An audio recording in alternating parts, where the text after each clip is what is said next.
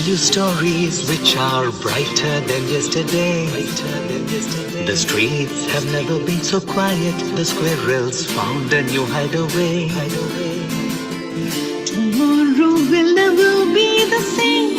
There is so much hope in our hearts. Brick by brick we shall overcome and walk right into a new start. Welcome to the brand new world. Give the children of our Mother Earth. Reach out your hands. Let us lead our earth together. Welcome to the brand new world. Give the children of our Mother Earth. Reach out your hands. Let us lead our earth together. We will heal the earth, heal the earth, heal the earth.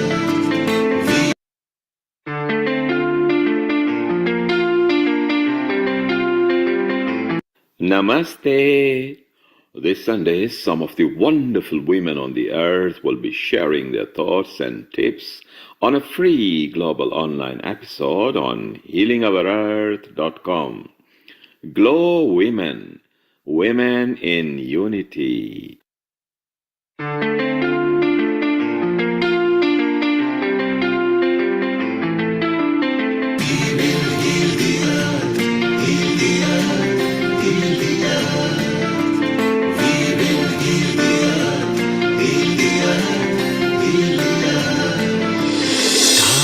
They can tell you stories which are brighter than yesterday.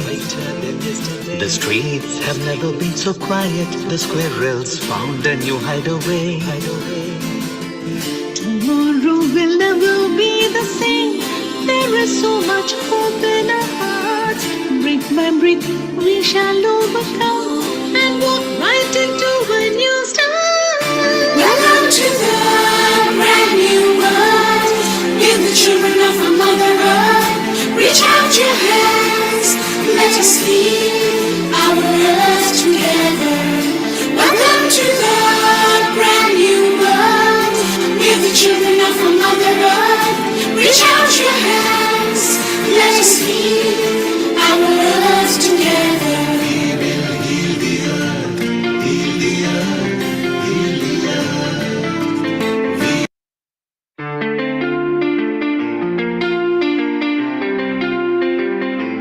Namaste. This Sunday, some of the wonderful women on the earth will be sharing their thoughts and tips on a free global online episode on healingourearth.com. GLOWomen, Women in Unity.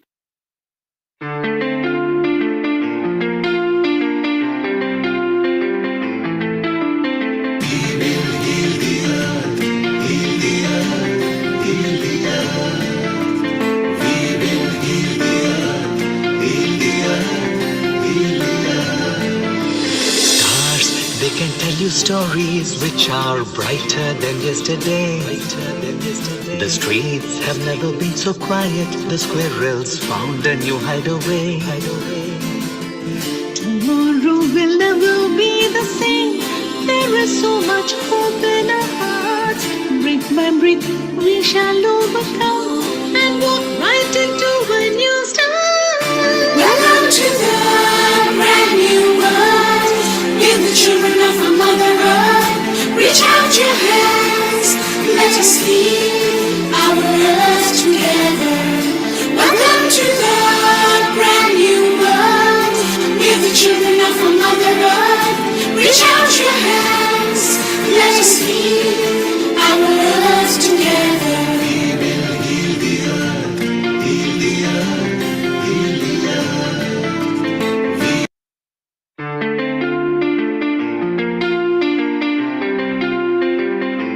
Namaste.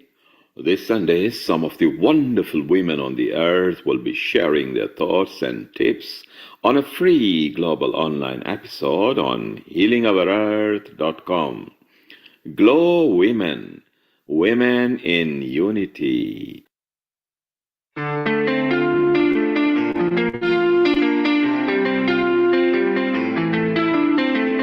will heal the earth, heal the earth, heal the earth.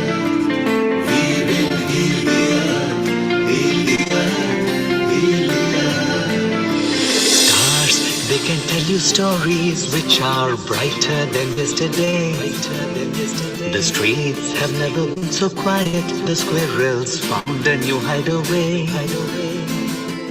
Tomorrow will never be the same.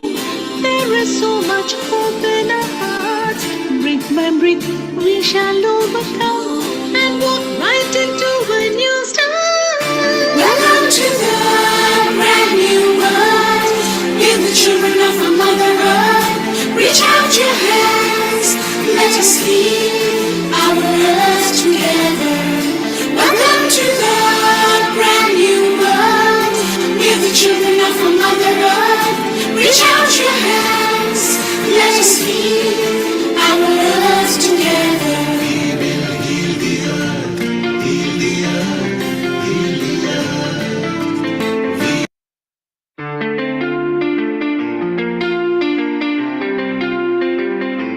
Namaste. This Sunday, some of the wonderful women on the earth will be sharing their thoughts and tips on a free global online episode on healingourearth.com. GLOWomen, Women in Unity.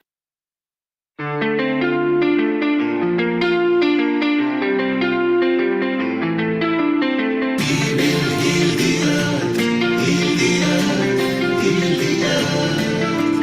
We will heal the earth, heal the earth, heal the earth. Stars, they can tell you stories which are brighter than yesterday. The streets have never been so quiet. The squirrels found a new hideaway. Tomorrow will never be the same. There is so much hope in our hearts.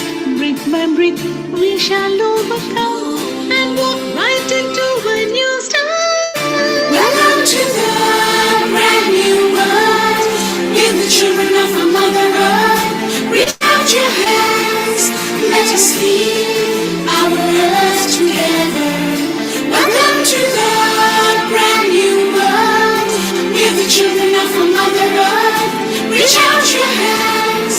Let us lead our earth together. We will heal the earth, heal the earth, heal the earth.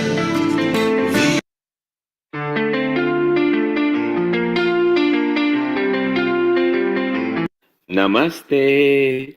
This Sunday, some of the wonderful women on the earth will be sharing their thoughts and tips on a free global online episode on healingourearth.com.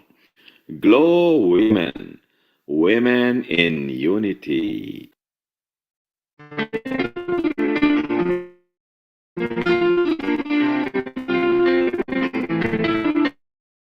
We will heal the earth, heal the earth, heal the earth.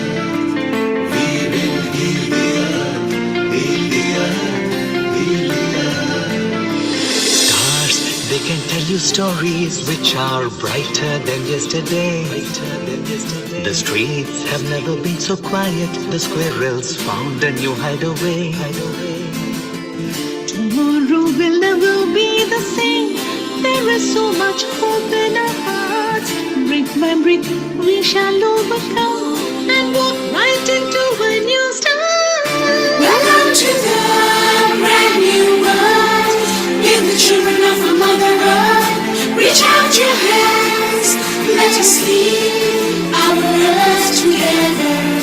Welcome to the brand new world. Give the children of our Mother Earth. Reach out your hands. Let us lead our earth together. We will heal the earth, heal the earth, heal the earth.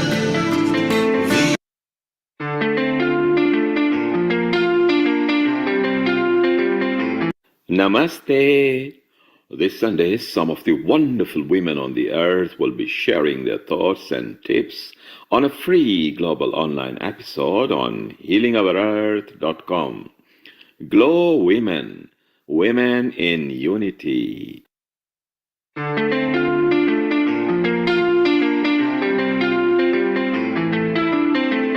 will heal the earth, heal the earth, heal the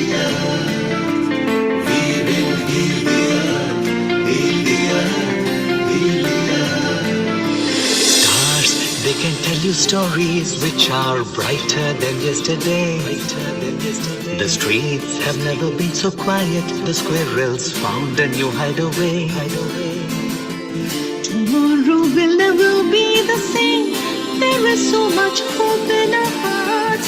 Brick by brick, we shall overcome and walk right into a new start. Welcome to the brand new world. Give the children of our Mother Earth. Reach out your hands. Let us lead our earth together. Welcome to the brand new world. Give the children of our Mother Earth. Reach out your hands. Let us lead our earth together. We will heal the earth, heal the earth, heal the earth.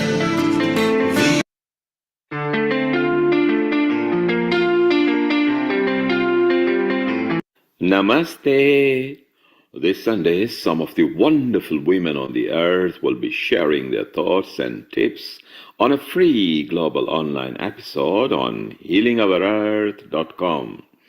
GLOWomen, Women in Unity. We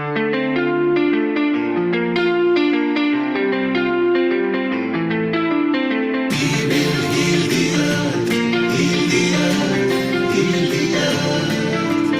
We will heal the earth, heal the earth, heal the earth. Stars, they 10, 9, 8, 6, 5, 4, 3, 2, 1. Global Namaste. Good morning, good afternoon, and good evening to all the lovely viewers at Healing Our Earth. This is Amrita, welcoming you all to another episode of GLOWomen. GLOWomen, global women, uniting women for prosperity, health, happiness, and lot of things. We will be taking up today's episode, which is specially dedicated for women, by women, and of the women. And that's what it is all about. So before we take up the chit-chats of the women, by the women, for the women, let's have a Gayatri mantra. And in today's Gayatri mantra, let's also specially have a peace and remembrance for the beautiful soul who was killed at the heinous crime at Kolkata in India a few days back. So let's all join our hands together for the Shanti mantra. Om Om Bhurбhuva Swaha Tatsaviturvarenyam Bhargo Devasya Dhimahi Dhiyo Yona Prachodaya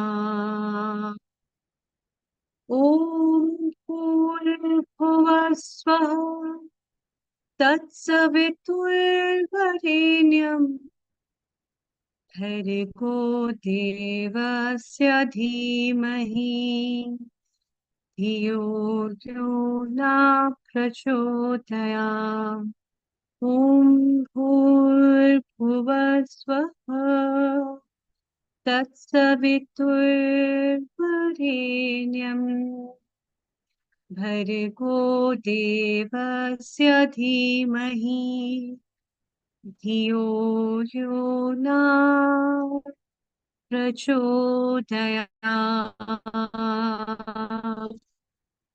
Om Shanti Shanti Shanti.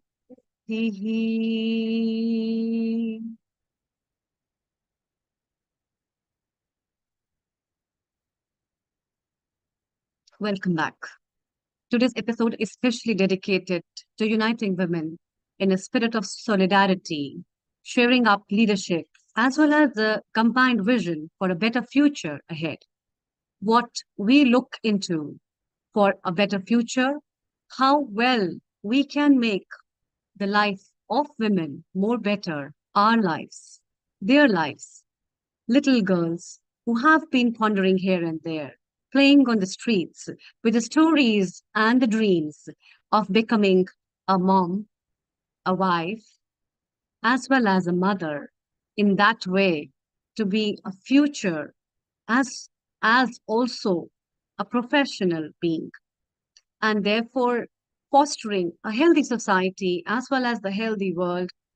Let's talk today. And here I have two beautiful ladies where we are lined up with huge lot of gorgeous ladies to come who are not only happy, healthy, but prosperous as well as professionally very stable. And they mark up something in the society that is called as a lot of bliss that is spread through their work and their deeds all over. A global namaste to you, our episode producers from Mumbai, Hiral and Bindu Vora. Bindu Vora and Hiral, both of them are healers. They work in the holistic health industry. Uh, Bindu Vora is a yoga professional and she has a lot of things to talk about yoga, her journey, being a woman, being a girl, how life has been. And here we have Hiral as well, who also is a holistic healer. And she also has her story to share with us. So let's have them, and with cheers, let's welcome them. Global Namaste again to both of you. Global Namaste, Amrita. Global Namaste to everyone. So, Hiral, Being an episode producer today, you both have been working really hard to work on and bring in our guests as well as to give our viewers the best. How has been your journey personally as a woman, and how do you feel being a part of GLOWomen? Over to you, Bindu, and then let's talk to Hiral as well. Thank you. thank you, Amrita. And this is something amazing. We have been part of this Healing Our Earth family and women community, because here we can always, show our talent and express our feelings and share our experience. This is amazing platform to be, and every woman has the right to open up and share their views over here. So it's been amazing. And my journey with Healing Our Earth is, I can say, it's a lot of learning, a lot of meeting amazing soul on this planet and in this family. So it's been, I feel blessed to be part of this family and to part of this GLOWomen community. Wow, that's nice. Your journey itself has been really beautiful. Let's hear from Hiral and then we come back and chit chat again about a lot of facets that we need to discuss about women. Over to you, Hiral. How has your journey been at Healing Our Earth ever since you have joined, and individually as such? Over to you. Thank you, Amrita. I would love to talk about healing our earth and for the woman, by the woman. And being a woman, I really feel that we should connect with each other. Women inspire everyone. Every woman has to inspire each other. That's my motto, and that's why I'm here for the GLOWomen. We all want to glow. We don't want to be in the room and, like how it was in the COVID times. We all have glow in their different talents. Of course, women has their own ability. They have many talents. And yeah, it is a very nice feeling being here, co-producing and being with everyone and inspiring each and every woman in this Glow event community. And I want to inspire each and every woman over here. So thank you for being a part of this. And also, I would like to add to this that thank you so much for giving us the opportunity to grow and learn this. So, and we are with very amazing guests tonight, and I'm so happy and thank you once again, gratitude for this opportunity. Thank you. In fact, it is the thanks has been deserved for everyone who has been a part of it and being an integral part of it, it's always a learning. Second thing, which is very important for this episode, that makes it really very important as well as special, is about raising the voice for women's security. Whatever has happened just a few days back is really shameful on the part to think about how better societies we can make and harness people. Very recently, I had been a part of Indian knowledge systems in different educational institutions where we are training youth about mental well-being. And mental well-being is so important to touch on the parameters to understand uh, how your mental health can affect your attitudes, your perceptions, your behavior, as well as it can make you animalistic, as well as it can make you human as well. And I think the kind of works you both have been putting up through holistic healing is also the same. Can you share certain insights of your professional works that you have been doing and what all things you have been touching? And Hirul, as far as I know, you have been a Rotarian as well, and a lot of works you have been doing for the women empowerment, and a lot of women have joined you. So can you throw some light on that, and then we move to Bindu? Over to you. Thank you. Sure, Amrita. So basically, I'm a giver person as a personality. Let me tell you very frankly about myself that I feel that I'm belong to this world, but of course, I, as a personal, I want to give something. And I used to give every time, give. And my husband was like, hello, you give to a person who really needs it. And somehow universe sent me Rotary in my hand when I shifted here. And I thought, I think my soul is connecting to give. Let's do it something to this society, which is very, very you can authentic if you want to give. So I started my journey with Rotary, and I'm doing very much lots of things for the women empowering underprivileged kids. I'm doing my fellowships, which I'm very good in that. So yeah, the journey of giving, I'm feeling very satisfied with this kind of work which I'm doing it. Yeah, and of course, my healing will also contribute the same way, giving and you mean to I mean, like what you said about mental health and all, it's so important right now. The youngsters going through that phases, like we had, as you said, and in Kolkata, which have happened, all these things. It's all about sometimes it's social media also, which is happening, all that. We need to make them aware what's good, what's bad, what good things are there. So yeah, I'm trying my level best to even give them awareness to people who really don't know about it. And I'm feeling very proud to do this work. So, yeah, That's that's my wonderful. journey. Yeah, over Bindu, to you, you Amrita. have been always, thank you, Hirul. You have been always with that glow on your face, a part of a strong woman, practicing yoga, healing yourself, teaching others, healing others. How has been that journey, fact, in your life? Oh, yes, Amrita, it's been very, very interesting and the many experience I've gone through. So I know how yoga can help to heal a person mentally, physically, emotionally, and it does make lot of change in one's life. Person can, add yoga into their routine life, and I guess the mental peace is more important than the outer look, outer appearance.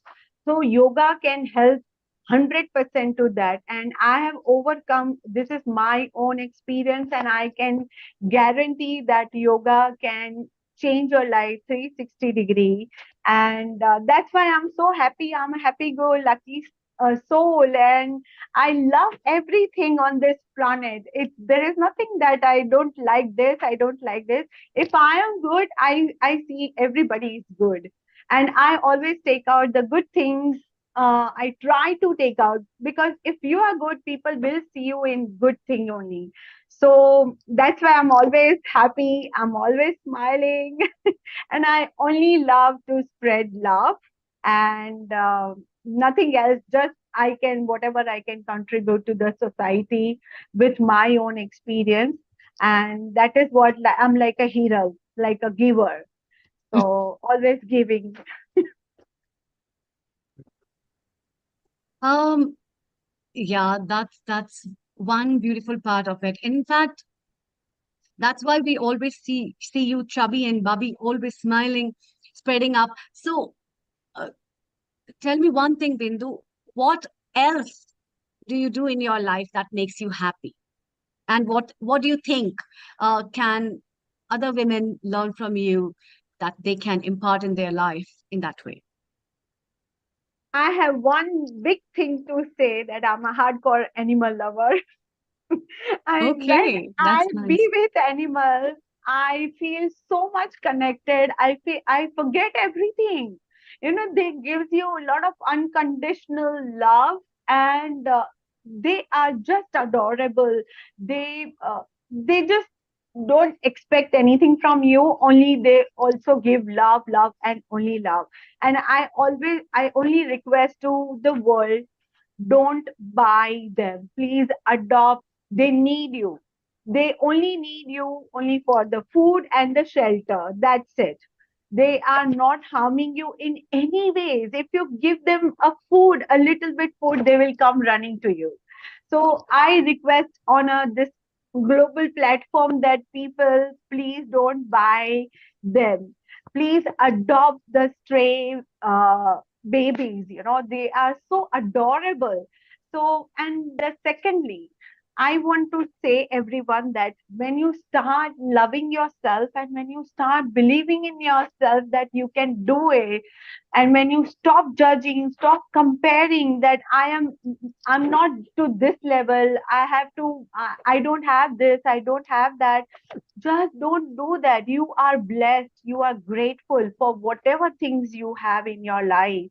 So once you start having grateful, things will be beautiful, and you will be blessed and graced by so many things which you want in your life. So this is how I practice gratitude, and I practice love, spreading love and loving animals. So that's why I'm so happy. Because I have That's a loving cat nice. at home. So Hmm. she gives me a lot of love. Wow. Attitude of gratitude is very important. That's what Bindu says. Yes. And let's hear from Hiral, and then we go to our founder and director, Neil Kumar. Hiral, what makes you happy the most? I think that's a very good question, because in this world, if people tell you what makes you happy, you think 100 times, oh, what is making me happy for? Of course, my happiness is my family, my friends, and happiness is my dance, my music. Let me tell you, outside world, I again tell you, I when I give, I feel the soul happiness. I just love to give, and that's what I am going into, that soul purpose where I want to go for it. That's my true happiness. And of course, when I will do something for the people, for the community, I feel immense, immense happiness that I've done something as a human. I'm doing something for the human. That's of you can say that you are a true human when you give. That's my happiness. Yeah. Nice. In fact, each one of us in our personalities have something or the other to give someone. May it be a gratitude, may it be giving something materialistic or unmaterial. And let's hear from our founder and director, Neil Kumar, what he has to say and what he has to give us. Global Namaste to you, Neil Kumar. A very warm welcome as well. Global namaste to you, Amrita, as well, and Hiral and Bindu. First of all, a big congratulations to Bindu and Hiral because they took a challenge of producing this episode. And for the first time, they planned it, and how successfully they did. Amrita, you were in the group, Yes. looped in. It was challenging, and they went geographically in different places and found so many good contributors. And together today, we will also be having our own resident contributor, Reena. Shortly, she will be coming with 3 guests. And then after that, Saiksha, which will be coming from Mauritius, and then Sharon. So we've got a full action-packed episode today where we are beaming live on social media to people from different countries. what I would like to ask you from a man's point of view, that do the women have to fight for equality since they are the birth of community? Do the women have to fight with men to be equal, or do they just have to be there and let men come and join them? I want each one of you to say, is there still a struggle? Is equality still required? Let's go around on the session over here. Amrita, you go first. Over. Thank you. Thank you, Neil Kumar. Very important question to address upon. And I think from nation to nation that varies the answer, because we three of us are from India. My perspective to know about things from legal point of views, what the surveys talk about, is definitely still equality is required at many points where you find there has to be uh, an equal parameter that is based.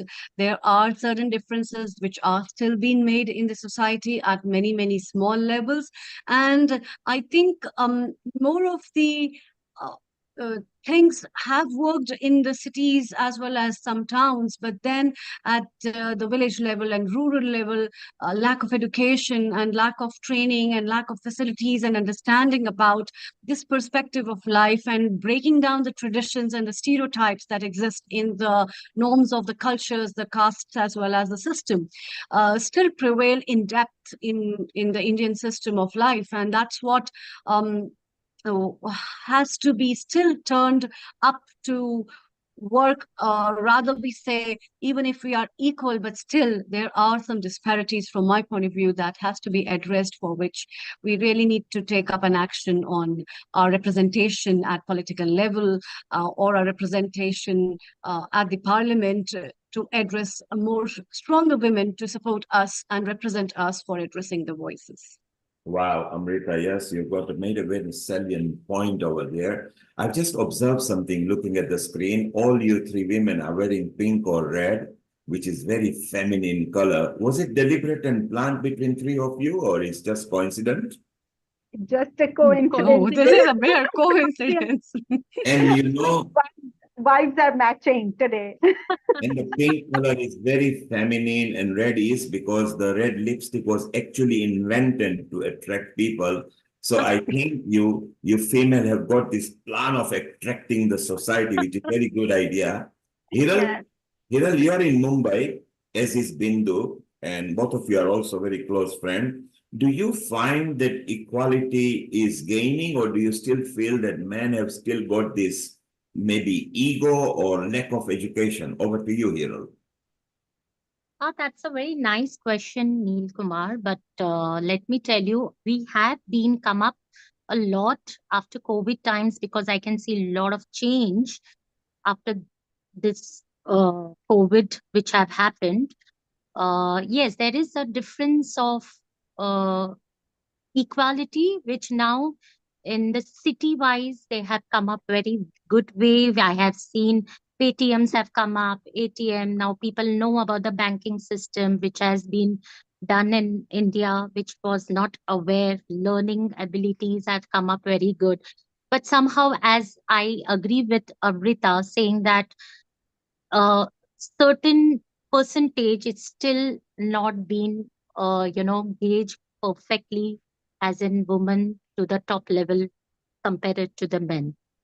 But now in urban city, if you see, it has come up very good. The woman has come up more highly educated. If you have seen in a percentage, they are more educated, more richer than the men. Let me tell you this, what I have experienced or maybe I have seen. But yes, there is something change which I can see. Now I think as a men, people are understanding. Let me put it in a positive way. Men are coming up with their ways to help women also, because I'm in Rotary and we are trying lots of things to understand, making them educated. Even the men, we call parents over here in our session that please educate the girl, educate the woman, educate everything. You are not only the top priority, you also have to give power and the priority to the kids and the women. So I know people are getting educated. So in a positive way, I feel that now we are growing up a little bit. Yeah. Wow, that is quite exciting. And you have sprung some light of positivity on it, which is so beautiful. And I noticed that all three of you are maybe in your 40s. So by the time you are 60, 65, you can be the leader of the change that is required. And maybe through the Glow Women and Healing Our Earth, let us bring that equality or education so that men can understand and women can actually enhance. Because women were clever before anyway, but they were not given opportunity. Bindu, you are there as well in Mumbai, in India. You've had a you've had an amazing journey from oblivion to becoming a healer. And what a Yes. positivity you are yourself. Do you find that on your growth in your journey, did you feel discriminated or did you feel that men didn't let you rise or was it okay or do you think we can improve? Over to you, Bindu. Thank you, Neil Kumar. As per my opinion and my experience, my journey, I have I'm surrounded with men, my father, my husband, my people around my family who everyone has uplifted always. So I have never seen any discrimination. But yes, of course, there are people. There are people in urban city as well, and there are people in village as well that who discriminate that I am something, I'm the superior like that. So of course, we need to change that. The thinking of taking women secondary thing and the man is everything in the house and so of course in my experience I have never faced that discrimination because my husband and my brother my family always been so supportive. But yes, of course, as Amrita also mentioned, Hiral has also mentioned, there are few places where we need to take out some changes, and there are women who are excellent but they are not given any opportunity to come up and show their ability, show their talent. So of course we have to raise a voice about those women who can't able to reach a proper communication, a proper channel to reach out and to take out their talent and their ability. So we need to raise voice there. Yeah, Thank you, this Bindu. is Thank you, Bindu. You are very right that together, the humanity has to improve and find this medium of equality. At Healing Our Earth, we believe that women are slightly ahead of men because they give birth to humanity. So we feel that if you empower women, you can empower humanity. So it's so nice that you women have grouped together to go form this Glow Women, where you are all each glowing. And it's so wonderful that we can move. What we'll now do, let's go to Israel, where Arena is waiting for us. She's our regular contributor, and today she's also done this mini production for the next 30 minutes with some exciting guests. Amrita, can we welcome Reena and introduce her, and we can chit chat with the guest. Over to you, Amrita, and welcome Reena in Israel. thank you, Neil Kumar. Global Namaste, Rena. As we move from India to Israel, lovely Rena has been healing people. She has also healed herself. Her life has been with ups and downs, sharing up the experiences of various continents worldwide. And then with those self experiences, her perspective towards life has changed. And that's what he has developed to a potential that even in war times, she is one of those strong hearts who is making other people strong. And today, I think we have with us guests of Rena. So, Rena, over to you. Please invite our guests, and I can see Margot already. A global namaste to you. Global namaste. Margot, a very warm welcome to Glow Women episode as well as Glow Women community. So over to you, Rena. Global Thank you. Namaste, Dr. Amrita, Nilkumar, the whole Healing Our Earth family. And thank you, Margot, for coming and for being here today. It's really such an honor to be able to converse with you in this way. And you can share more articulately about the work that you do as a body psychotherapist and an astrologer and also a writer. And I know that you're really passionate about living in your own rhythm and stepping away from some of the prescribed narratives to live your own narrative and your own myth. And I'm always curious to hear from you, even if it's things I've already heard. And I'm sure that everybody listening also will learn a lot. So if you want to start with just introducing yourself and the work that you do, and we'll go from there. Okay, thank you. Thank you. It's so wonderful to be here and to be amongst all of these women. I feel beautifully connected that I can just take your hand across the world. This is so beautiful. So thank you for asking me to be here. So yes, I'm Margot Safa, and the work that I do is quite, I guess, a little bit, you could call it holographic, in that there are many things that come into play just like all of us. And so I work as an astrologer.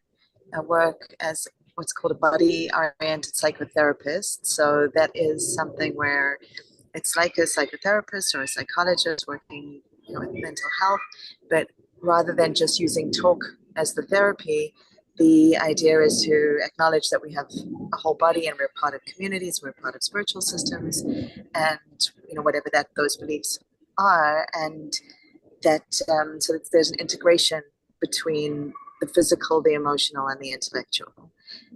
That's what that work is.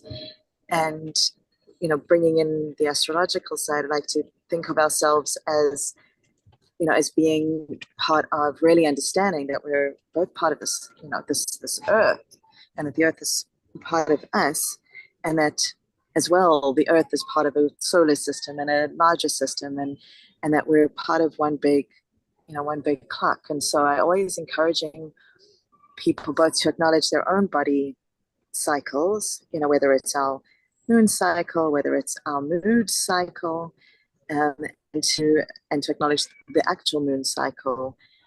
To sometimes in cities, the only access we have to some sort of nature is to look up and notice the changing of the moon, and these things are really important in in these kind of busy lives that are busy and caught up with a lot of media, as you've both all as you've all been saying, and important for us to create our own relationships with the natural rhythms and with the sky, and with that, so I'm also a writer and and reader, as I'm sure many of you are, and knowing, and we've all been brought up with stories, whether we've been listening to them or they're part of our culture. We've all got different main stories that hold us in our cultures.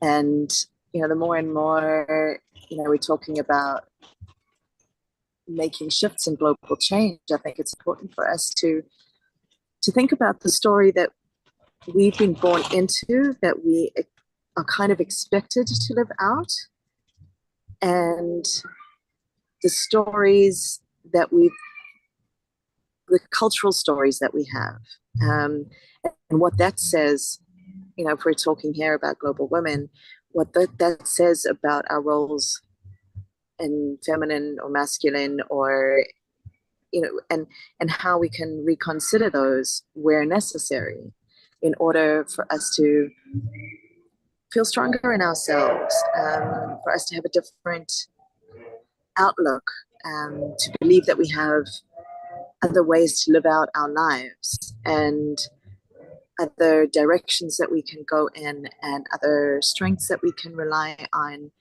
and for the narrative to be that we can tell our own narrative, that we can take that agency to be, okay, what's the next chapter? And it's up to me to decide what that is, rather than trying to fit into a story that's already been written for me. And I think one other thing to add about my what I do, which I think I hadn't thought to bring up here, but I think is possibly relevant when we're talking to young women is I'm also a sailor. I'm a captain, and I know that that's unusual. It's unusual where I come from to have encountered women who sail, and yet now I see more and more women. Just one of my Kirsten, one of my South African counterparts, she just won this incredible round the world global solo race, and so to see that, she was the only woman who had entered the race. So to see that there are different stories that we can tell and different lives that we can lead, and anything is possible. I think this is, one of the things that we can let women know, let young girls know is what I mean. Thank you so much for sharing that, Margot, and I'm glad that you brought in the piece about being a captain. And I've gained so much inspiration from you over the years, watching the way that you actually live what you're talking about right now. And I'm wondering if you might have like a very quick tool or practice that you could share with people to help them to also embody what you're talking about and get to know. I mean, you mentioned already looking at the moon, and even just looking at the moon and observing the moon is a tool that could be helpful.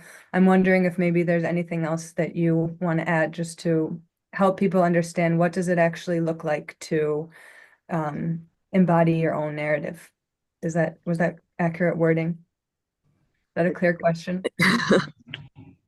I think there are, a couple of questions in there. I mean, various things that we can all, one thing, the first thing that comes to mind, because I'm looking at some grass here, is really to get into nature. I mean, wherever we can, to be, if we can walk barefoot, go for a swim, to kind of, and allow yourselves time with that. That's one thing. Or a lot of people garden, or I can see the plants behind you, or just something, as simple as that. Just as you see something blooming or dying as well, to acknowledge the changing and all of that. I like to think of an exercise that's relevant right now. So let's do an exercise that's I think was something that's been coming up for me recently, in this time where we are seeing conflicts around us on a global scale, and feeling helpless about it. I think a lot of people feel quite helpless and yet quite activated. And one thing that I have then been trying to do is kind of seeing, okay, so if we acknowledge the astrological system as being something that's, as above, so below, and so, everything that being, where everything's a microcosm of the bigger, and the other way around, that we, can influence the larger by making changes within ourselves, and that change within ourselves will affect our families, will affect our communities. Even if we just start communicating differently, somebody else has to respond differently to us, and that then has a larger effect outwards. So something, I've been feeling about with the conflicts is just acknowledging the conflicts we have within us. And sometimes these can be really, really simple, like, I'm tired now, but I have to feed my children, and noting, just acknowledging that, because you're making a choice in whatever moment it is, but at least acknowledging that these two things are existing simultaneously, and being able to contain these conflicts within us, rather than feeling that we have to choose one or the other all the time. And we're coming, to a full moon tomorrow, which always brings us into an idea of a polarity, because the full light of the sun is shining on the moon, which is what makes the moon appear full to us. And so that brings up two different zodiac signs. And we're sitting with, it's not or this or that, it's trying to find the balance between. So if we're talking, for example, with this full moon about Leo and Aquarius in the Western astrology, and Leo being the individual and individuation, and what is it that I can bring, like we've been talking about, but also what is it that I, who am I? How can I express myself?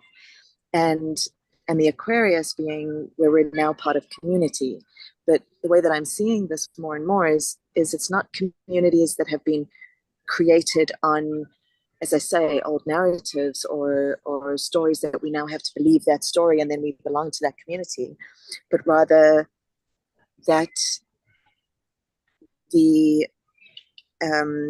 that we as individuals are creating a community. So the community becomes large enough to contain all the different individuals, and it by necessity it shifts in order to contain the new person that steps in, and also to provide the needs of that person, as well as that person contributing to the larger community. And so we can do a very simple exercise, but it can be quite profound if we take, and this is something you could do at the end of the day, or it's something you can do after a cycle, or if there's a conflict that has come up for you. So do we have a minute to go through this? Margot, we've got a minute or so. I want to ask you one question. This is Neil Kumar from London. Okay, Could Neil you tell Kumar. us, Margot, could you tell us, you are in South Africa, are the indigenous population getting any equality as well? Do you feel we should do This something? is a very, very complicated question, Neil Kumar. The indigenous population are ruling the country, and are, it's complicated, because what I can answer this in I think maybe a way that can also the Indian population can relate as well. The Indian population in India, not necessarily in South Africa. Yes. Is that whether you're talking about that they're the one population or another is getting equality, I think what's the important thing is, again, I'm coming to the stories, the narratives, is it doesn't help if somebody within an indigenous population gets equality or position within the narrative that's been created by the colonialist. And that's the problem that's persisting, is we still have the same systems, the same government systems, the same education systems, all of that. And the wisdom of the indigenous population and the way that they know the land, or they know the stars from looking at them from that perspective, that hasn't been given the respect yet. And I don't feel there's even a state of taking it. And so the system is still the same. It doesn't matter who's part of the system, is what I'm saying.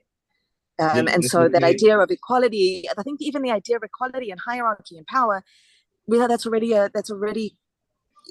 problem. The fact that we're even thinking that, and that there needs to be a complete shift in seeing things as more, as more horizontal and vertical, and that there doesn't even, that I know it's a very kind of complex way I'm answering this, and I know we don't have much time, but Margot, that's the best way I can answer. Margot, you've done well. It is complex, but at least you have touched the base that we do need a change in the system. Margot, thank you very much. You are part of Healing Our Earth from now. Rina will be in touch with you, how we can... Thank you, Rina. Thank you, Neil Kumar. Rina will be in touch with you and see how we can extrapolate and expand, and Amrita and Hiral and Bindu, who are the producer, they will all be in touch in a group. Let's move over to leave Africa. We have left India. Let's go to United Kingdom again from Israel. Rina, let's welcome Gemma and we get her views. Margot, stay around because we can chit chat a bit later. Over to you, Rina. Thank you. Yeah, thank you again, Margot. And I'm equally honored and excited to welcome Gemma, who is a dear friend. We studied yoga together. Dr. Amrita was one of our teachers when we studied together in northern India, which was, can you believe it was 7 years ago? Yeah, my Gemma, it's so lovely to see you. I am so glad. This couldn't have been a second beautiful surprise than I see you on this platform. First tell me, how are you and how is life and how is everything? And it's so lovely to have you. Well, it's lovely to be here. Thank you. So I'm calling from Cornwall. So I'm right in the very bottom of the little foot at the bottom of England. I live in a beautiful rural off-grid community with my partner. And I'm well. I'm well. And it's, yeah, great I to wish be I here was with there you. in person to give you a big hug. That's what I miss those things. I can feel it. I can So, feel it. yes. So, and you have joined at a very beautiful time where we are talking about harnessing women, we are talking about empowering women, and your journey itself is also one of those beautiful things that has to be talked up. So, Rena, take over, and then I'll talk to Gemma off the screen. Over to you. Yeah, well, Gemma, I know you are involved with community building and you do work supporting people in times of crisis. And personally, I'm really excited that you have a bursting vegetable garden. And and I'm curious also, I would love for you to start out with sharing more about the work that you do. And I'm curious if you use any of the tools that you learned from yoga in the work that you do. So take it away.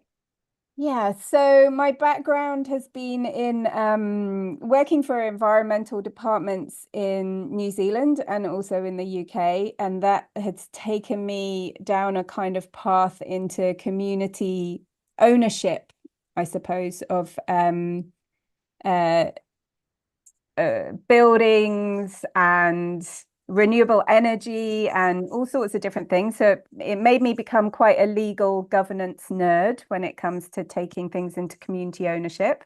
And I have been on quite a journey working with global environmental movements and connecting with people all over the world.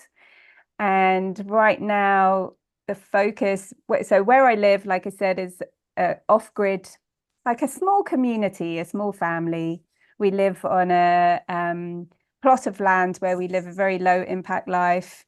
We grow our own veg, and like you said, this time of year, we're inundated. We're incredibly lucky to be inundated with fresh organic vegetables. Um, we have we have chestnut and hazel coppice and willow, and part of the land is also a natural burial ground. So that adds a whole beautiful dynamic to the space as well.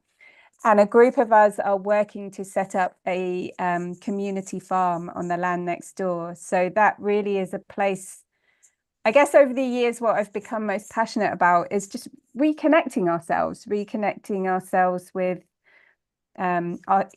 ourselves initially, each other, and then the communities around us, and the nature of which we are part. And the more connected we are, hopefully, the more systemic change happens to kind of get us back on track as humanity. And I have been a passionate traveler all my life and gathering learning and information from all over the place. My time in India was incredibly special, meeting beautiful humans like you guys. And I still, yeah, I guess, how do we bring it in? The way we're working in the community farm is decentralized. So we're using sociocracy. So we basically organize in circles, and everyone is encouraged to have a voice and to bring themselves, to find what brings them joy and be able to contribute that in community. Yeah, so it's a beautiful way of being. And we have a morning circle every day where we have a check-in and we will say a gratitude and how we are. So then we can really connect with each other. And quite often I will bring some, like a little snippet of learnings from what I learned through practicing yoga, and still do. Like, I still practice every morning before, at the beginning of my day. It's my self-care and my getting myself on track before I go and, I guess, give a lot and be able to have the energy to be able to do that. So yeah, it's a beautiful place, and it's heady and it's complicated at the same time, but it feels very wholesome, and yeah, really working hard to be good ancestors to future generations. Thank you for sharing that. I actually was remembering about when we finished our teacher training in India, you then went and spent time, I don't remember exactly where it was, but I remember you were learning how to build wood ovens, right? It was the Spiti Valley. Yeah, so went over there. Oh, it was amazing experience. It was, yeah, solar mud ovens. Solar That's mud what we did. ovens, yeah. Yeah, it was a very, very, yeah, it was a wonderful experience. I don't know if I could actually build a solar mud oven right now, but it was really, yeah, it was beautiful. It just really, like, for me, it was a clear example of you really embodying exactly what you were saying, and that, like, you really are somebody that makes an effort to learn in the places that you are, and to get to know, like, to learn, to unify with yourself, to unify with the community, and to unify with the environment in all the ways that you've mentioned. And it's so inspiring for me to actually see, like, the ways in which you do that, and I'm sure all the people listening are taking a lot of inspiration from it as well. So thank you for sharing. You're welcome. Thank you for having me here. Yeah, I can recall that thing, Gemma. I still remember that these words, and it was really, I was looking forward to it, because that was really and very empowering for me, in fact, because that was a unique project you were putting forward at Spiti Valley at that time, and you were waiting to see how it responds.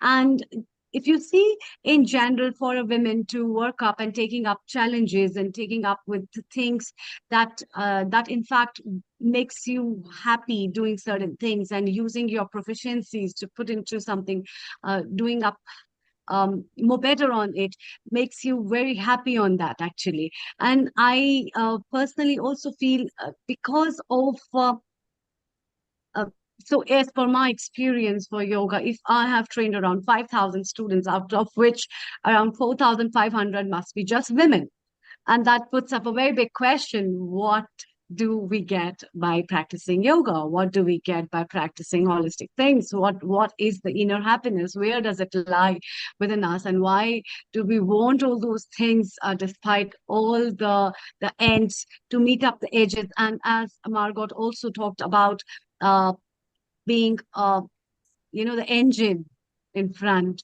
to lead up with the things, and putting forward, and then furnishing your proficiencies, furnishing your qualities and talents, and bringing up for supporting the family, for the sustainability of the family and the friends, and everything. So how do you, Gemma, put forward all these things in your personal life?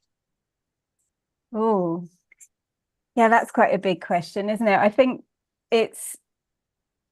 I always remember that. I think it's similar to what Margot was saying, or I really resonated with quite a lot of what she said, of just knowing that I'm one little bit in such a big whole. And I really work hard to make sure that whatever I'm doing, I feel like I'm making a contribution. And I think, the example of me going to the Spiti Valley, it's such a privilege to be able to travel. I know that it's not accessible to so many people, and I want to make sure that I'm doing that in a way that has a positive impact rather than a negative one, but also remembering that if for me to be able to contribute in a positive way, I have to look after this as well, and that it is a privilege that I have health, and that I have the life that I have, and I need to look after myself to be able to then contribute in the way that I do. So I feel if I don't practice yoga on a daily basis, I feel out of balance myself, and I don't have the brain capacity or the strength to be able to do what I do. Also, from a practical point of view, what I do is very physical on a farm. So Yeah, yeah. and that the plants give you happiness. You have been working with environment and plant, and so what among them precisely gives you happiness, Gemma? Like There's when they're something, flowering, you are taking up the fruits or something else, or you are yeah. you're planting a seed? What precisely gives you happiness?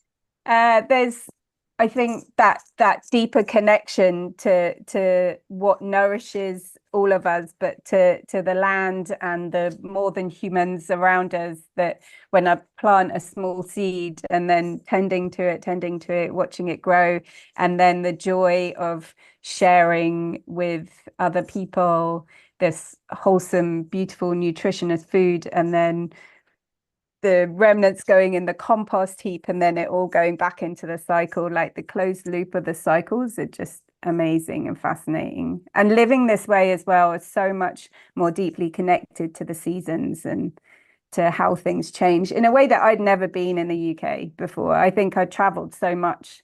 I was a bit confused, almost like, oh, this is, learning now the different birds and the different things that pop up at different times. It definitely helps be way more connected to the world of which, or nature of which, I'm part. So yeah. I love that also kind of brings us full circle with what Margot was speaking about. When I asked her for a tool, the first thing she said was just get out in nature and be slow with it and observe what's coming up. And that's also been a huge grounding practice for me. I spend a lot of time by myself, and it's really profound when I even just go outside to take a walk and open my eyes to see like which plants are around me, which plants, like Margot was saying, are blooming, which plants are dying, what animals might cross my path. So I love that's also a practice that you have, which doesn't surprise me. Well, and beautiful, simple practice is just sit down, have a sit spot, sit in front of a plant and just look at it and observe and try and use all the senses that you have to really, it always blows me away. Fascinating, the intricacies of it. Yeah. Yeah, me as well. Me as well. It's also like, it's amazing this, like, just for an example, this big plant, the leaf is so big, but to actually get up and look really closely and see that so much of it parallels like my own hand. And so many of the little lines are so similar. It's just fascinating to me.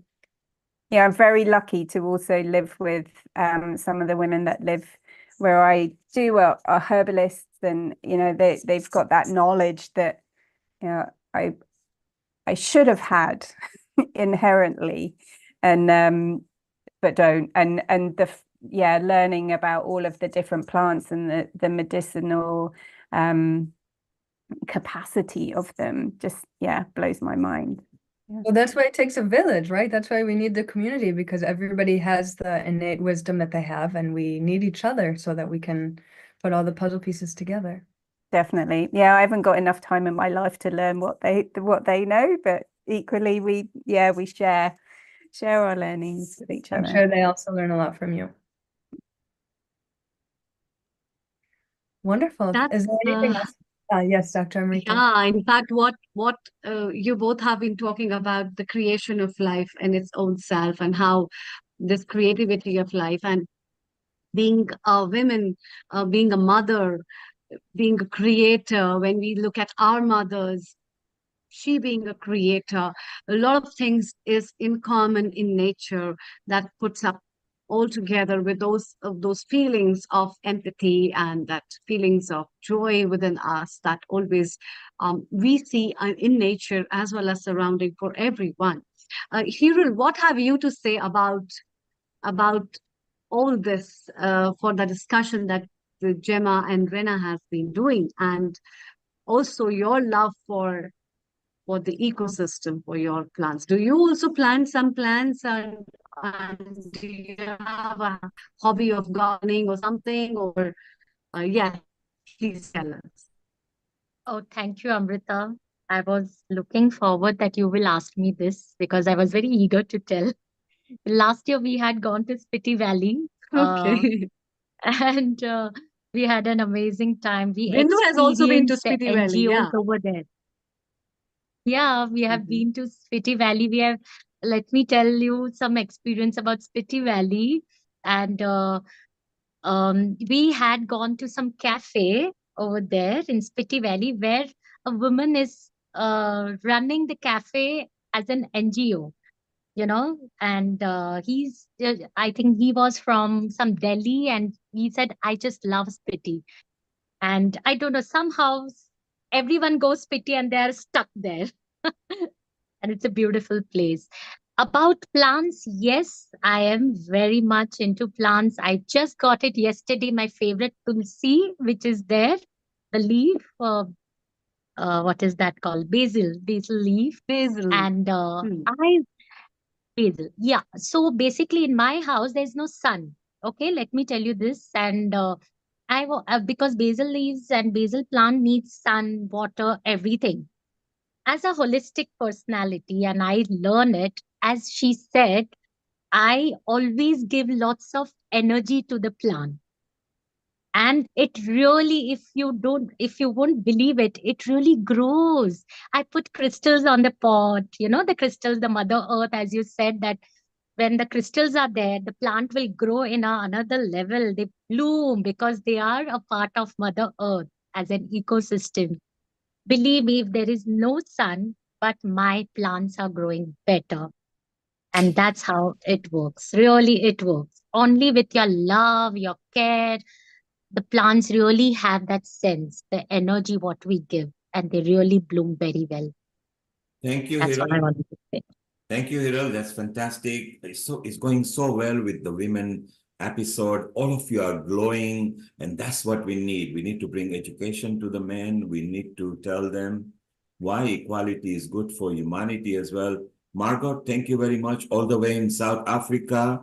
Gemma, you are in United Kingdom. Thank you very much. You are part of Healing Our Earth and the Glow Women organization. Rina will put you in a WhatsApp group through Amrita and Bindu and Hiral. They're all part of the same group. We will also invite you in other Healing Our Earth episodes where your specialty skill set can be used for healthcare, transforming healthcare for integrated health. So it's so wonderful to have all of you here. Rina, well done in Israel. We wish you all the best. You are a regular contributor at Healing Our Earth, and you come leaps and bounds. So we are so proud of you. Well, from India to UK to South Africa, let's go back to India, where Bindu is going to welcome the next spiritual author. And furthermore, she's a coach as well, Roshana Senaz. So, Bindu, over to you. Please introduce her, and thank you, everyone. Thank you, Neil Kumar. And thank you, Rena, for wonderful guest. And what a wonderful contribution from South Africa to UK. And now let's go back to Mumbai. And their wonderful soul is waiting for us. Her name is Roshni Sanas. And let me introduce her that she is a spiritual thought leader, well-being happiness coach, and she is IPHM holistic therapist and the training provider, and she is internationally award author and speaker. So welcome Roshni, global namaste, welcome to Healing Our Earth and the Glow Women community. Namaste, everyone. Firstly, thank you so much, Bindu, Hira, and my dear friend Rakhi, because of whom I'm here, and this wonderful inclusion on this amazing program. And a warm namaste from Mumbai to all our global women power. So, I wouldn't want to go much into my story, besides the fact that I have a unique, very 180-degree turnaround from being in the films and media industry for about 23 years. And then my film script of life changing and coming into this world of spirituality, wellness, well being, happiness, and all of these things that we've heard of, but nowhere in my dreams they ever featured in literal pursuing or seeking it actively. So when it all came about, it was quite through earth-shattering situations. And when we say that, oh, now who am I and what is life, and now everything is all well set, and suddenly I'm going to think about all these profound questions. It wasn't so. So my life spirituality and everything came when I was at the lowest ebb. I was not just ground floor, I was underground and wiped off with everything.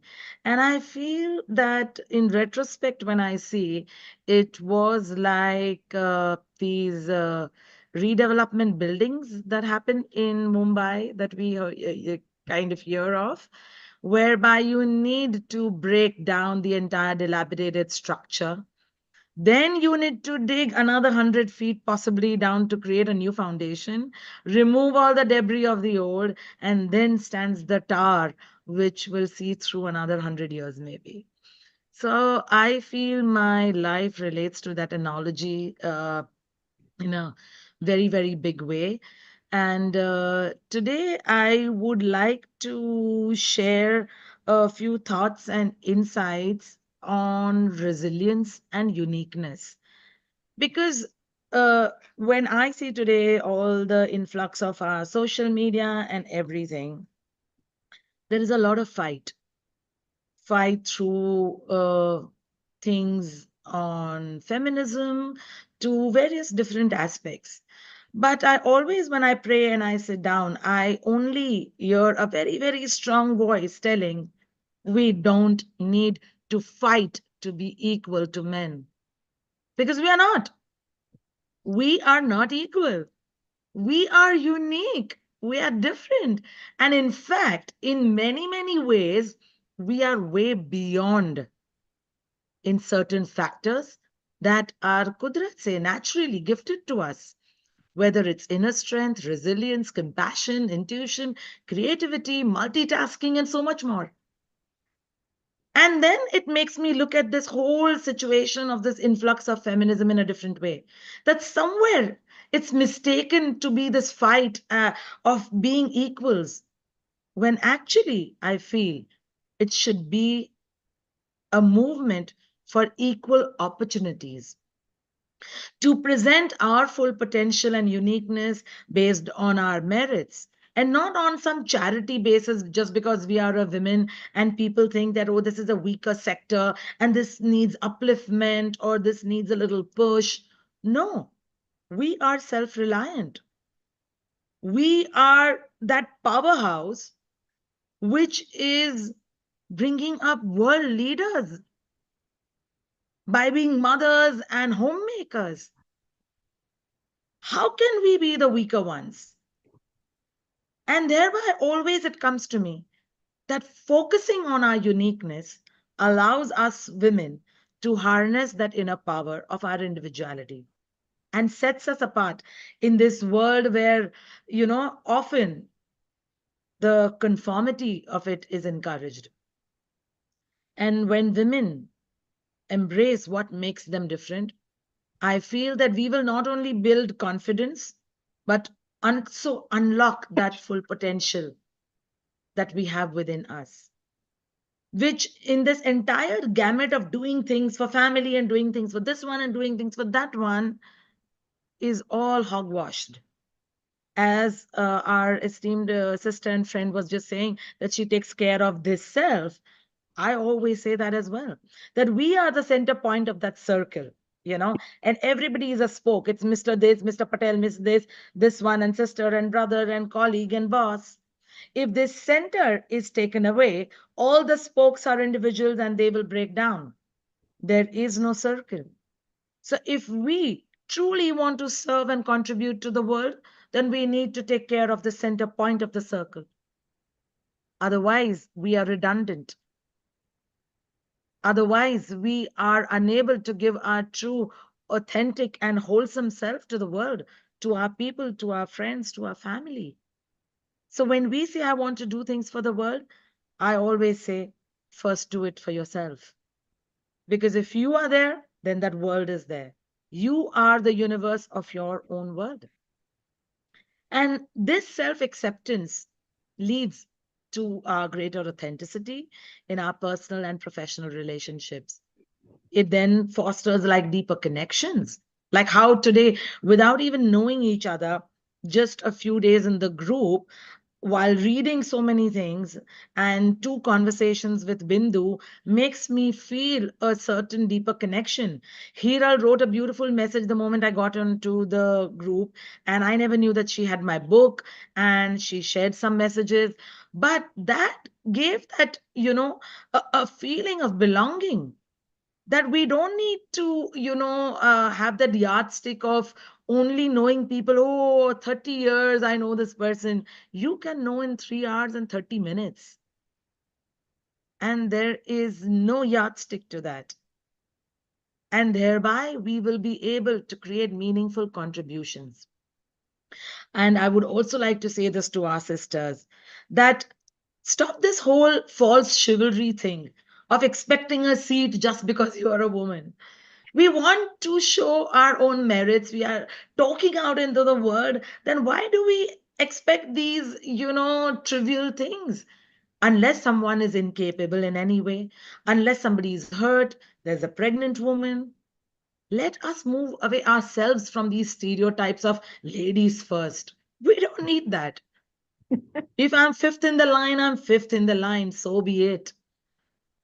So there are so many things that we need to look in a more microscopic way of where I am self-sabotaging my position. Where am I doing something that is sabotaging the entire standing and pedestal of womanhood? And also that when women recognize and celebrate these unique qualities gifted to us by the Creator, I feel we can become role models for everyone else, especially in particularly the younger generations, who is, completely swamped by the influx of social media.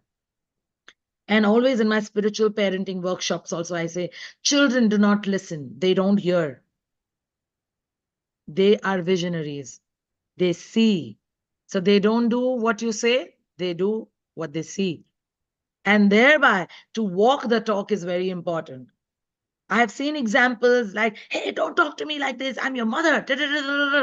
And then immediately, either with the mother or the mother-in-law, the mother is going to talk in a different way.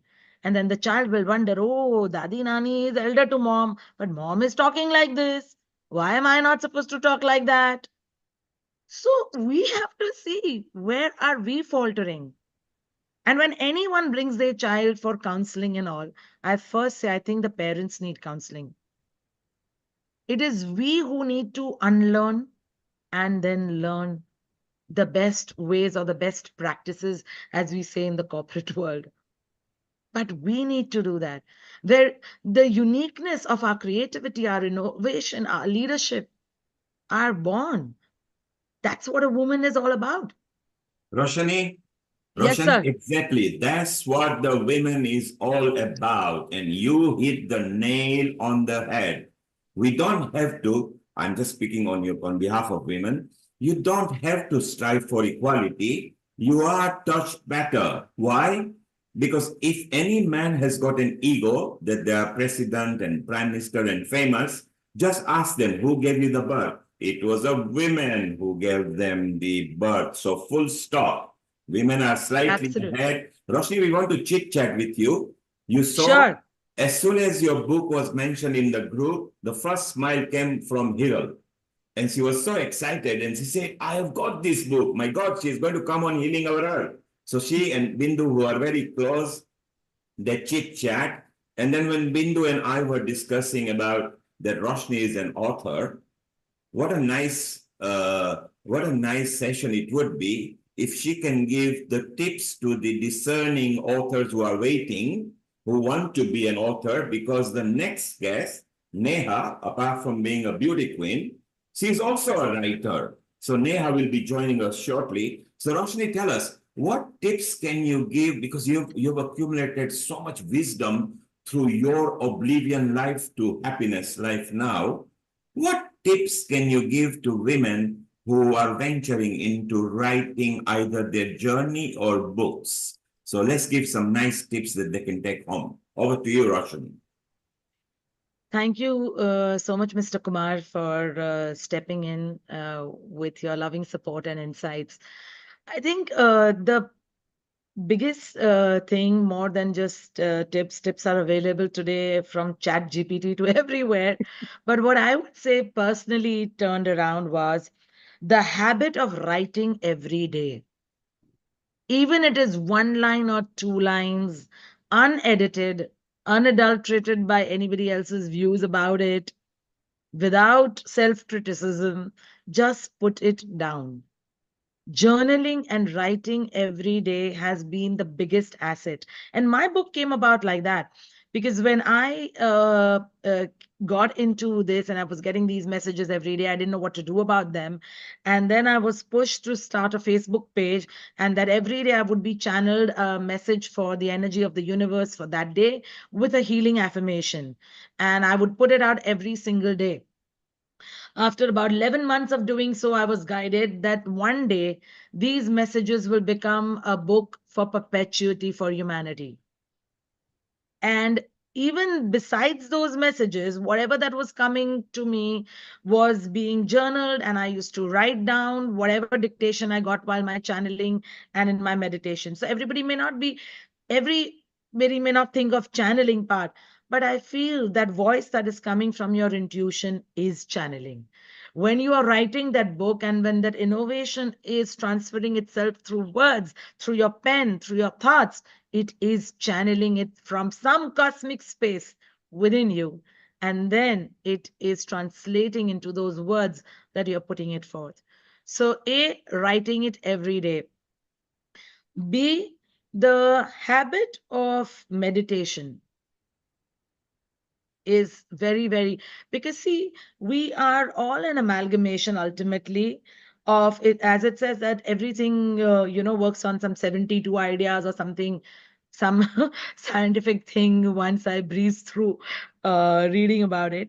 But irrespective of that, I feel that we all are about something that I've read, something that I've experienced, something that is within me, and then something new, a Mishran is born out of that. It's like giving the same masalas and all to 10 women, and still the dal will taste different with the same recipe, because it is your uniqueness that is going in. And I would harp on that uniqueness. That don't try to see, oh my God, this person has so many likes and she's writing like this, so I have to write like this. I've had no likes on some posts also. And people, when I started off, oh, what you're posting all this positive thing every day and all that nonsense, nobody is seeing it, this, that. The second most important thing I would say, show up for yourself. Don't worry about the number game. Don't worry about the likes. And I still, sometimes if you go on my Facebook post, Instagram right now has built up, and has a beautiful turnout. But still, if you go on my old post and Facebook, still, even after having 5,000 people on the group, sometimes there'll be 2 likes. But that doesn't matter. I show up first for myself of the responsibility that the creator has given me, that I need to share my gifts with the world. Even if one person, without even liking the post, has taken it into their head and heart and implementing it, and their life is transformed, my work is done. Whether I know of it or not know of it in the pragmatic world.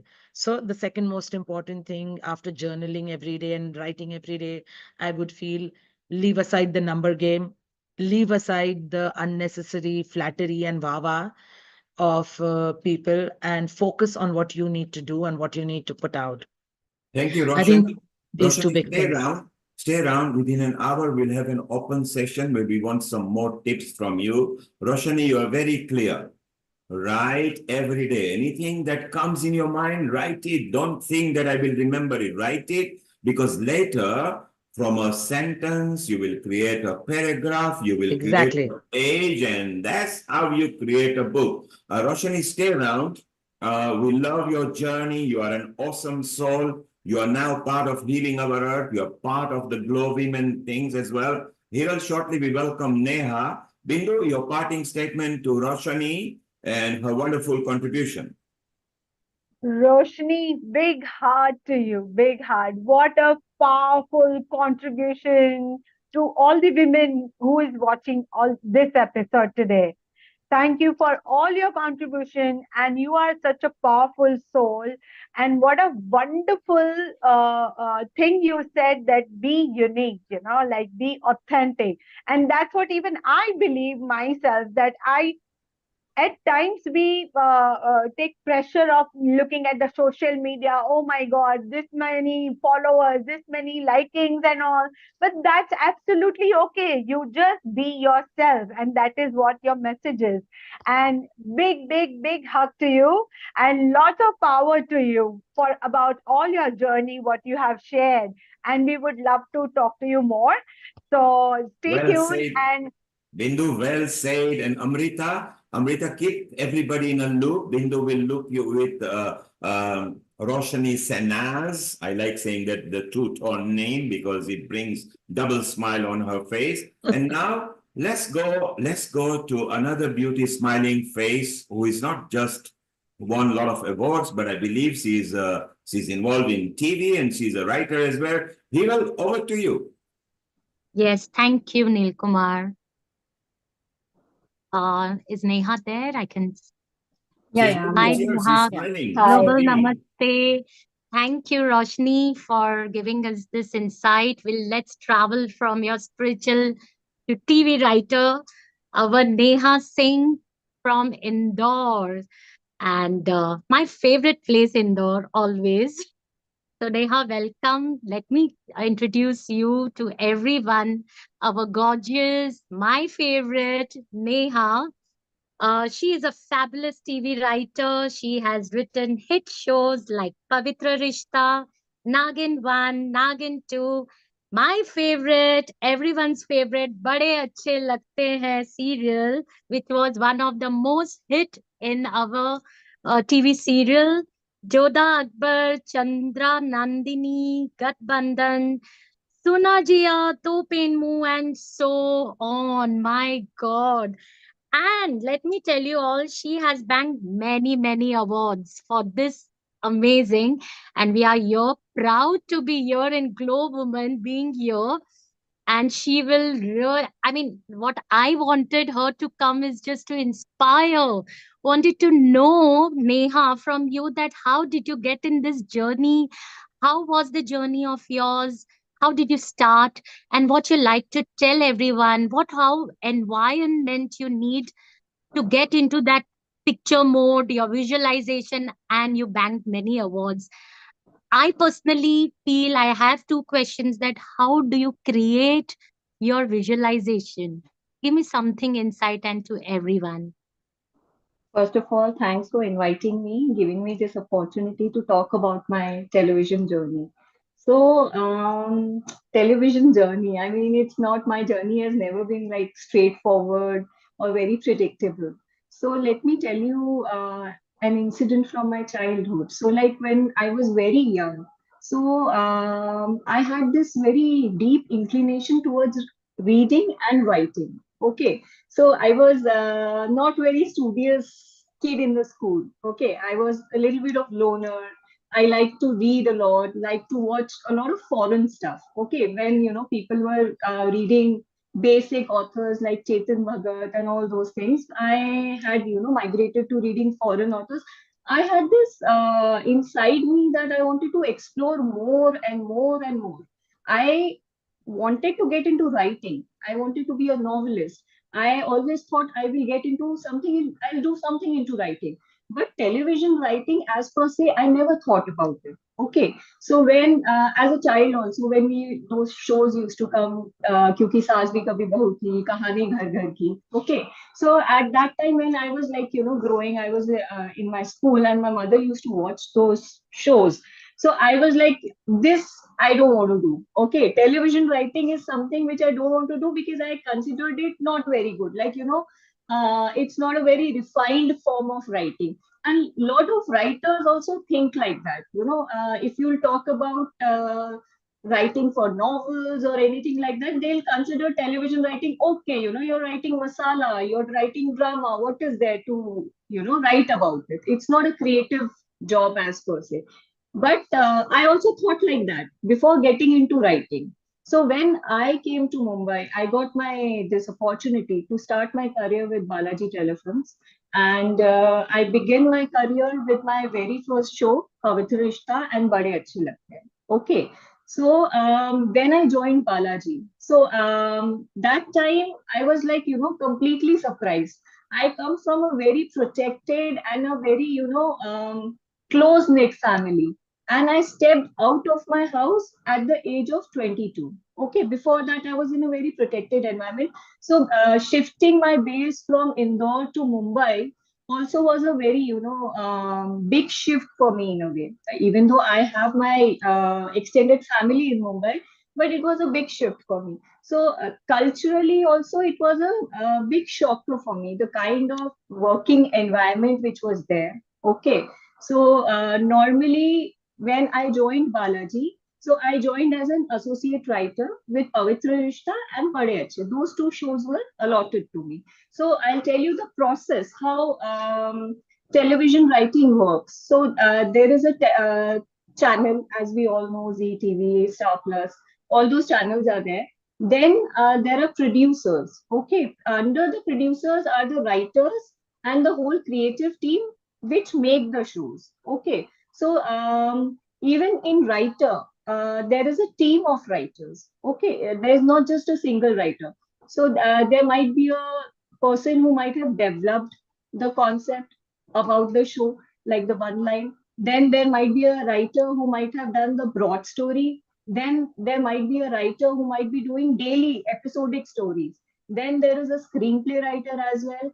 And then there is a dialogue writer as well. So it's a collection. It's not just one person. At times, one person also does the entire thing.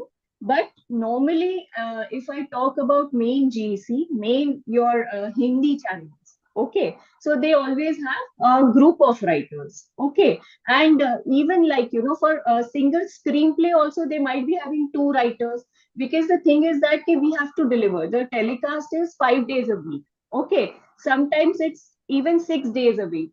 So it's like a constant job. You have to be at it constantly.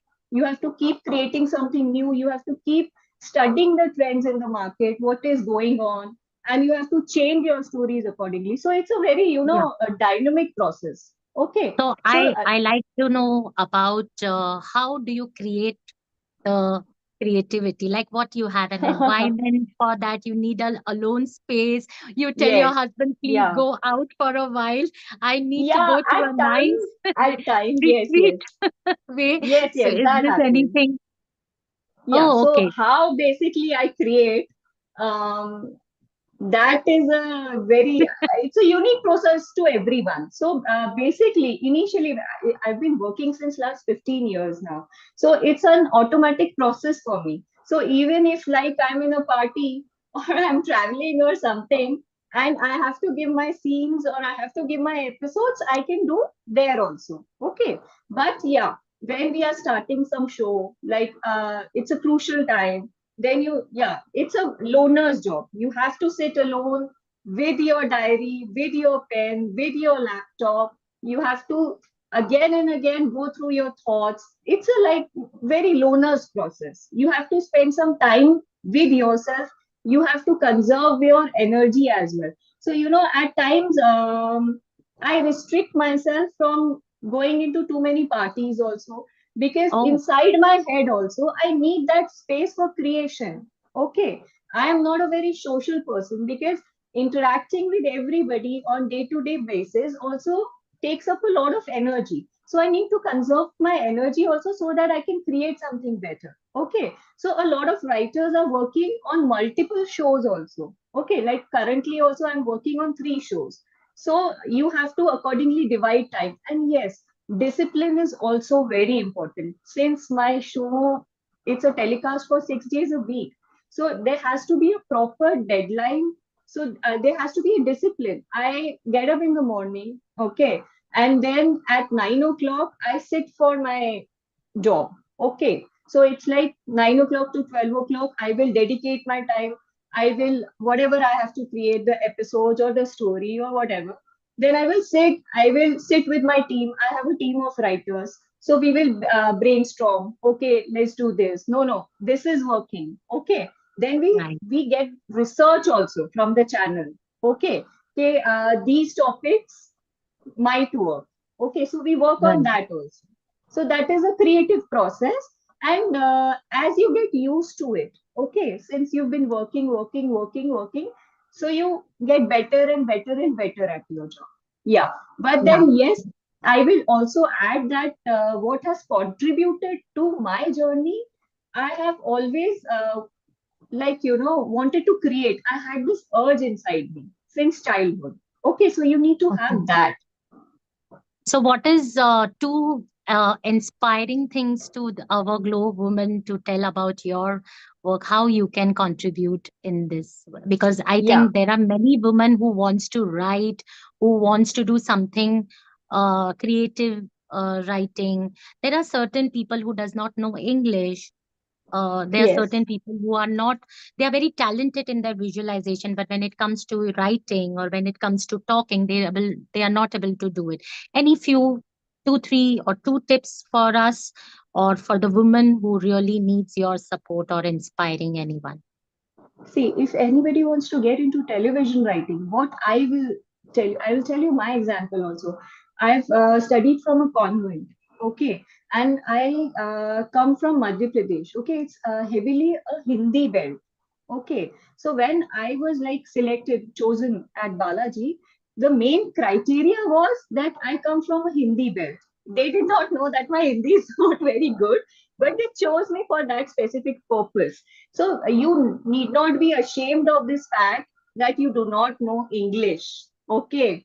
The main medium, we should be proud, outside when we are traveling, we are going, they are giving so much of importance to their own language. Okay. So we also need to acknowledge that Hindi is a beautiful language.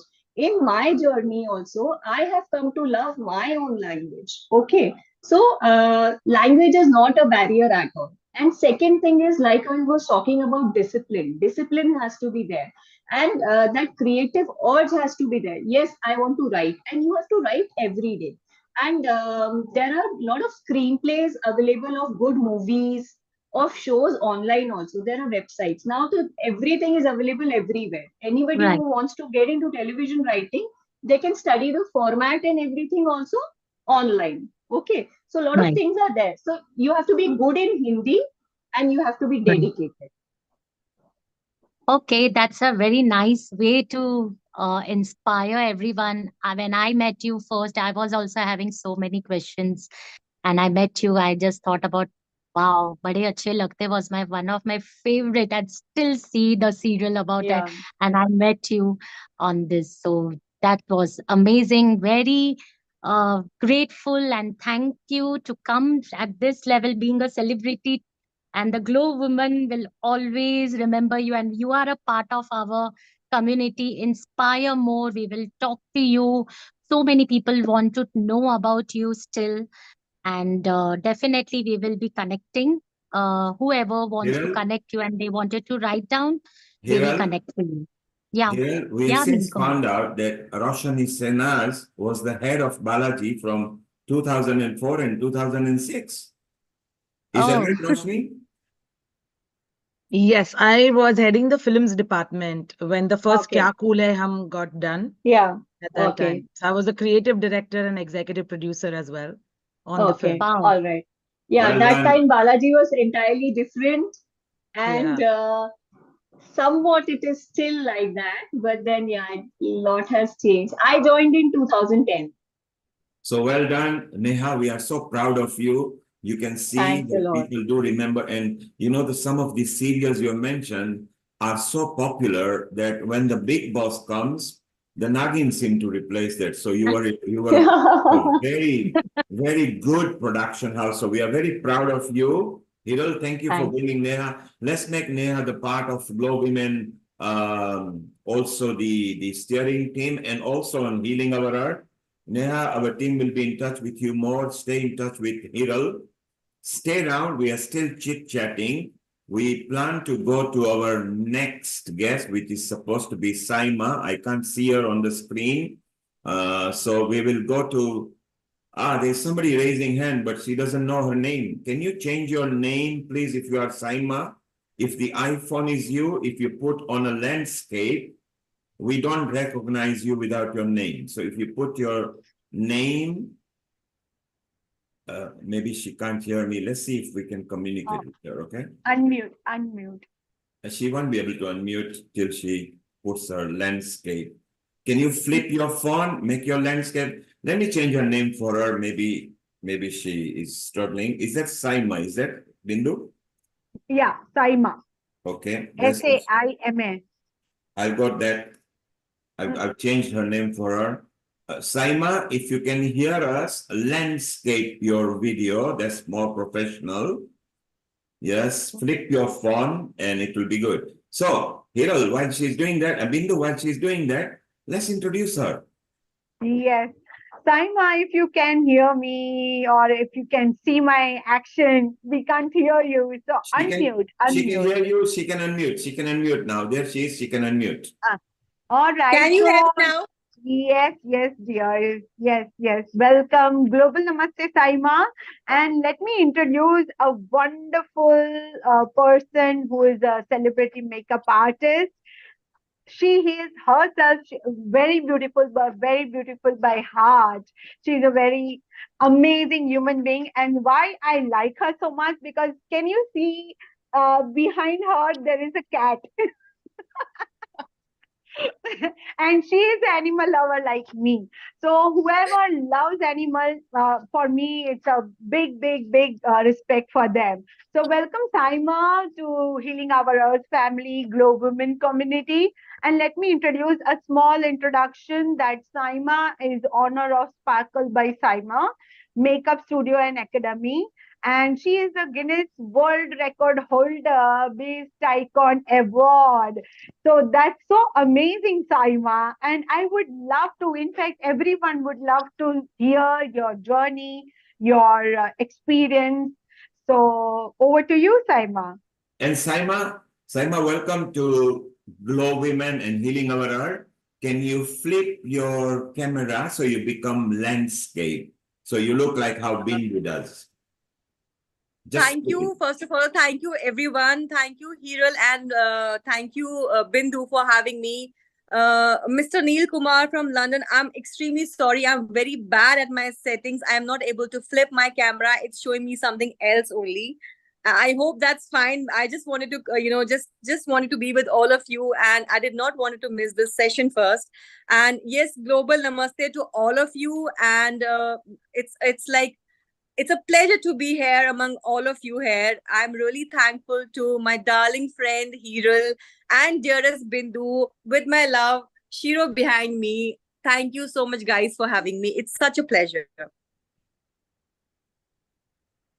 So Saima, can you share your journey, like how you have started with your makeup? What thought made you teach makeup, or any interest towards getting dress up and having makeup, and then you have started, teaching? So absolutely. So Bindu, not only just dressing up or doing a transformation or doing a makeup. For me, it's a therapy that is keeping me going every day. For this, I can do 100 tons of work. Just you let me know that you have to do one makeup. So it's that kind of therapy for me. It's in my blood from very beginning. I was like in my school when I used to, draw. My drawing was excellent. I used to draw poster-sized cartoons, like wall-to-wall cartoons, and I was very much into arts.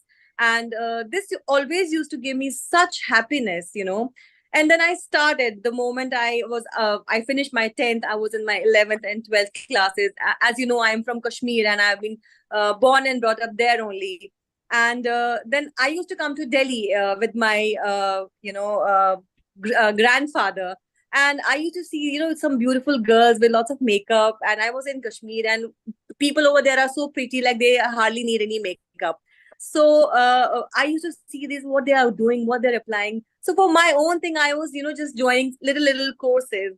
And I was a self-taught makeup artist first, but once I started as a career, it was not what you can say enough for me. I did my so many diplomas from so many renowned, fashion institutions like Fatmu. I did my, interns with Natasha Dudi, Savio John Pereira, and saying that, as you all know, Hiral knows my journey very well, and I've been working for cancer patients, acid attack victims, girl child educations, and recently with Hiral, I joined. I got this opportunity, and that way I'm so blessed. I can't thank her enough. Like, she's given me that opportunity where I was, working for LGBT community. I gave them some classes, from the bottom of my heart, and it is all that I've done for free, and that is why it's in my blood. That's so amazing. Just one more question I would love to ask you, that what you have to say about women wearing makeup and how it can enhance the natural beauty, or the makeup with the makeup.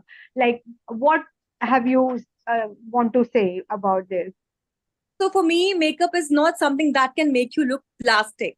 Bindu should look Bindu. Bindu should not look Saima, but Bindu looks Bindu in a beautiful way. Enhance Bindu. Do not put lots of makeup that will make you look cakey or make you look somebody else. Or we are we don't do any kind of surgeries on the face. Definitely transformations, but that can make you feel good. You feel more confident when it's there. Where once you are looking good and you're looking beautiful, definitely you feel like, yes, you're more confident. So right makeup with right person. Yes, what a wonderful answer. Thank you, Saiba. Thank you And so much. so wonderful to know you. You're such a beautiful soul. And just stay around, and let's welcome to our next guest, Hiral. Yes, thank you, Bindu. First, Saima, I like to tell you something. Over to you, Saima. Can you hear me? Yes, absolutely. So, Saima, I really like you the way you speak all the time with that, the woman way of talking. Like, so this is the best attitude. I like it, and that.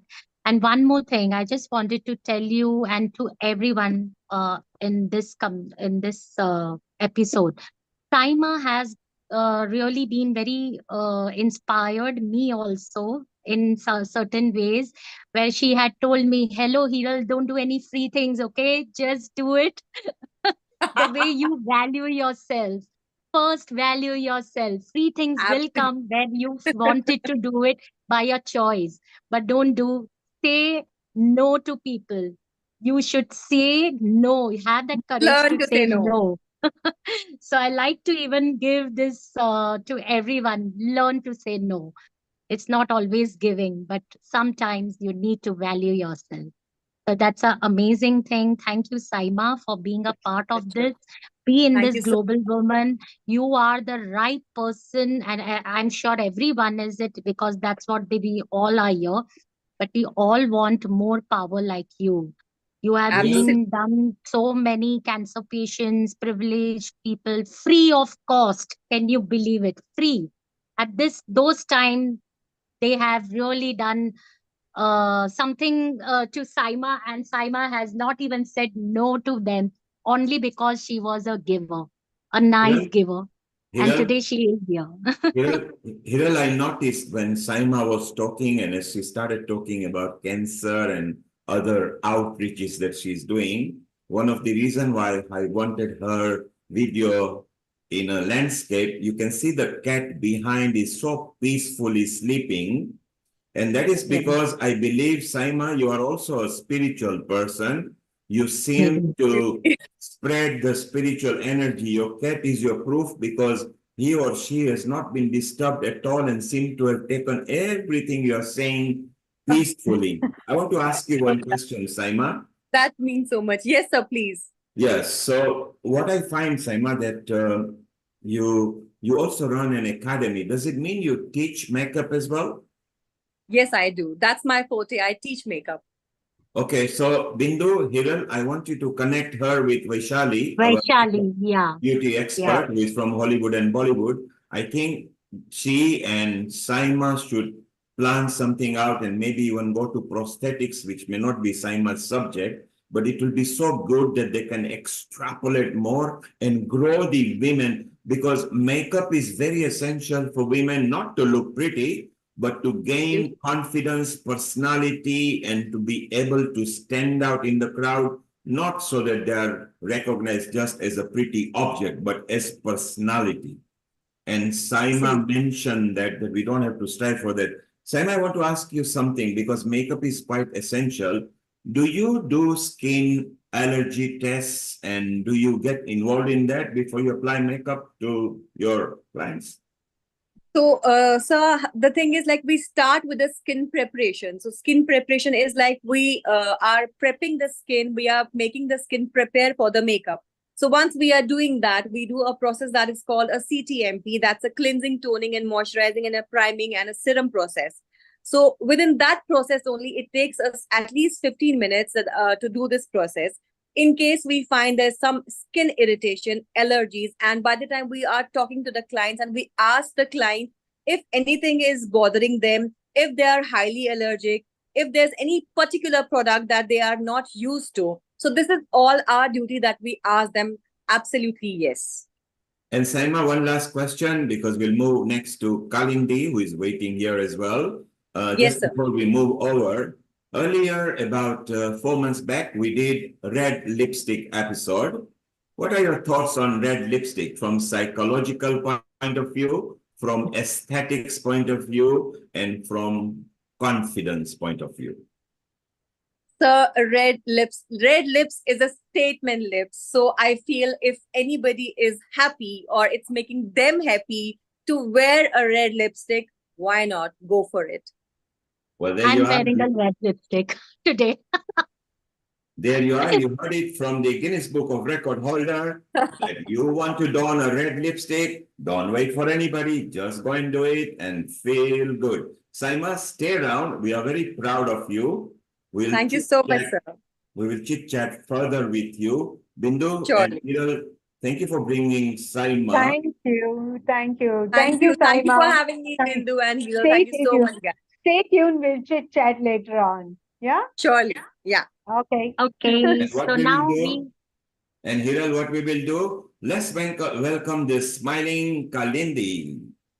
Sure. Thank you, Neil Kumar.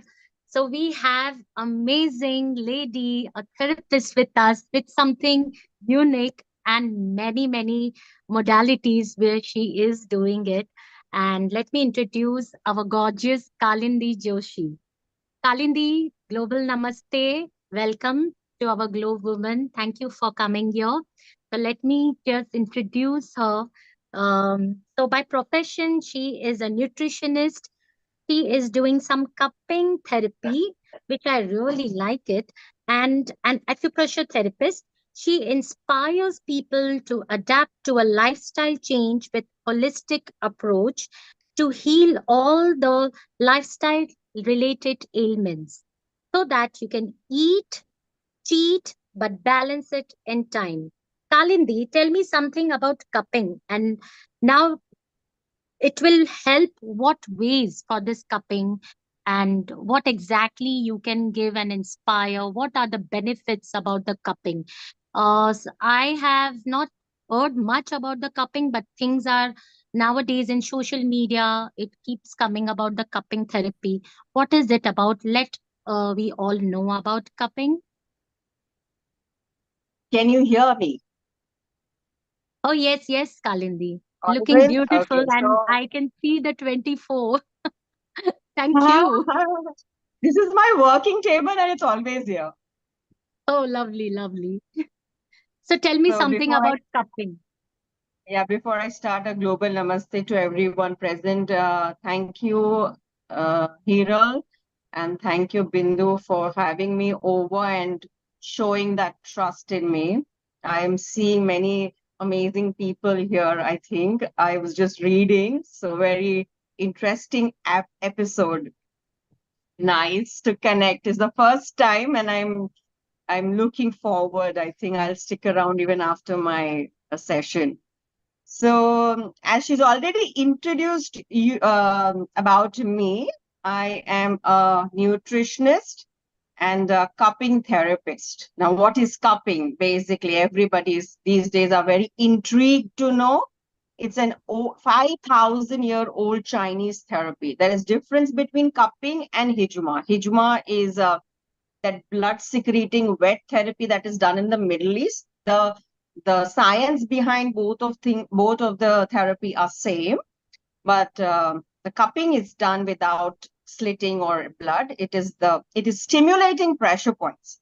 So basically, all these science come under acupressure. You stimulate those points with those needles, if you've seen, or magnet that you see, or with your hands, those rods, wooden rods. You can also do that with cupping. So we basically vacuum those points. For example, there's a point here. There are all nerve endings that pass through here. There's a point here because all the nerve endings pass through here.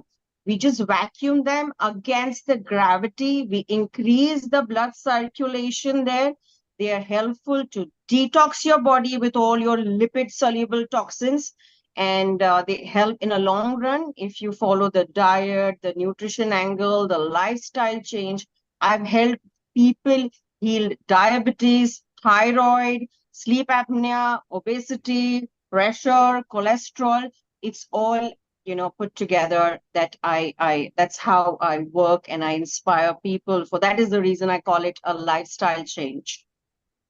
Oh, that's very nice.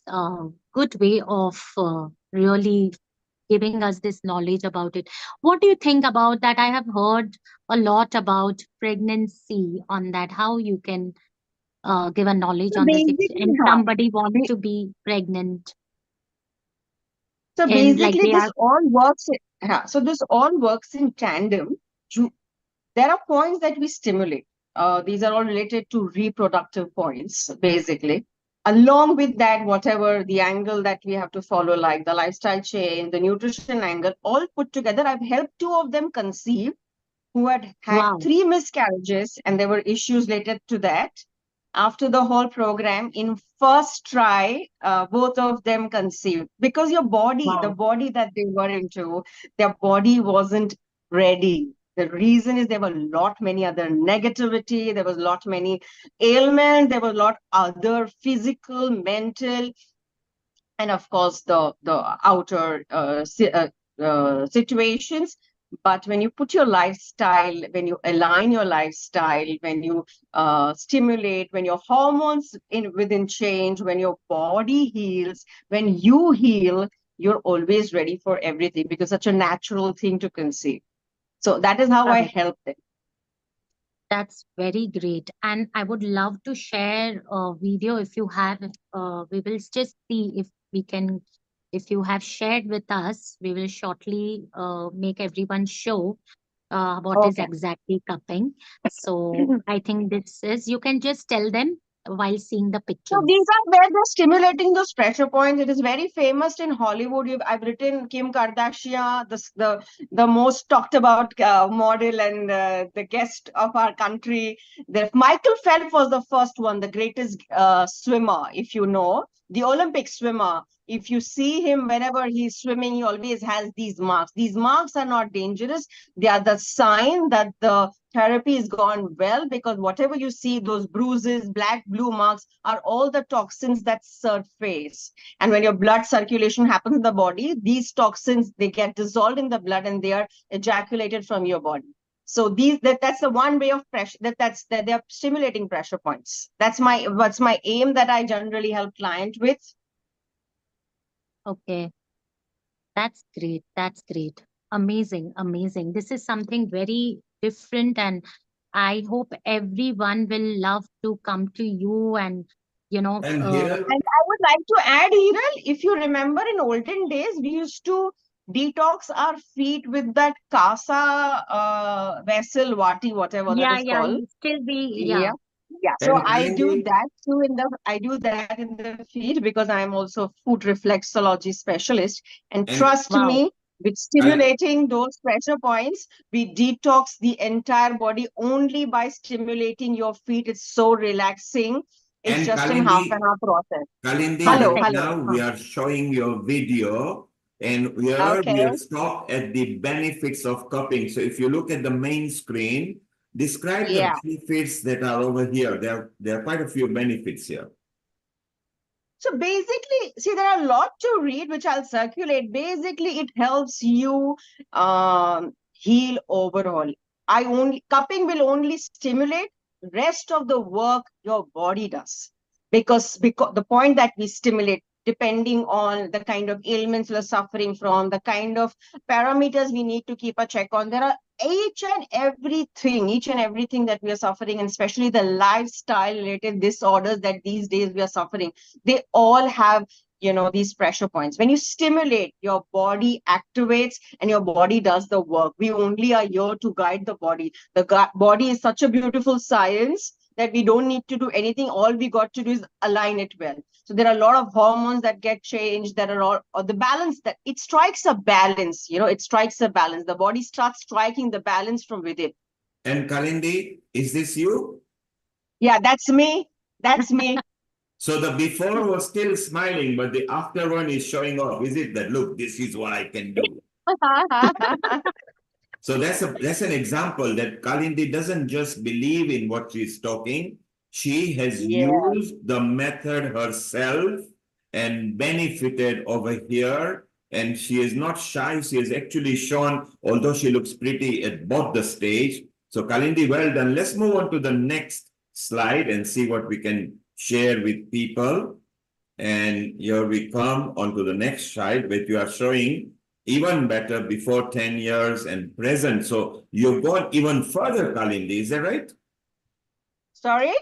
You've gone even further. You've gone better even So further. I've been maintaining this lifestyle. See, basically, when I got into this, and when I did a survey, people say it's very easy to implement diet, nutrition chart, cupping, and while you're in the process, everybody enjoys. What is the biggest challenge that everyone faced was, after you finish the program, people just give it a toss and then get back to the normal routine, and again, you're back to square one. I see to it that I educate my client that once they are off the program, also they know how to balance, and I'm doing that the same. I'm actually doing that since past 12 years now. 12 years now. So it's Kalindi, not just about the change, it's about maintaining that change, that you are healthy, beautiful from within, from outside, you feel nice, you're positive. Because if you like your body, if you like everything from within, that's when you like the outer world. That's what I've always felt, and I've lived that personally. So Kalindi, what it means, if you, Hiral, Bindu, Neha and Saima get together, you can change the Bollywood world of Mumbai completely. Let's see further. So from a holistic losing weight, she can make you sustain losing weight. And here is your motto. And not only losing weight, sorry to interrupt, not only losing weight, I'm talking about a lifestyle change and a healthy way. I help people balance their parameters, which we all see. We get alarmed when we are detected with cancer or diabetes or whatever, but the early signs set in your blood test and reading. I educate people how to balance that also. So it's not just the outer appearance. I help people to take care from within, and I teach them. I don't keep it to myself. I just give all my knowledge to them, so that when they are off the program, they are themselves very confident to take care of their own body and themselves. So that is not only what we see, the outer thing. All my reports, everything are normal. I was at the brink of popping diabetes, pressure, thyroid, and cholesterol medicines. I am popping not a single medicine from past 12 years, and my reports are all normal. That is what I aim as a lifestyle change, not the outer appearance only. So what Kalindi is saying, your body, mind, and soul. This is not just one. Your body, your mind, and soul can be done. And she says you can cheat sometimes, because the motto is eat right, cheat sometimes when nobody's looking, but balance it with the time. And that's what she was getting at. Don't worry, you don't have to diet, you just have to be sensible about things. Very good. Let's go to the next nice motto. We go to the next one where you've got a lot of examples, samples over here, and we can share this with people later. Well done, Kalindi. So it's nice. And remember, Neha, Bindu, Hiral, Saima, Vaishali from the Bollywood, Hollywood, and Kalindi all should get together and bring that women empowerment. Bindu, what do you think? Oh my God, what a contribution, Kalindi. You are such an amazing, what a transformation. And the cupping therapy, I guess still people are not aware about it, but with your contribution, I guess on this platform, many people will aware. And what results you have applied on your own self, that is really amazing. And I'll be the one who will be coming very soon to you. Sure. And Neha Sure. is already smiling. Neha is already smiling, planning to write the next serial when she involves the women empowerment. Neha, you should go and convince Balaji. The less Oh, you, I also want to visit her. Come there you over, are. come Look, over, everyone. Yeah, look, because the Kalindi. work life is very stressful. Like, television writing is very stressful, Yeah, and I'm sure. I think Very so much. it I helps a know. lot with relieving the pressure and anxiety and all those things as well. So And your Kalindi, feet and the feet have all the nerve endings, only a half an hour session, and you will feel absolutely what you came with, Yes. and you will be leaving with all the relaxed and positive feel. Because so that's how Kalindi, science is. And Kalindi, it's you can really see. good that there are so many alternative available nowadays. Like, if you don't want to take medicines, you don't want to rely on medicines, because after all, medicines are harming our system from inside. They We just don't trap you we in a don't even vicious know circle that with these one options leading to are the other. available there.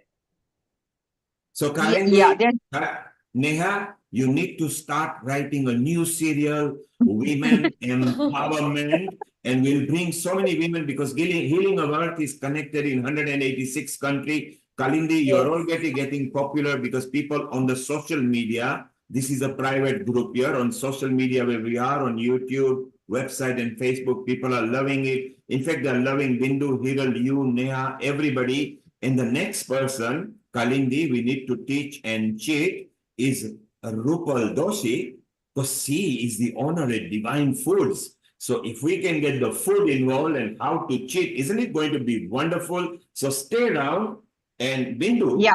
let's invite Rupal Doshi, who is also very valuable in life because we need to feed ourselves daily. But she's not just food expert. She's also a spiritual well-being coach as well. So Bindu, introduce Rupal. Over to you, Bindu. Yes, thank you, Neil Kumar. So from makeup artist, from cup therapist, now we move on to the healthy food maker. She is Rupal Doshi here, and she is real estate consultant as well, and started food company known as Divine Food, and company called as Cravio, and they serve 30 types of pickle and test of different state of India.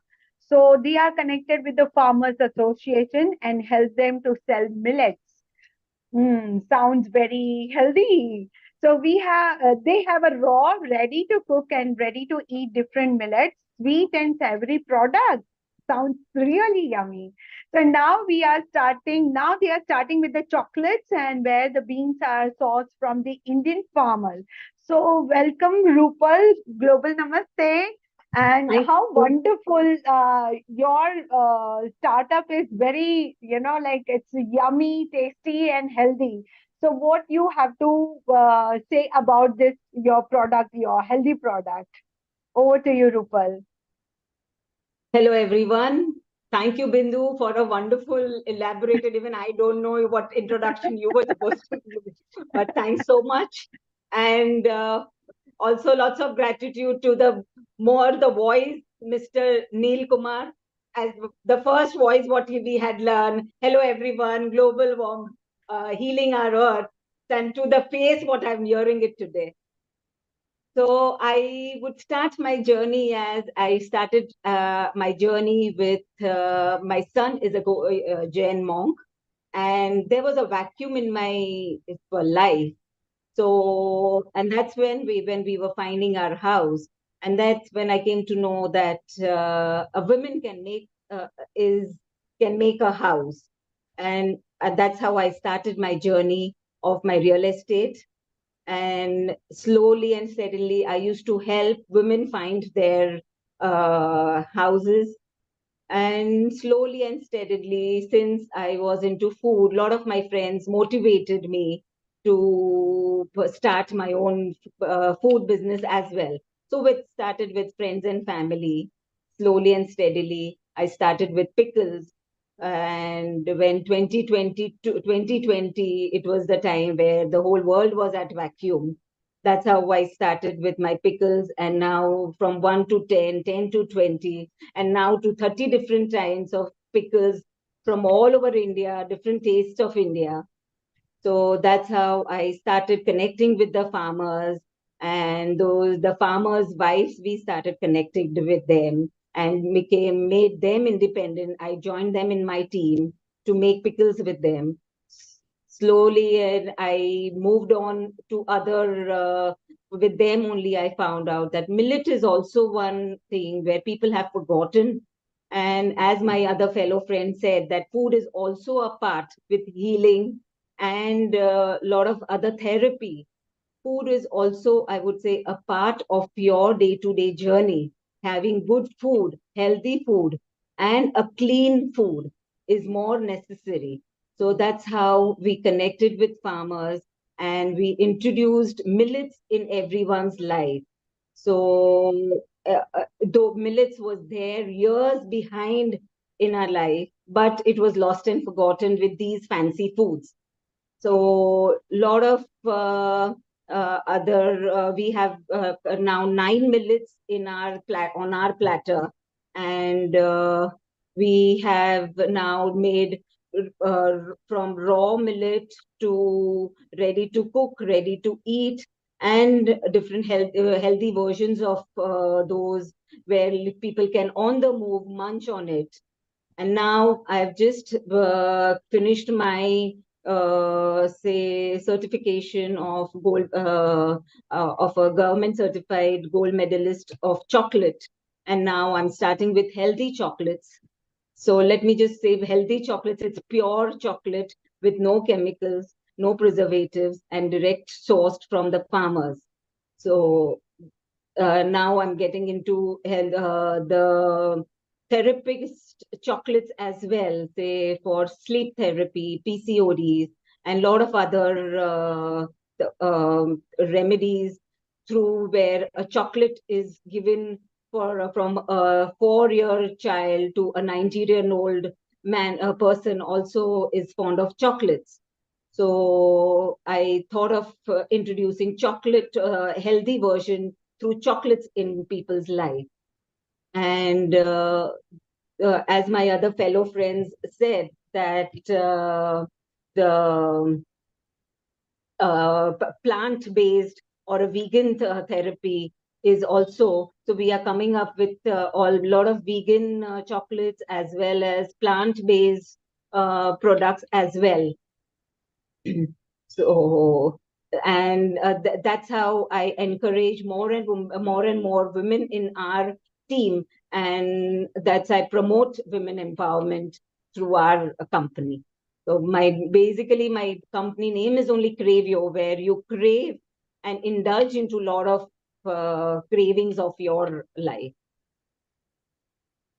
That's wonderful, Rupal. That's really amazing what you are doing it. It says that Thank you. holistic food, you just not nurture your just a body, but also mind, spirit, and your body. I guess how holistic food is so important in everyone's life to transform your thoughts to your emotions and to your relationship with your body.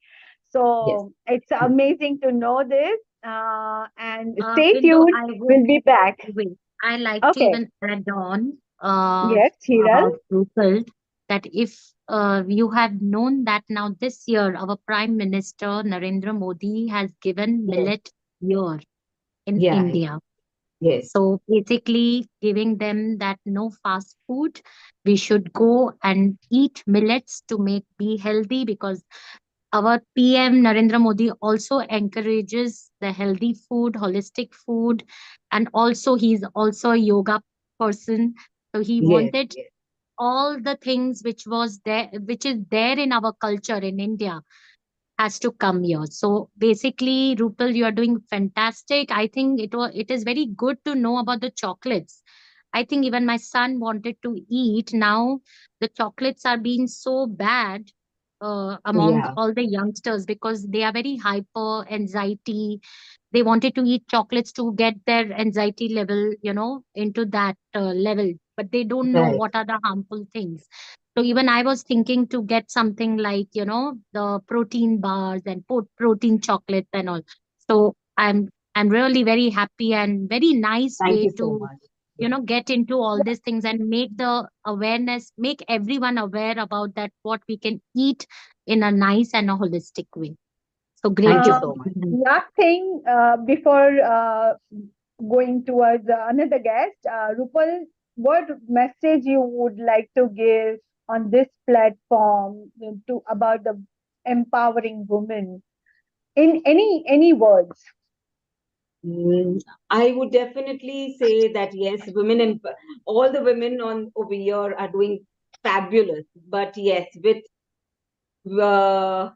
helping each other over here, as Mr. Neil is also already connecting each other and each other and motivating each other, and in this lot of competitive world, uh, I would suggest, yes, it's a wonderful platform, and I would definitely promote and it's a good motivation for women empowerment, because as I started my journey quite late, in my late 40s, after my both the kids were grown. So definitely this, I would motivate each pair women to grow to at a great lead.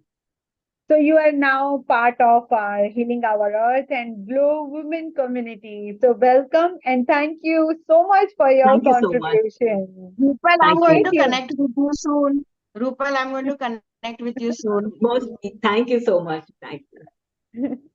So, Okay. Oh, so it is, Bindu, there is no guest. This is an open time now. We are a chit chat time. okay. All right. Rupal, stay around. You heard Okay. what Kalindi said, that she wants to connect. Is it Kalindi, was it you who just said? Yes, yes. Yes. I'm wanting to connect with her, because when clients ask me for, the cravings that they have, and mostly there are sweet little cravings, so I can connect with her and we can work out. And then on the chart, then I can, just give her a reference and add something, so that people also find diet also a little interesting, and whatever the lifestyle change interesting. So Kalindi, I let's do like your one thing. concept. So Kalindi, let's do one thing. Hiral, Bindu, connect Kalindi with Rupal today. Make Amrita, Seema, and Vaishali in loop as well. So we grow our family. So my perception was right when I told Neha, Kalindi, Saima, Bindu, Hiral, Vaishali, and now Rupal. Can you imagine, we are already forming a group that we can really go somewhere, not just from a women's point of view, because after women does some testing, we'll educate men too, because everything we do here is akin to men as well. Apart from just uplifting the women, we uplift the humanity, because these are the two main genders, man and a woman, and then you've got other 5 genders which are now becoming part of legislation. But isn't it wonderful that live right now, Kalindi was liked, and Neha wants to connect, and Kalindi likes Rupal, and Rupal wants to connect. So this is why Healing Our Earth is here, to unite people, uplift people, promote people, propagate people. Rupal, I want to ask you one question. Yes. You've involved the farmers, which is very beautiful, because they are at the roots of the food chain, okay? Right, right. Apart from nature and the God, farmers are the next people. And we have got Dr. Sudhir Sahan, who you will be connected through to Amrita and Bindu and Hiral. He is already a big name in India doing the Project Farm and taking it into America as well.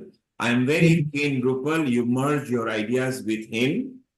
Amrita will facilitate, who is not here. She's a senior admin.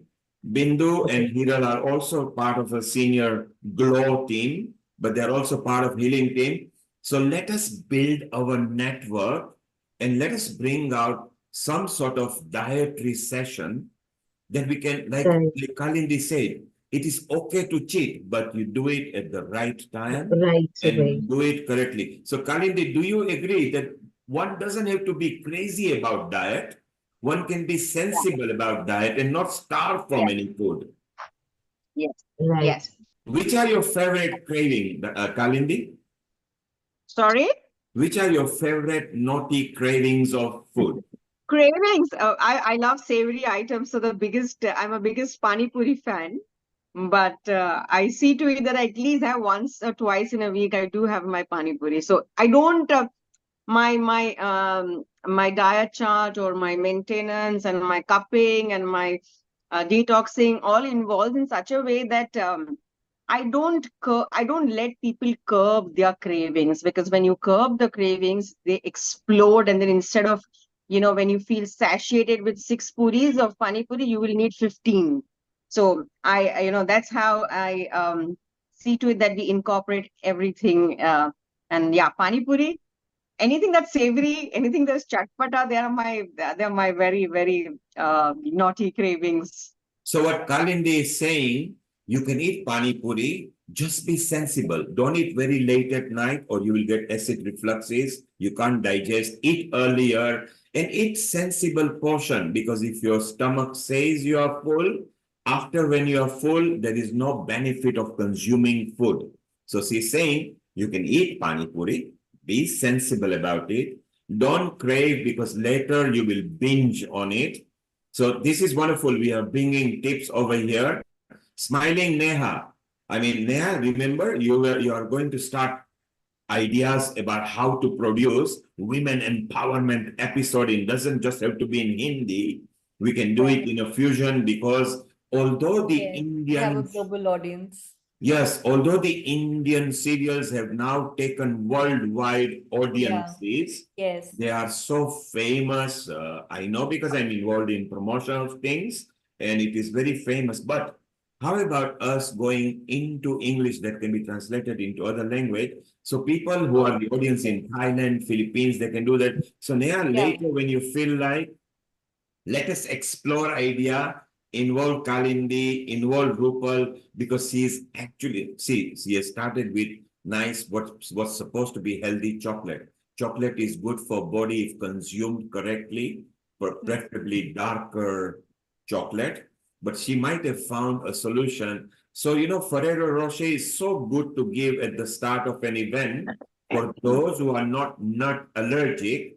Their body level and insulin level is so good that they pay attention to the facilitator, which is doing the well-being wellness session.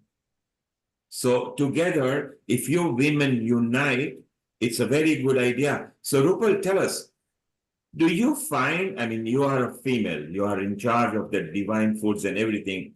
Do you find there is inequality when you approach people and they get shocked and say, oh, she's a woman and she's an honor?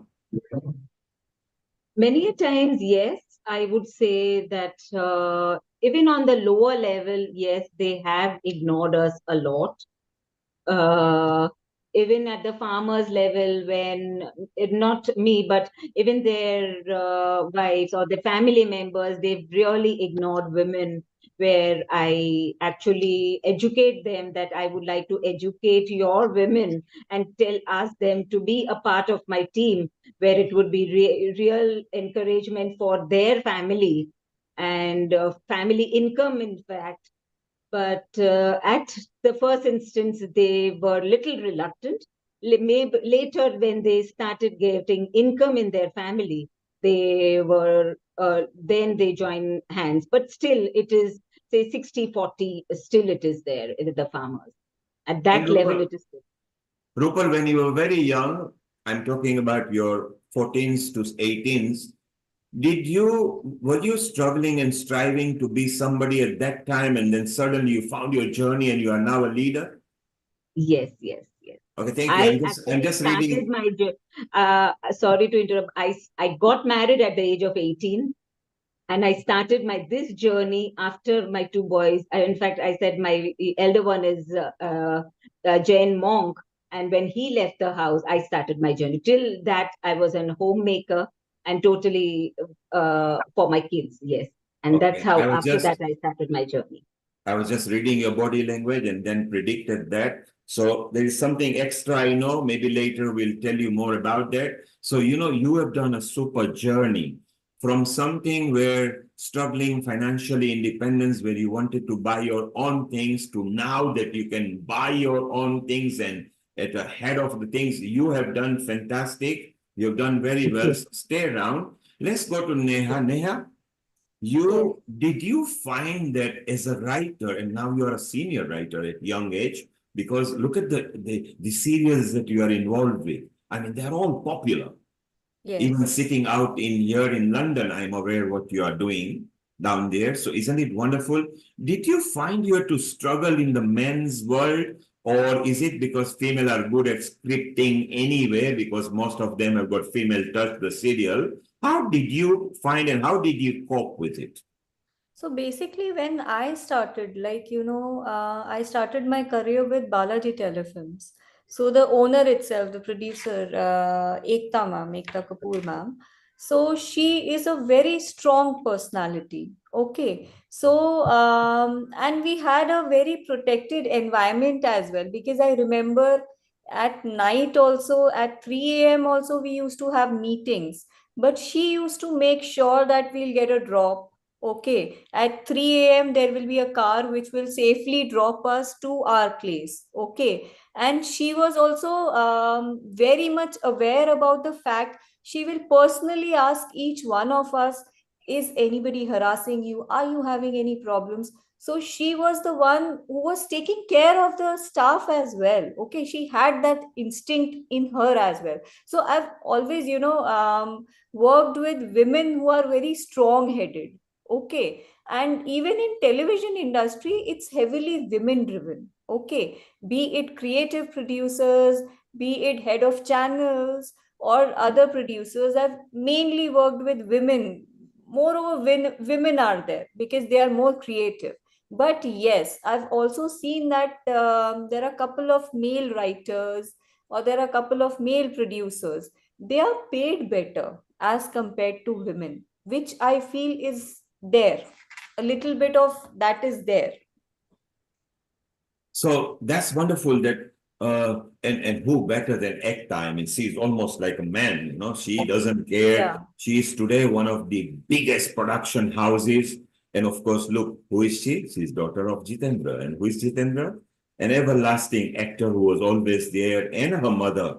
They're all into film and they're so good. And I love the fact that you said that she was protecting you guys, not just spiritually, but socially, financially, and also Yes. in your work environment. So if this is what women need to do, if women can help each other, can support each other, and unite together, which is very difficult because, when few women get together, the cat fight starts and everything. But if we can remove that, isn't that wonderful? And Neha, you have given the proof that that is the case, which is so wonderful. Hiral, what are your thoughts that women uniting and then standing up for themselves? Oh, yes, it's so wonderful. It's so safe, and it's something like you respect other women. They know about it that, you know, it's very important from a woman to woman to give a safety in, in the environment where we are here. So basically, what I like to even tell about what's happened in Kolkata, I really feel very, like why only women has to suffer in that? Why not a men needs not don't have to go out and tell them not to go there, and the midnight? Why only the woman or the girl has that restrictions to say don't go out after 8 o'clock, don't go out after 10 o'clock because we are scared about the men that something will happen. But why the men does not get educated about things which have happened now in Kolkata? I feel very angry about all these things. If I tell, I have a long thing to talk about this. But yeah, it is something where I really want to raise my voice for this. I really Well, want to tell on Well, this you are matter. right. And if you notice, India is on a rise. People are not taking sitting down. IMA has taken for a strike saying women now need to have women protection unit in every hospitals. So there is a mini movement going on. Neha, you wanted to make a comment on same thing. Over to you, Neha. Yeah. So basically, I'm writing one show for Z Bangla as well. It has recently launched. So this morning also we were having this conversation, like, these shows which we are making is a portrayal of our society in a way. Okay. So a lot of times it is our responsibility also what kind of characters we are portraying on screen. Okay. And what kind of brutality we are showing towards women. So we as a maker also we have to be very conscious. So in the morning also we had a very long chat with the channel also, so even they are very conscious. Okay, कि whichever drama you're doing, you have to make sure that women take a stand against whatever is going wrong. So I mean, it's a mirror of television is a mirror of our industry only. So we have to be conscious and show the things. Like I want to give example of this movie Animal as well. Though it might be very successful, okay, it might have given good profits to the producers, to the everybody, but I don't feel that it's the correct way to show Agreed. things. Okay, it's Agreed. very wrong, and people are getting motivated by such content, and that is why I feel that everybody has a responsibility. As a maker especially, you have a very big responsibility, so you have to be conscious of what kind of characters and what brutality you're showing towards women. And Neha, going further to what you are saying, if you notice in the serial now, particularly Anupama and others, they are bringing this kind of ethos and this kind of education to people and changing the mindset. And you are very right, because the serial industry, the TV box is becoming so famous, including OTT platforms, that yes, you guys have a responsibility not to force the men to change, but to educate them that the women have right to wear and look how they like. They will be sensible. You don't go around to the funeral wearing a short skirt. They have to just be educated. But it is very true that women needs to have that freedom. They shouldn't be scared to go out just because they want to go out and buy milk and bread and look after the family.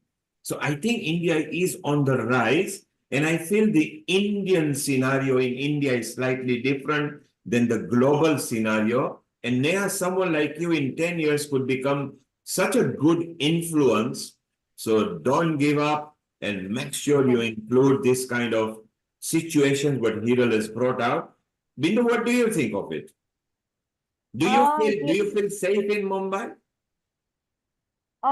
Somewhere, some part is very scary, but as Neha said, this social media platform is the culprit of all this kind of events. So we really have to unite together, and whatever contribution what we can give to the society, the knowledge, the educate the men about the how women should be treated. Not women is not like a one kind of object. So we have to take one particular step, and we have to unite everyone together and spread the message that women are not an object. Absolutely. I think we have hit the nail on the head. Although our next guest, Shraddha, will be speaking shortly. Let us ask Shraddha her comment as well. And a global namaste, Shraddha, will introduce you shortly. What are your thoughts about safety of women in India? I definitely agree with Bindu, Neha. Yes, sometimes it is safe. And at times, yes, we have a fearful base somewhere, but yes, we come with a strong face or a strength somewhere, because we have to go where we are. We have to do our daily course. There are so many things that is put on us, or that are our responsibilities or our goals. So yes, it is not 100%. Yes, we can go carefree, we can wear carefree and just hang around and go. Yes, there is a fear side attached to it. And And we let us have, ask, Yeah. Let us ask the same question to our Siddhi Sadi looking Rupal there, which I'm sure not, because she has come to a very powerful journey. Rupal, what do you feel? Do you feel safe and your journey, because you married very early, and then you had kids, and so you were homemaker and everything. How was your journey and how fearful were you of men? Rupal, unmute yourself and your comments, please. Yes, in start, when I started 10 years before, it was very, very difficult in this men's world because I was neglected many a times and many a places as well. That and they have humiliated with certain words as well, as a, if I'm saying a realistic array broker hai, ye hai, wo hai. So a lot of another different names also people have called. But yes, I stood strong because I wanted to do something. And then when they came to know that, yes, she will be able to do it, and that's how they started respecting me. But yes, at first instance, it was very, very difficult. But now down the line, yes, it is many other places. It is difficult where certain meetings where I'm a lone lady heading with a lot of men in the conference room. It becomes very uncomfortable as well many a times. Okay, Rupal, stay around. Neha, stay around. We're going to go shortly and have a 10-15 minute chat with Shraddha. Then we'll chit chat again for a while. People on the social media are liking this subject, particularly of India. They don't want separate compartments and separate buses. They want to stay with the society. So there is a comment that we will bring back in a chit chat again. Let's go to Shraddha. Hiral, introduce Shraddha to us and let's chit chat. And then we group chat again. And thank you all. Yes, thank you, Neil Kumar. And from this journey, let's go to amazing journey called energy medicine, energy healing. I'm a person, I personally go with my energies, and we are all energies. We all work with energies. So we have our beautiful, amazing energy healer over here. And let's see what she will experience with us. But before that, I will surely give an introduction for her, what she is in. It is very amazing, amazing journey. She also is, I think, many modalities in this holistic approach and holistic modalities. So here it is. She is practicing energy medicine to assist people change their realities and experience the magic. She is a tarot oracle reader, akashic reader, healer, mediumship, Rudraksh and crystal dealer. She is shamanic practitioner and a trance healing. Also, I like to know, Shraddha, you are like a magic. I've experienced Neil Kumar. I have experienced, she had come to my place and I just told something about my ancestor, my mother-in-law. Sometimes mother-in-law makes us hurt or something, we cannot forgive her or something like that. Trust me, everything she has done with the trance healing, and she was so accurate what she told about my mother-in-law and for my husband and everything. That's the beauty of energy. And we have such a lovely people and women over here where they can really help us to go to some another level where we are not even aware of this. They can guide us. They can guide it with their ability, their knowledge, their magic, the way it is. So let's go to Shraddha Global. Namaste, Shraddha. Thank you for coming, and I'm very looking forward for your tips, tools. I want to know about what is Akashic record, number one, and number two, what is exactly is your trance healing? How you can help us in healing the trance healing? What is trance healing? Over to Sure. you. Thank you so much, Hiral. Thank you so much for inviting me over here and getting introduced to all such lovely people, lovely women, and obviously Mr. Neil. Akashic Records. So Akashic Records is a record of our soul. So we come into this earth, or we take birth. Now, in this lifetime, I have taken birth as Shraddha, but Shraddha has an expiry period, as we all have some expiry periods. However, our soul doesn't. There are different learnings after, for example, after 100 years or after 80 or 60 years, the same soul will take a form of a different person, different personality, or different gender. Okay. However, my learnings as Shraddha will still be imprinted over there. The blueprint will remain. Now, what happens and why we do Akashic reading? There are certain times when uh, we face similar patterns in life. However, even after doing n number of things, still the problem or the situation or the relationship, and this can be in any area of your life. It can be money, it can be health, it can be relationships, it can be career, and the most important areas I have just picked up. It can be any area. So what we exactly do in Akashic reading is, in a very meditative state, we find the soul imprints. We go to the we go into a meditative position where we search for a particular situation or a particular event that is triggering the person and where it has originated, the root of it. And once we clear the root of it, it is very magical to see. Immediately it is seen in your this lifetime with immediate effect. And that is Lovely. what Akashic reading and healing is. So I do both. There are healers who only do reading, but then after reading, okay, if I tell you, okay, this happened in your 17th lifetime, the client will definitely ask, okay, what will I do of it? So that is where somewhere it is healing. So that is what we do in Akashic reading and healing. And now what we do in trance. So I'm a medium right from childhood.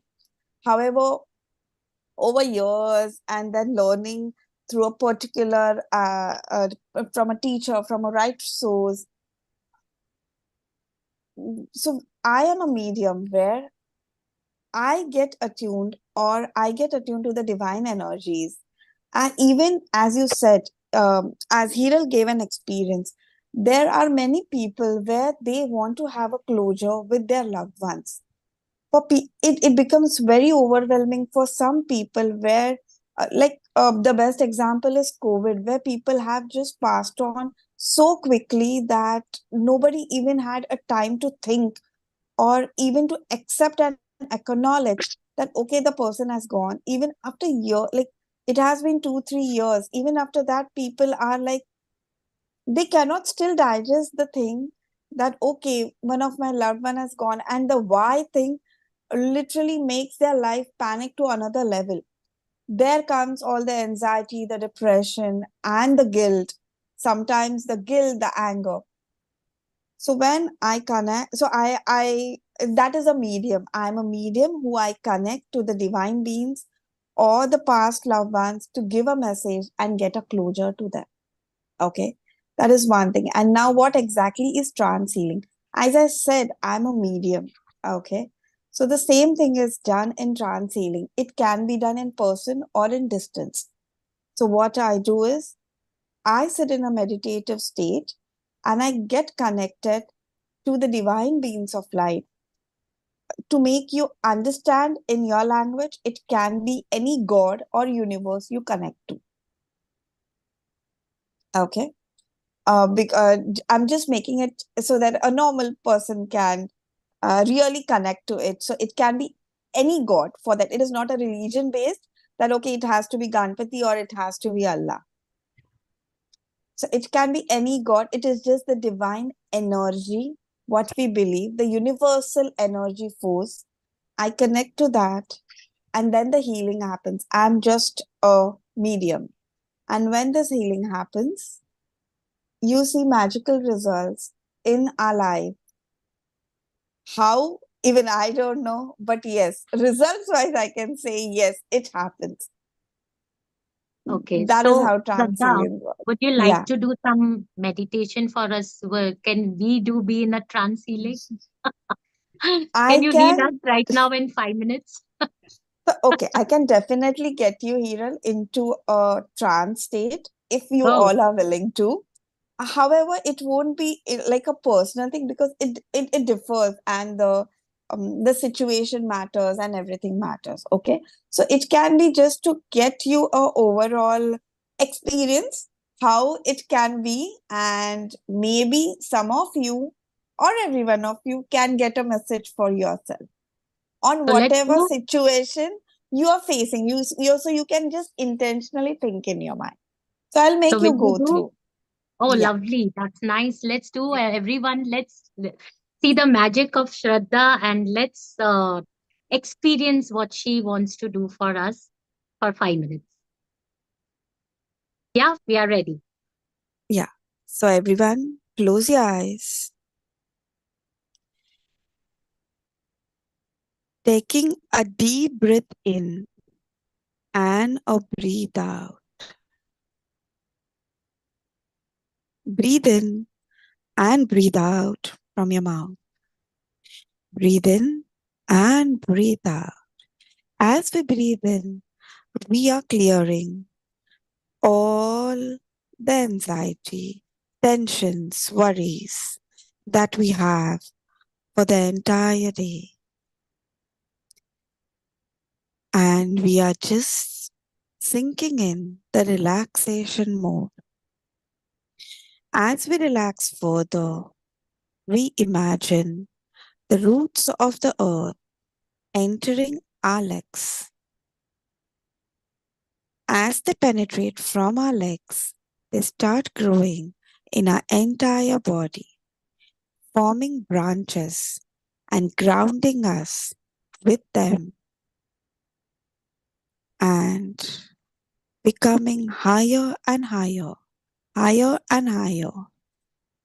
As they reach your crown chakra and finally emerging, meeting the Father Sky, there is a beautiful union of the Mother Earth and the Father Sky.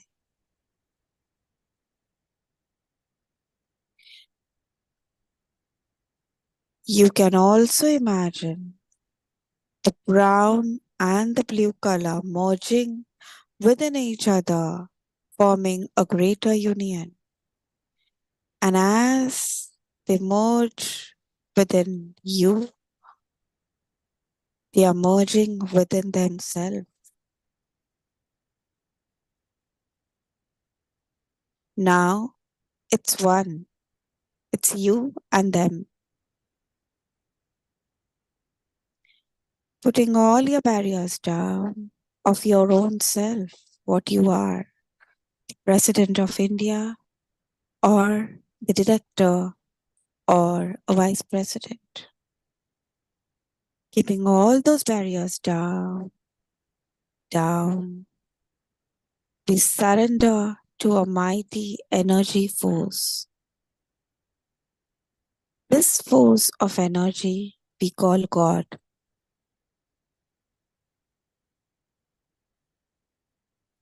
And this energy is ready to help you. It's only you need to ask. Ask for any kind of healing or message or any event or a situation that is going in your life. If you need clarity, ask. If there is any bodily issue, you can ask. Ask for a message and put all your barriers down, and you will receive the required healing, the required clarity, the required message.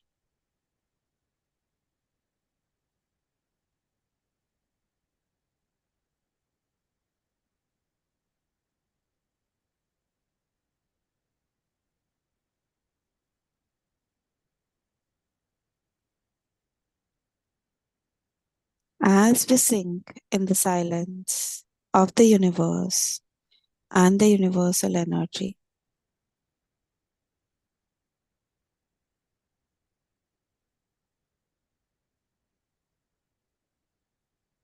Healing is happening when we are at most relaxed and in utmost silence.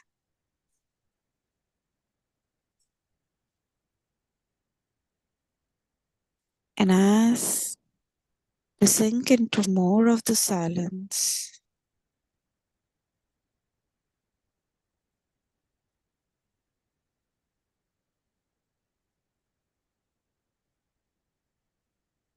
let everybody get what they are required, what they want, and then what they are you're looking for.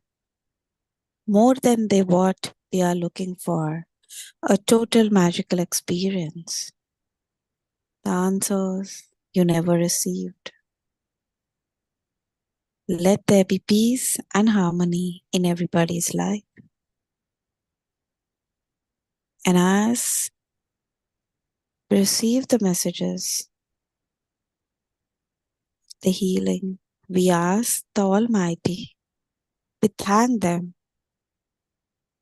with full of our heart, an intense gratitude to them for coming, for all the guides and the divine beings, the loved ones who stepped into our universes to give us clarity, healing, and messages. With immense gratitude, we thank them.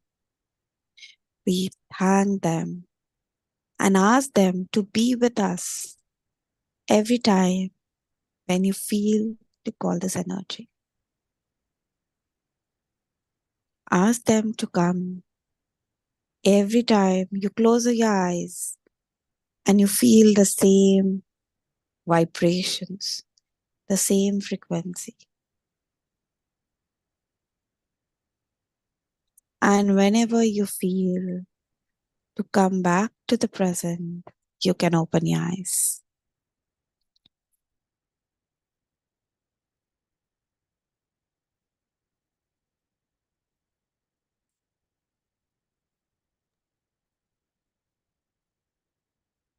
Wow, Shraddha, it was so amazing. Very nice. It was so peaceful. So we have Extremely peaceful, Shraddha. Very Thank you nice so much, Bindu. meditation. Very yeah, nice so we have meditation. Seema Bhatia, our senior host. So what do you like to tell about that? What she did at Shraddha? Seema, over to you. I thought that was very, very, very sweet and very lovely. In fact, I didn't want to come out of the space. Maybe I could refer to it as the Akashic space, to be correct. Yeah, Okay, yeah, guys. absolutely.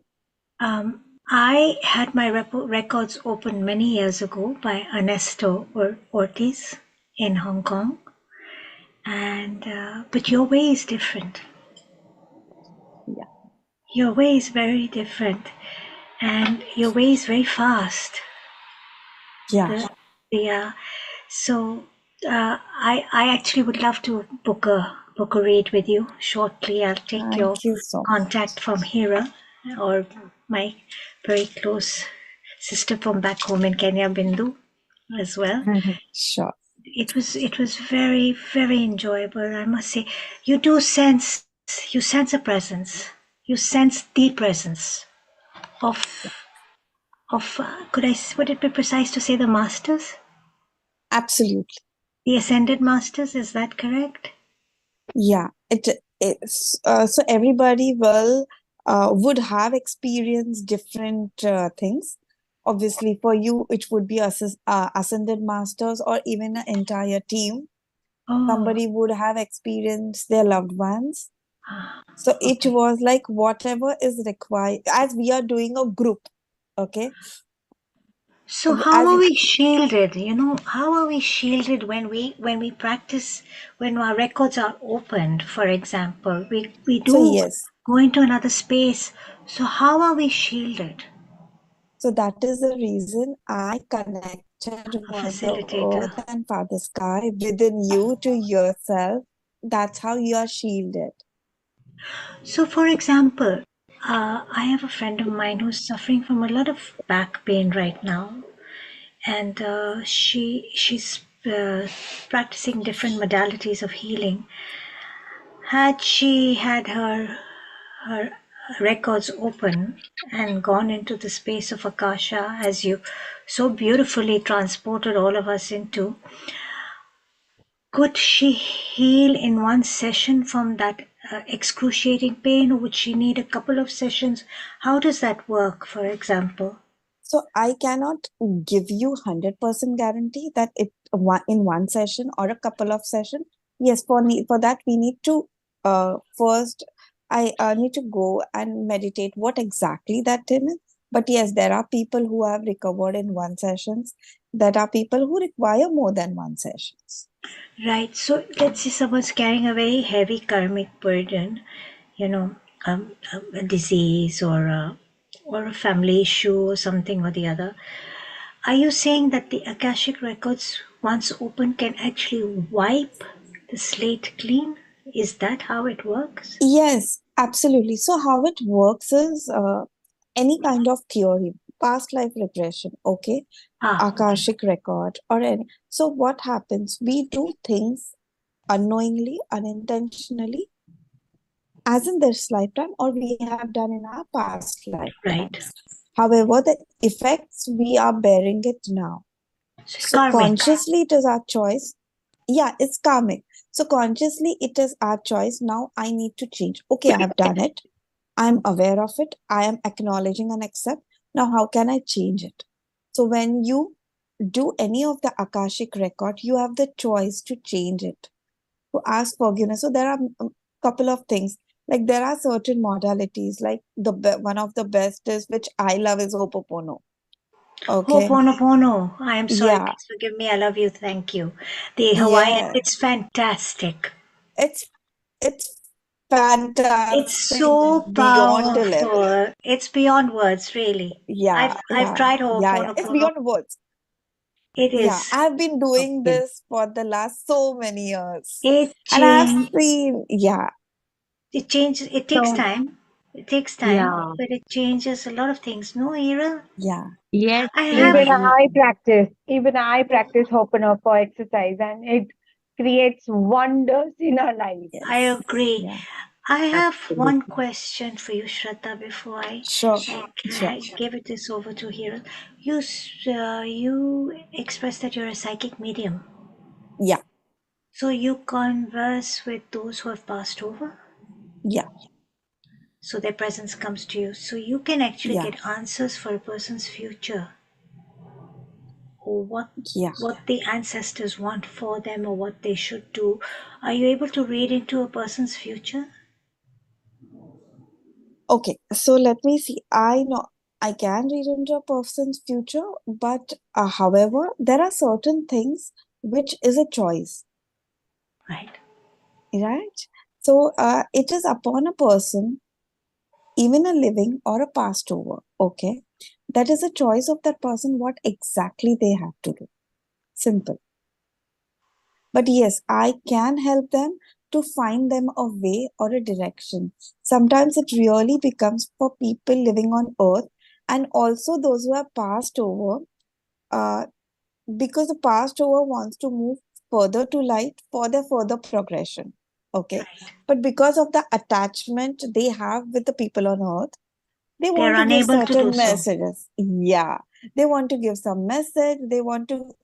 So, for example, you're crossing the road and somebody, like, don't cross, it is not good. And they are trying to tell you. Okay. So I But think as human beings, I'm only used of hearing from a phone or a person. So I think Hiril and Bindu will agree with me that when our ancestors or loved ones visit us, we will find a symbol of their presence, either a feather, Yep. Yeah. or something Yeah. that they loved, or Yes. something. God, I felt cold when I said that. So there must be Yeah, something. so Seema, I'll tell you the Definitely. experience about what she did it at my place. She had come. We are together in healing modalities and all. And we have just experience about the trance healing she had done for my mother-in-law. mother-in-law told us a lot of things to her, what to need to be do. And after that, things have changed. I have done it, something where she told me to do it, the past ones, what she wanted to tell me, and things have really changed. So basically, I like to tell everyone about it. That's a different modality over here in this globe women, that it's not only what we see physically, but we definitely have beyond that what we can heal, and that can be a part of that. You can be healed beyond what you see. Bindu, is So there a chat or something about the healing modalities, about sessions that are online or group calls or something that I could be added onto? You want to add in the group? I would love to. I, yes, yes. We, Please. we will look. I'll look for it, and I'll definitely add in the group. yeah, Thank and you. if This is what I'm looking anyone for. wants to, yeah. So much happening in the world, and the world is Yeah. shifting so much into a different dimension. I believe this after COVID, we are shifting into a different dimension. Yeah. We are going more into Akasha in a way. Yes, Yes, yes. Right. absolutely. Really a great what women into different field and what their beliefs and it's so amazing to know all different women from all the different part of the world and what amazing work they are doing and what amazing Yes. contributions they are giving to the society. And I'm so proud on myself and Hiral that we have connected with such powerful women on this platform all together. So thank you everyone for contributing so much. Wait, And wait, we still have many. Bindu, don't say thank you more. no, but I Right now still we have many people. I can't stop saying like my heart is full of gratitude that so much to share, so much to learn, so much to experience the new modality and the new thing what we are not into it, and definitely we should go for it and learn about it. And thank you everyone once again for all the contribution what you all are giving on this platform. Thank you, And big heart Shraddha. It to Thank was you. Seema. amazing. Big heart to Seema. Seema is our Post. senior post on Healing Our Earth family, and she is also like Amrita. Can you just introduce her with her new family member, please? No, I am because of all of you, and we are because of each other. That is the Yes, yes. that She's we a have. wonderful soul to connect, very pure, very divine, and really amazing to connect with her. Yes, And yes, we yes. both share a story, Bindu, because we've both lived in Kenya. Yeah. And Hero, you were recently in my country. Yeah, absolutely. So that's how we connect so very well together. And Yes. she's always there to help us, guide us, and so do Amrita. And there is Vaishali is not there, but she's one of the huge contributor of Healing Indeed. Our Earth family. And I GLOWomen. must say this, it's in India, it's amazing. I know it's not that late right now, but very often our shows are so inspirational and captivating that we go on till late in the evenings and we don't want to leave, and everybody wants to learn more and more. And our wonderful, beautiful, I want to call her a diamond, You know Amrita, what, Seema? has a That heart. Yeah, means yeah, shake your head now. We has is like a, this little gem who is just so present for all of us all the time. you know, Yeah. Seema, me and Hiral was talking about that how we will stay for 3 4 hours, how it will go, Oh how no, we it's will so manage. easy. And imagine it's 9:30 and we Oh, it's are so 9:30 in India. exhausted. Look at that. Yeah, since 6:30, it's 9:30 right now, and we are still waiting people to come and share their knowledge, and we are so like and grow with each and every one of you. So it's so amazing. This is what the Yeah. show is all about. And look at the group of lovely women we have today. We have Shraddha ji, who does the Akashic records. We have Neha ji, who's a guest TV writer. We have Roshni Shanaz ji, a guest contributor. And of course, I've heard of Divine Foods. We've got Rupal Doshi ji. Welcome and thank you for being with us today. Aren't we lucky? Thank you, Seema. Thank you, everybody. Ladies, you are doing a wonderful job. We have located Dr. Preeti Dal, so we have found her now. She signed with different name, but we know who she is now. Preeti, if you can make your landscape video, please. You are on a portrait, so you can see on the screen how everybody is. Just flip your camera, and same with you, Fatima. Fatima, just flip your camera. Yes, that's it, Preeti. That's it, Preeti. Fantastic. Pretty shortly, we are coming to you. You are a wonderful soul. We want to chat to you. Roshni Senaz, thank you for staying around. We are going to chit chat after this. Shraddha, just before you go, do you find there is inequality between women and men? With the latest episode that has happened, it is very difficult to say there is equality between men and women. Okay, and yeah, there are things that happen. There are circumstances and there are situations where yes, the equality, uh, the difference or the disparity has reduced to an extent. However, complete equality, which we call a 50-50, where there is no distinguishing factor between a male and a female, and they are not opposites to each other, but they are compatible to each other. That has not happened. Thank you, Shraddha. Shraddha, stay around.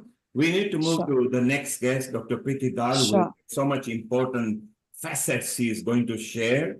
So, Hiral, let's introduce Preeti and we have a chit chat with her. And then we go to the next guest and we will still chit chat. So, over to you, Preeti. Please introduce our next wonderful guest. Sure. Thank you, Neil Kumar, for this. And I'm very excited to introduce Dr. Preeti Dal. I was waiting for her to come. And she's my uh, favorite and truly empowering woman, which I know about her story. And we were together, and we both started our healing journey together. I think decade back, 10 years back, or 11, 12 years back, right, Dr. Preeti? And we were together, and where I am and where she is right now, we are in a different, very nice way where we were and where now we are. So basically, welcome, global namaste, Dr. Preeti. She's very busy, but she still wanted, to come to our healing our earth. She wanted to inspire other women because she is a truly inspiring woman in according to me, because I know her very well. Of course, we all are, but I know her personally. So she's gorgeous, she's beautiful, a pure soul. So let me introduce her right now. She is Dr. Preeti Dal. By profession, she is a dentist, but however, she has a passion for all the women who is delivered later. What you say, it's a prenatal and postnatal fitness expert, and she's a postpartum doula. I don't know how to pronounce that. You will do it.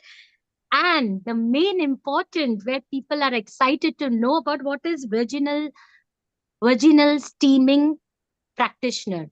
This is something we are looking forward to know about that. What is it exactly? And it's like you are no fear to tell about this in public and writing about that vaginal steaming practitioner. So over to you, Preeti Dal. We are looking forward about you, what you are in. Namaste, Hiral. Namaste, everyone. Thank you so much for having me here. And like Hirul was saying, it is not just me, it is each and every woman. We have been through our own journeys.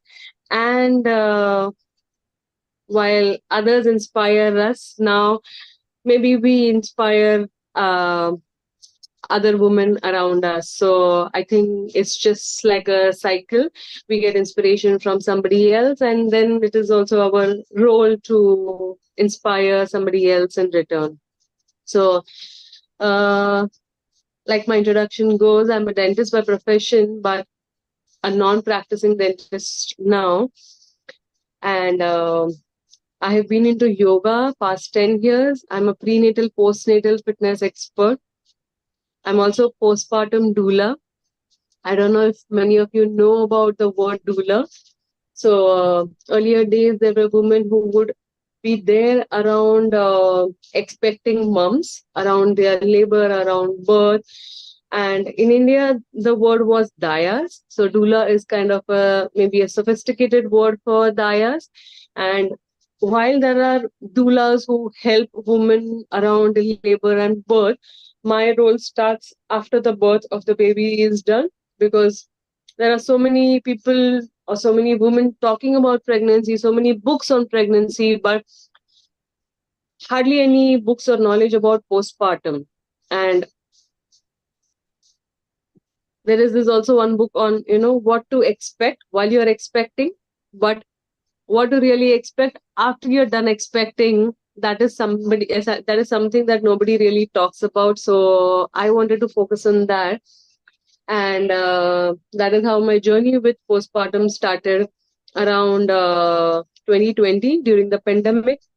And I wanted to explore the rituals which we follow around postpartum in India here, when it comes to healing, when it comes to the 40 days rest that we take, or the 6 weeks rest that is that our ancestors would say that this is the kind of rest that you need to have.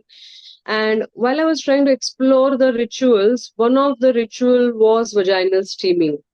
And I've had this in my family, where my aunts and my grandmothers, they have done this around their postpartum. So I knew about this practice, and I just wanted to understand more about it, that how does this help a new mother, and how would it heal a new mother after birth. So I started reading about that. I came across the whole kind of a subject on vaginal steaming. And then I realized it was not just for postpartum, but for each and every woman, right from teenage to menopause, with or without any kind of menstrual related issues. So if there are women who don't have any kind of menstrual related issues, they can still steam. If there are women who have issues like PCOS, fibroids, cyst, endometriosis, irregular periods, long cycles, no cycles, itching, anything you name it, and steaming can help you with that. Amazing, right? While our Wow. first option is to Wow. go to a gynecologist, and the gynecologist would give us medication. I have been through the same. I had cyst and endometriosis myself in 2019, and first instinct was to go and see a gynecologist, because maybe they are the right person to suggest us what is the right thing to do. And the first thing that they suggested was hormonal pill. So one gynac told me, either you conceive, have a baby, or you start with birth control pills. And my cycles were regular. It was just that I had terrible pain mid-cycle, and which is why I went to see her, that what can be done. So which is why, knowing the side effects of birth control pills, I didn't want to get into that. And we had just lost a child 2 months ago, so I didn't want to have another baby that soon also, before healing myself. So I didn't start with any medication. Instead, I tried homeopathy, thinking that homeopathy would help. And the homeopathic doctor had told me that in 6 months your cyst will go away. And I went on for 6 months, no change in my pain, because I was trying to gauge the kind of healing that I'm having, or how better I get from the intensity of pain, and there was no change in the intensity of pain. So I stopped the homeopathy. Next year, again, I went in for a sonography to see where I stand, whether the cysts have dissolved by itself or whether they have grown. They had grown slightly more. I changed the gynecologist, went to another gynac, and she told me, you will have to start with progesterone tablets. If and when you want to conceive next, you will have to do a laparoscopy. Again, I didn't want to get into that, and it was just a couple of months before I came across this practice of vaginal steaming, and then I said, okay, let me just try this for myself. And I tried it for 1 month. That is just 3 to 4 sessions. And that terrible pain that I had mid-cycle for almost 1.5 years, that went away like magic in just 1 month.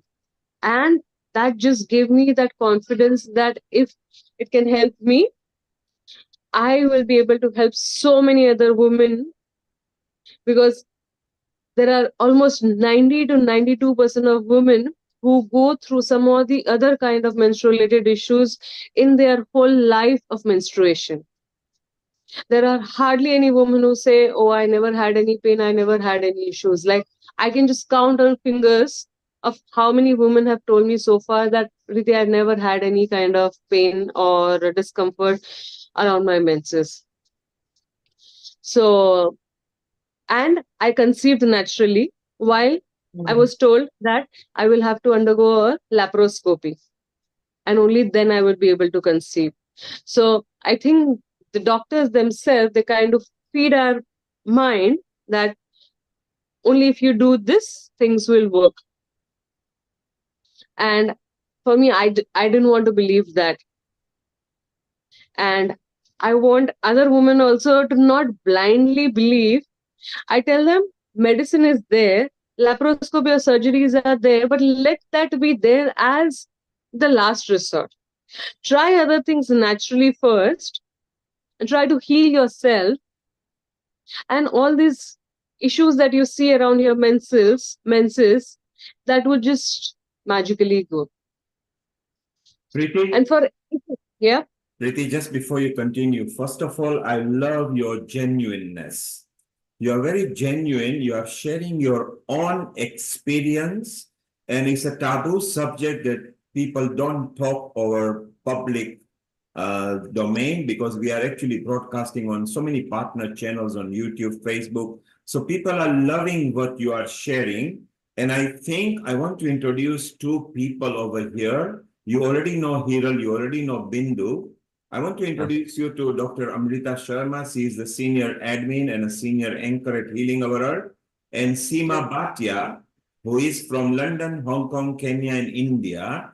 She runs, and she will be running a big project called Pavitra, which is to do with menstrual cycle and pads and educating people. So the beautiful part, Preeti, about you is not only did you go through the harrowing experience, but you came out of it, and now you're bringing education through personal experience. So it is not just from a theory, it's from an experience, and it is a subject that people are shy to talk. Your genuineness shows that. I've also seen you got mehndi on your hand. So it seems that you are still womanly and you love the women facets that goes with it. I want to ask you one question. As you're going through, you never gave up the hope, you conceived, you are a mother. Why have you left dentistry? Because I felt there are so many dentists to do dental treatments, but there is nobody to do this kind of work that I'm doing. And in India, I am the only certified practitioner here who can help women do this practice and make the herbs and send it across to them so that they heal from their menstrual related issues naturally. So, Preeti, here is a proposal, okay? Just to correct you, there are not many dentists on the earth. And in fact, so many countries are now so starved that they are looking for other country, and United Kingdom is one of them. They are short by 25,000 dentists in just 60 million population. But you are right. In the project that you want to lead now for the next 30, 40 years, you've got more than 45 years, 50 years shelf life left. You will be very instrumental because right starting from young female who get scared when they first get their periods and menstrual cycle to the current time where the African countries and other underprivileged countries who needs help and education, we are going to produce a special episode to do with menstrual cycle and menopause later. Maybe Seema and Amrita, together with Hiral and Bindu, will be in touch with you. You have done the project Womb, which is how you title yourself on your Instagram as well. I think you will be very instrumental. So say hello to Seema here and Amrita here and take it away. Over to you before we move to the next guest, Fatima, who is waiting. I'll hand you over to Amrita first.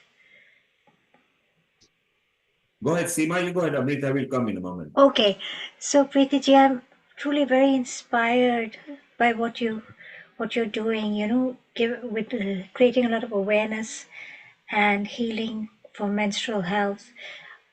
Leaving a career that you're so comfortable with, being a dentist, and it's of course a very successful place to be, being a dentist and being in the medical profession, and suddenly taking this more holistic approach requires a lot of strength, and you're very brave. So I want to say kudos to you. I admire you, and we're very proud of you. So I see you as a medicine woman, you know, who's bringing all this ancient wisdom to to today's modern woman. Really, I love what you're doing, especially the facet of yoni steaming. This is something that is practiced extensively in Hong Kong and in Indonesia, Bali, and I believe I have been told that the benefits are amazing. Totally. For not only for your postpartum recovery, but for women's menstrual and sexual health as well. You know, there are lots of herbs that are incorporated, etc. So I really love the way the world is embracing all of us going back to our roots. You know, the origins of yoni steaming really can't be identified where it came from, but some say it originated in India, others say Indonesia, others say in Korea, and some even say in Africa, my continent of birth. I'd like to share with you a little bit about a menstrual health project that I am taking a lead for. It's known as Project Pavitra. It's an art of living and an international association for human values initiative. And the project is huge already in India and extremely successful through the art of living. We are Project Pavitra UK Europe, and we will be working very closely in Africa. The condition of the rural girl in Africa is not the best place where she wants to be, especially in regard to her menstrual health. There are girls as young as 9 who start menstruating. They have no awareness what menstruation is. They are surrounded by so much taboo, you know, regarding menstruation. They can't go into the kitchen. They can't shake hands with a boy because they'll get pregnant. Some, in rural schools of thought consider it as demonic. So we facilitate a 3-day program, a program that runs over 3 days, where we teach them mudras, asanas, the correct diet, give them a lot of wisdom regarding menstrual health, create a lot of awareness, you know, how to protect themselves at this young age, how to deal with their menstrual pain, you know, with the mudras and the asanas. And the program runs over 3 days. We create facilitators in schools. We have a training program. But the beauty about our program is it's not that we have an 11-day program. We give the girls the pads and say, hello, bye-bye, we're done with you. No.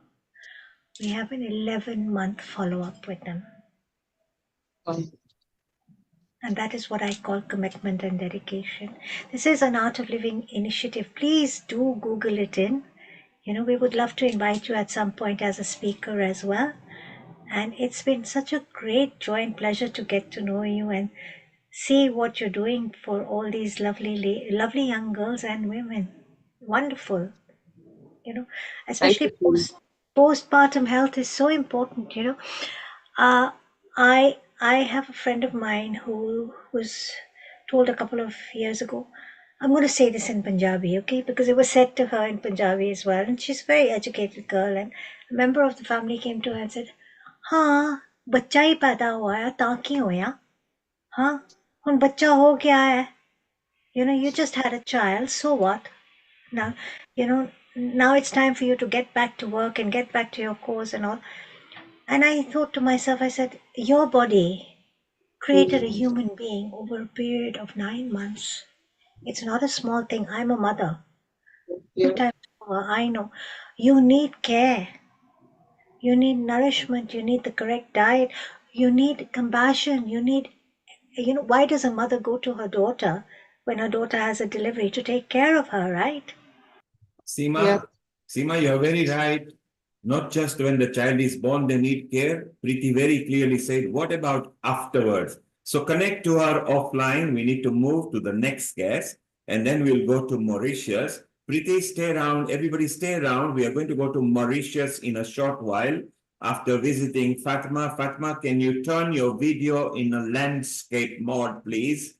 The notes were sent to keep on a landscape, please, so it looks good. So we're going to come back, and Neha will chit-chat with Mauritius as well, where Gayatri will be there, our coordinator there. She's going to bring Project Hope next Women episode. So we will announce that. Seema, you connect through Hiral and Amrita and connect with Dr. Preeti because she has got a factual journey that she can share. Preeti, we are very proud of you. You can smile because you are a dentist. I'm sure you got a pretty smile too as well. So thank you very much. Amrita, your comment, and Hiral, let's move to Fatima so that she can tell us about interior. Amrita, your comment, and we move to Hiral. Over to you. Thank you, Neil Kumar. What a wonderful day. Thanks to Bindu and Hiral for bringing up so many lovely faces as well as so many beautiful talents into it. And that's what I love. In fact, what Dr. Preeti said is one of those traditional therapies which we have been practicing from time to time. In fact, I still remember at rural areas now also we practice this kind of a thing where we call it as Uttar Basti Dhupan of Yoni Dhupan as well as yoni treatments, which are specialized treatments of herbs as well as other kind of modalities which are adapted for the women for different kind of things, which is really a very nice. And what fascinated me was the sweet word of these things, which has added up to the modern tech word to know and add glory to it. So I think that is what is required in the traditional system of medicine and being a medico in this field, treating people with the same things and people getting effect. In fact, I myself have been following in my postpartums all these things which I believe are very useful. And in turn, the project Pravitra that we are going to launch in Africa with the Seema ji and with other people will definitely run on a successful mode with all these modalities. And now let's go to Mauritius and hear from our lovely. Okay, we are not going to Mauritius. We are still sticking with Fatima, and then we are going to Mauritius.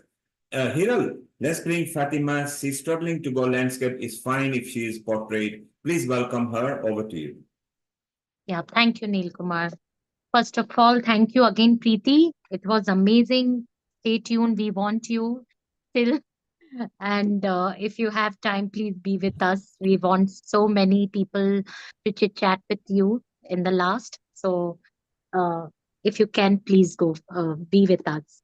So coming up to Fatima Raj, our Mother Teresa of Rotary, you can say. Uh, so welcome, Global Namaste, Fatima. I would like to Namaste, introduce namaste. her. She is a proud homemaker.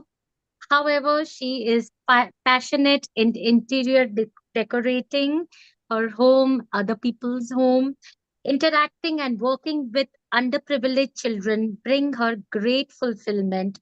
That's why she is active, very active, involved in our Sobo Rotary Mumbai organization, and she provides her with wonderful opportunities to contribute to the community.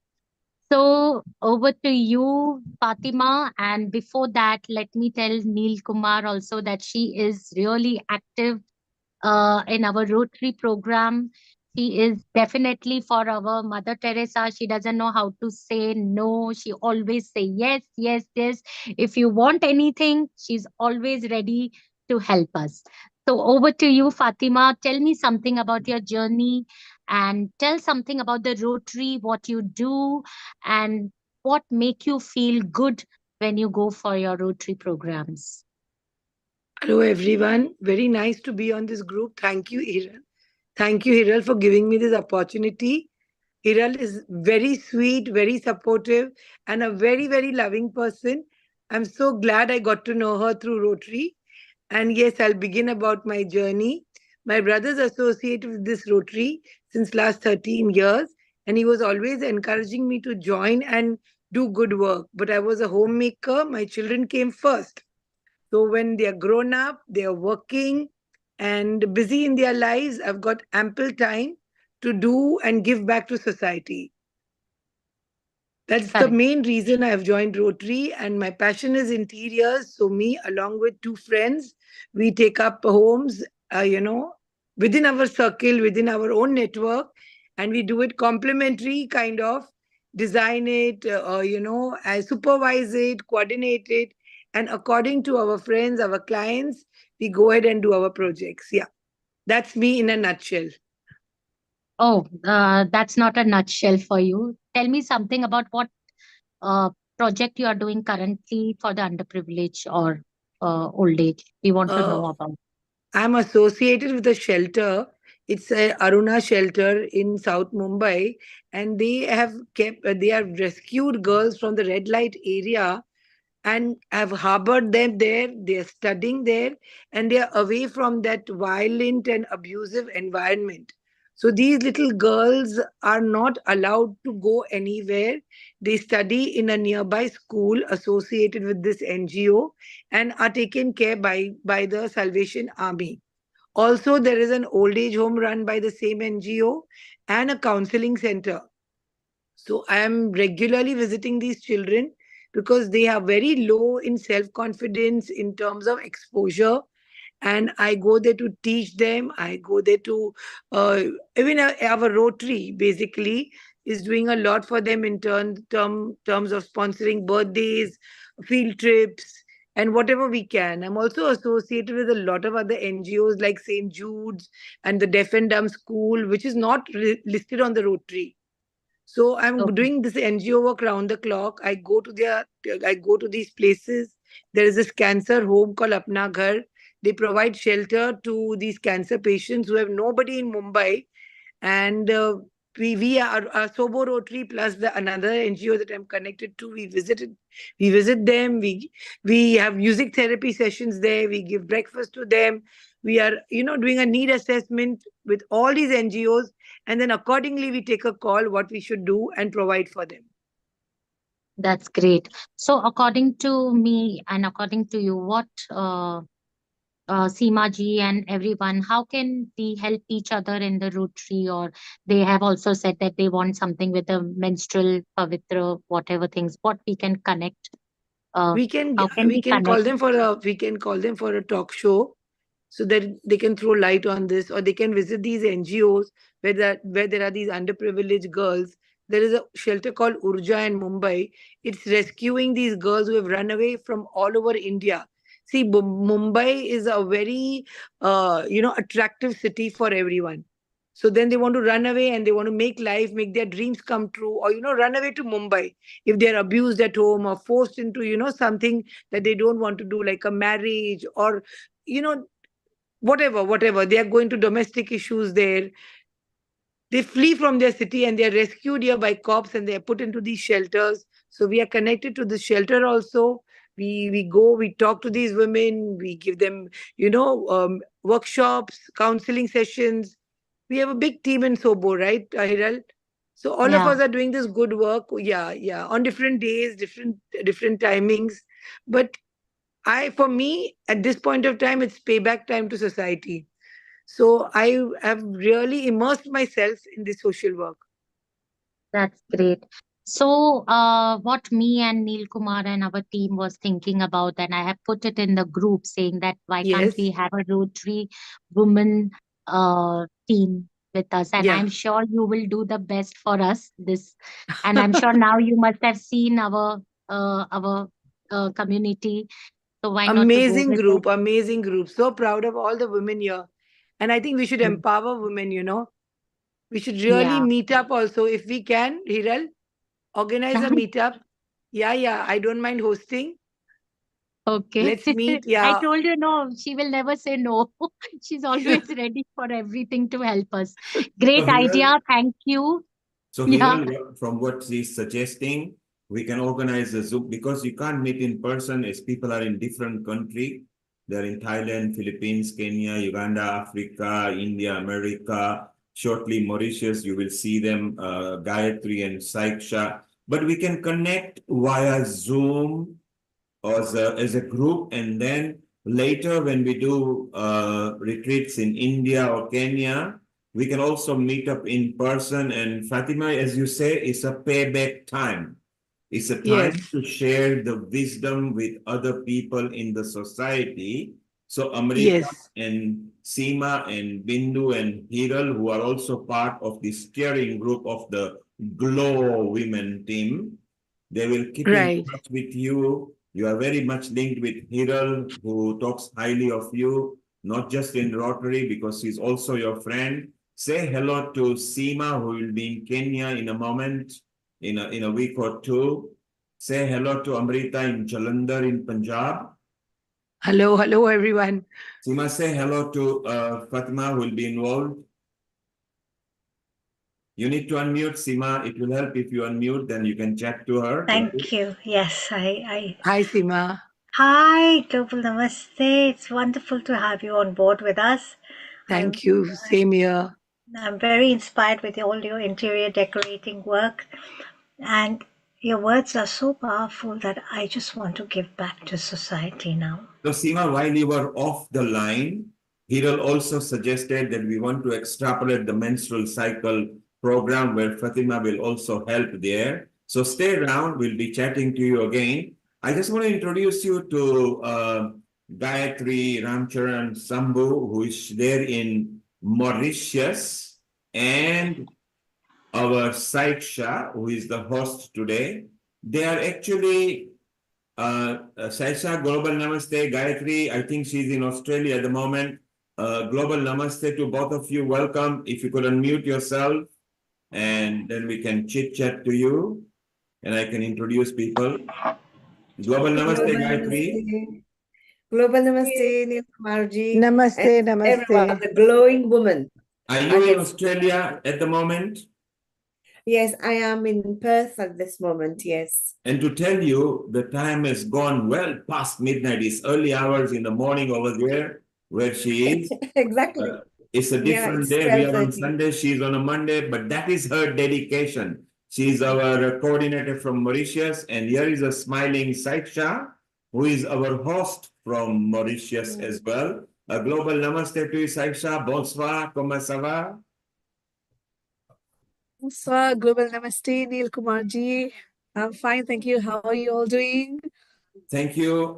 Fatima is gone, but I wanted to introduce you to her. So I'll introduce you to Hiral, Bindu over here, and they will be in touch. So we want to build one family. Rupal is here. Again, this will be useful, Gayatri, when you go back to Mauritius. Rupal is the owner of Divine Foods. She has found nice spiritual alternative food. Seema, you were aware when Rupal was there. So Hiral, Bindu, can you put Seema, because Seema is our kitchen episode producer and a celebrity chef. Rupal, keep in touch with Seema and we extract some ideas of recipes. And Gayatri, maybe we can bring these products in Mauritius later next year because she is the owner, so she can work out the distributor rates. And more than that, if you remember, we had the environmentalist you brought, Gayatri, 3 years back. It will be very nice to integrate the farm, and she has got a project. So I think we've got, okay. So that's what we try to do at Healing Our Earth. We actually group people and into the products. So Seema, Hiral, Amrita, stay around. Amrita, we wanted to make an announcement of the next Glow Women episode. Let's tell people what it's about and welcome Saiksha and Gayatri. Over to you, Amrita.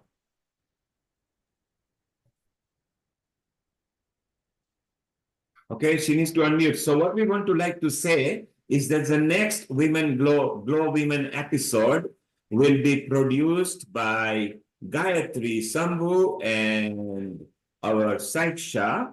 Saiksha has lost the signal. And that will be on September the 18th. So congratulations to Gayatri and Saiksha that they are going to be the next hosts for the and the producers for the next episode, where Gayatri is going to bring human values. Gayatri, let's start with you telling about human values, and then you, Saiksha and Amrita can chit-chat. Over to you, Gayatri, in Australia. Yes, global namaste, and thank you so much for giving us this opportunity, Neil Kumarji. All of us coming together, and especially from different parts of the globe. Thank you so much for giving us this opportunity, Dr. Amritaji. And definitely we've met Seemaji, Fatima, Hiral, Rupal. It's beautiful to hear so much you are doing. And it's at least we have Neil Kumarji who has given us the opportunity to know what you're doing in the different parts of the country, of the world, and bringing your contribution. And that is amazing, really amazing. And it deserves our tribute and our admiration. And really you glow. Yeah. And of course, this platform as well is giving us the opportunity to this networking. And hopefully, as Anil Kumar just mentioned, on the economic part as well, entrepreneurship and spirituality, all these networking among women will bring strength. Why I'm coming with a woman? Because I wish to bring something very special, like women do a lot, do so much. But I mean, Neil Kumarji, he is exceptional. But sometimes women do a lot but are not being recognized. Many a times.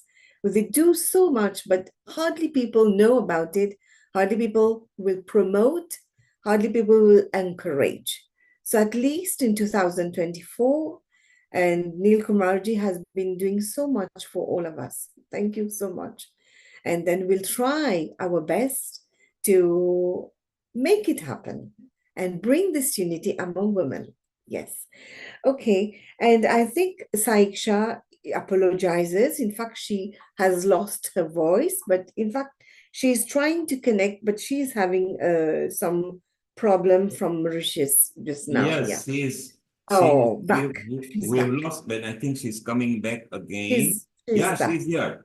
Yes, Saiksha, you need to connect your audio. She's connecting her audio. So Gayatri, while she's connecting the audio, Amrita, let's tell the world about our Gayatri. Gayatri is also accoladed by the government of Mauritius.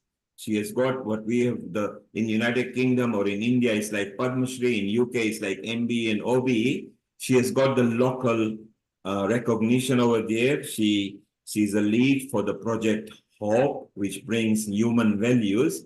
And for the next episode, which the Saivani, Saiksha, and Gayatri will be producing, they want to bring out the best of human values in the women, so women can help the men, as Gayatri said, that women are either equal to men or slightly better, but not equally recognized. And that is what Healing Our Earth in the Glow Women wants to do. And Saiksha has lost her signal again. So that's fine. We will be here. So Gayatri, tell us first. I'm very keen because in pandemic you used to bring the project hope. In fact, you bring to hope to the people. And Amrita, you are very close with Gayatri as well. First of all, you can introduce her in your style, then chit chat, and let's tell people about the next women episode. We are very keen that the women organization will be running on its own from next year. So Amrita, your thoughts and the project that Gayatri wants to bring as a human value. Thank you, Nilkumar. Gayatri ji, very warm welcome and a global namaste to you. I fondly look forward to you to see you in every episode, but especially in the women episode, because I think women episode would be incomplete without you, because you have lot of other things inside you, being a mother and a professional lady. You have been doing a lot in Mauritius related with not only human value projects, but also with social service, as well as helping people to find the real truth of humanity on different grounds, as well as you're also linked with so many religious organizations, social reforming groups, as well as NGOs over there. So I want to know what all activities do you and your organizations do for women in different forms, like in form of women empowerment, or giving them employment, or training the girls, or educating for different things under this project of human values. Over to you. Thank you. Thank you so much for this introduction. आप बहुत सुंदर लग रही हैं. I want to say in Hindi. Oh, thank you. Especially your henna. Can we see another henna? No. Tomorrow there's a performance. Tomorrow is what? There's a dance performance. Dance program. You're going to perform. Yes. Good, tomorrow. Oh, please tell us about it. What kind of dance program are you going to perform? And then you take up the question. We'll keep it as a surprise for next week. Okay, Janmashtami right. Then we're going to Janmashtami. I'll try. Yeah, Janmashtami will come we'll give a 5 minutes. So it is said that the local language basically has a lot of truth in it. So I could not resist, and I had to say in Hindi that bahut sundar lag rahi hai. You got this. You see, women also, they can observe even the details. Even men sometimes they can't see. Right? You see? Yeah. Excellent. Yeah. So, Saiksha, you're back. I'm so happy. We have Saiksha as well. Yes. Hi, Yes, Saiksha. Hi, global namaste, Amrita ji. Global namaste to namaste. all the glowing women today for the most special episode about women. Saiksha, I want you to meet Bindu and Hiral, who are the episode producers of this episode, especially from Mumbai. And we have Neha Singh. Also, she is a TV guest as well as a writer. I want you to meet Rupal as well, who is the owner of Divine Foods. And we have so many ladies, Lata, as well as so many ladies who have joined. And let's continue up with our discussion of Seema ji is back with us. So let's continue with the discussion of what makes things so special and what is happening in Mauritius. So for the time being, yes. Yeah, Hi. Yes. Hi, all the women. I'm so happy to be part of the program today. I'm so happy to see that you're so beautiful and glowing and shining in your lives and making the whole world and making all the women proud of being a woman. From the kitchen, in the workplace, and in all the professions, we have always excelled. So the women keep shining. Yes, Gayatri ji. Please. Yes. So Yes, when I would she like to said share the from the PowerPoint kitchen, because my mother has a PowerPoint presentation. So I'm going to share it, yeah. and then she can continue with Just the a moment, just a presentation. moment. I'll say a few words before I'll tell you when to share. In Yes, fact, sure. when she said from the kitchen, we have to have a special prayer for the woman who is in the rocket. Remember, she's in NASA. Yeah, has she come back? I remember I was just watching yesterday.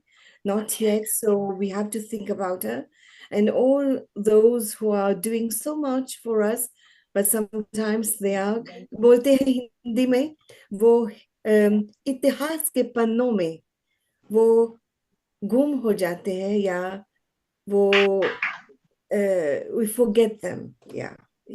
So these are the people. In fact, what we do in Mauritius, everybody is doing the same. I know all of you, I've heard of you.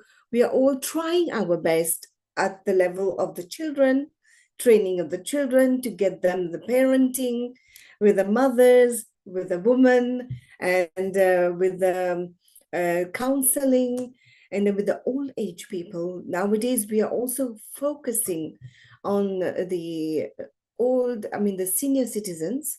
Especially, it's not that the parents, the adults, children want to leave them, but the work has become in such consuming the time of the young adults that they hardly have time for themselves. So they need to send their parents in homes. All right. So at the same time, we do go and visit them, visit the parents, because as Neil G mentioned, the Hope is one of our main project, which is going on nowadays, which means HOPE, honor our parents every day. So from children, as we grow, we still have our parents, okay? So we'll still remain a child for our parents, even if we are adults, okay? So we do go with our children, with other people, with youngsters, to make them understand the role that parents played in our lives and their duty towards us, of course, but our duty towards them, because they deserve our love. They don't need much, but they deserve our time, a little attention, a little touch of love. Okay, they don't need valuables. They need our values and time, right? So that is one point. Secondly, we run our academy, like Saiksha mentioned. It's the EHV Star Academy. The children, Saivani, Saiksha, and the whole family, we run it. And that is also with the dynamic parenting. And we have the leadership program. In fact, these are the two parallel programs going on, leaders, because today, where the world has reached, we have reached a point of time where the world do not need very, very intellectual people, because highly intellectual people are creating sometimes, do not generalize, but many of them are creating havoc to the world, destroying, ruining, hacking, cybercrime. So many things are happening, not by farmers. It's happening from the high-tech people, even the, as we say, the artificial intelligence. Yeah. So at the same time, the leaders that we have to choose today, I think you all know, the leaders should come a woman. Even in the UNESCO, even in the United Nations has been mentioned, if we really want peace in the world, the woman should be not kept aside now. We must bring in the forefront at the highest leadership position, women, because women have already, they have been gifted by so many values. So I want to share one of the programs that we are running, like the Women Inspiring Leaders. They are inspiring leaders. And yes, Saiksha, you can share it for me now. And I would like to ask you, have you heard of a lady called Jhansi Ki Rani? Yes, sure. Have you heard about a lady called Ahilya Bai? Yes. Yes, Gayatri, they are very famous. Amrita, one or you other, please respond. Unmute yourself. Over to you. Thank you. Yeah. So Ahilya Bai Yes, is yes. one very, very famous lady, but not been given her so much of acclaim to the world. And she is not, we're not mentioning freedom fighters right now, but we are talking about a lady who has been a great leader. And what are the qualities that she has?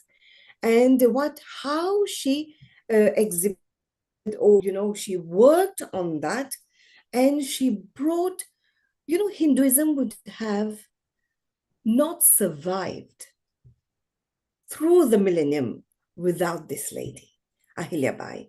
So I will ask the permission to share the PowerPoint, just a few slides, and then we'll go back to and you will see all of you having those qualities. So we all who are here, as Neil Kumar ji is saying, I'm sure someday, sooner than we expect, we will see our women at the highest level. Even who we are seeing today, we will have to take the lead. The youngsters will have to take the lead of the nation, of the society, because peace is not going to be brought by, I'm not saying men, but it's going to definitely be brought by women. Yeah. So Saiksha, can we have the PowerPoint, please? Is she there? So Gayatri Saiksha is Yes. struggling with the signal. She is not constant signal, so she's off at the moment. She will come back in a moment. But I have this here. Can I share it if I? Yeah, you are a co-host. Yes, please. You can share. Are you getting it? Can you see it? So if you go to the green button, bring it on Yeah, your screen, then share the screen. Yeah, I did it. I Here think it she's having. is. I'm sharing it right now. Yes, we've got the Can you screen. see? Now let's see. Yes, we've got it. Yes, Oh, we got thank it. you so much. And if you maximize the screen, so you look near the cross, there is a, yes, beautiful. Yes, perfect. You Oh, don't thank need you. Saiksha, Gayatri. It's I did beautiful. it. I did it. Even at the time, obligations, it has to happen finally. Yes. So, women inspiring leaders, the architect of the nation, all of you, and peacemakers, fountain of human values. All right. And as we mentioned here, the Queen of Malwa, who rebuilt temples which were destroyed by invaders. Just in a nutshell, this Ahilya Bai Holkar, she ruled Malwa for 28 years, right?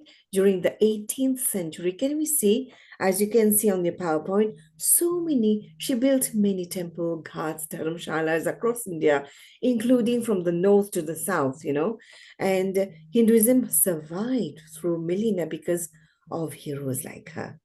So, yeah. So this Maharani Ahilya, this legacy, that's why I say, what did she have? She was remarkable, because you can see beacons of the devotion she had, the passion, compassion, leadership. That's the commitment to the Sanatan Dharma. This is why, one point is, we may have leaders today, great leaders, but if we should have that spiritual background, I'm not meaning religious, the spiritual background, the compassion and devotion, and especially to serve everybody in humility. So this brave queen, a proficient ruler, erudite politician, 31st of May to 13th of August. So just now, she passed away in August. And you can see as well, she could devote her time also for prayers. Sometimes we do say, oh my God, we do not have time for prayers. But a true leader should have time, whether go to the mosque or we go to the church or we go to the temple. It's very important to have this background of spirituality.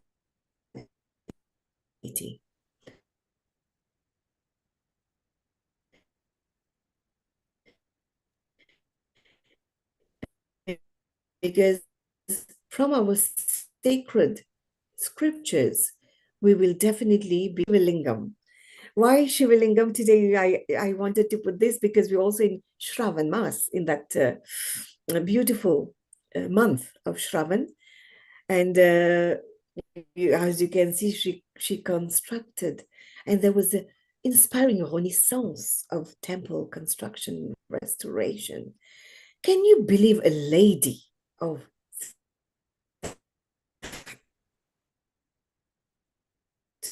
at that time, not a small Mauritius, which looks like a district, but for whole India? How could she do it? This is what, let us gather, let us try to find out what did she, what were her attributes, that if we, our leaders, our new women from the new generations, coming generations, if we can empower them with these types of values, definitely the world will come to will have a change, a positive change. And as you can see, that she was studying and she was promoting the Dharma Shastras. Yeah. And she was a guardian of righteousness. So women, we are also sometimes being called, we are Dharma Patni. We call ourselves, I mean, people call us Dharam Patni. It's beautiful. Very, of course, we know Dharam Pati, but Dharam Patni all the time, we do. Listen, and her patronage of scholars and pundits, she was encouraging to have these type of workshops and programs to promote the spirituality. And as we mentioned last year, we were there in Indore. Beautiful. We visited so many places, the sacred journey, she was supported pilgrimage. So it's another aspect, a woman leader, we can always embark. We should try to bring our youngsters to go on pilgrimage, encourage them to go on pilgrimage, because there, as so many mentioned, we'll get the positive energy, the positive vibes, which are going to cleanse ourselves and then give us another energy to continue our work. And she also, initiated women entrepreneurship. And as you can see on the left, the handloom weaving Maheshwari. Yeah. And she encouraged the social welfare and charity. Compassion was woven into every facet of Ahilya's rule. Yeah. So compassion, because we can see sometimes people say, oh, we should rule with our mind, not our heart. But I don't know. I do not really believe in this. I think the mind should consult the heart. This is values, If the mind consults the heart, definitely we will use our vivek. Vivek means our power of discrimination to good, not only for us and our family, but good for others as well. So that's her benevolence radiated particularly towards widows, orphanages. I mean, she did so much, this little lady, and she was a widow. That's incredible. Sometimes we say somebody, a widow, or we lose a child, and he lost also his son, but still she continued. She persevered. She forged ahead for her country. So these attributes is so inspiring that maybe if we teach, we tell, we relate to our youngsters, and especially the women, because if women of 18th century could do that, in 21st century, the women are even more capable to there's no limit to what we can accomplish now. So Ahilyabai Holkar's reign remains a golden era marked by her dedication to Sanatan Dharma. Eternal, okay? It's eternal. It's not only for Hindus. This Dharma. So remembering this legacy of India's finest ruler leader, spiritual leader, administrator is our duty, our Dharma. The forgotten, brave, inspiring, fine women leaders of India. So this is, in fact, it has given me so much of inspiration that even when I'm not well, even anything happens, I drive my inner power, my energy, driving, invoking the energy inside, the spirituality inside to continue. So this is how even to, is it like this? Is it okay? I'm back. Can you all see me? Yeah, Okay, your okay. screen still It's kind sees of, the PPT. It shows. Yeah. how can I get rid of the screen? If you just Problem. stop your Stop screen sharing. there, Stop sharing. keep on talking. If you can't, I'm just going to help you in a moment. Okay, Don't worry. all right, okay. So I was just mentioning that whenever I feel I'm having some issues, problems, challenges in life, I see if those people at that time alone could achieve so much, and not for themselves, but for others. So this has been our driving force in Mauritius. As Nilsa, even I'm not well, but I'll still try to catch up. Saiksha lost her voice completely. In fact, I was telling her, will you be able to come? She said, yes, I'll try to. So we're trying our best, our small break, our small contribution.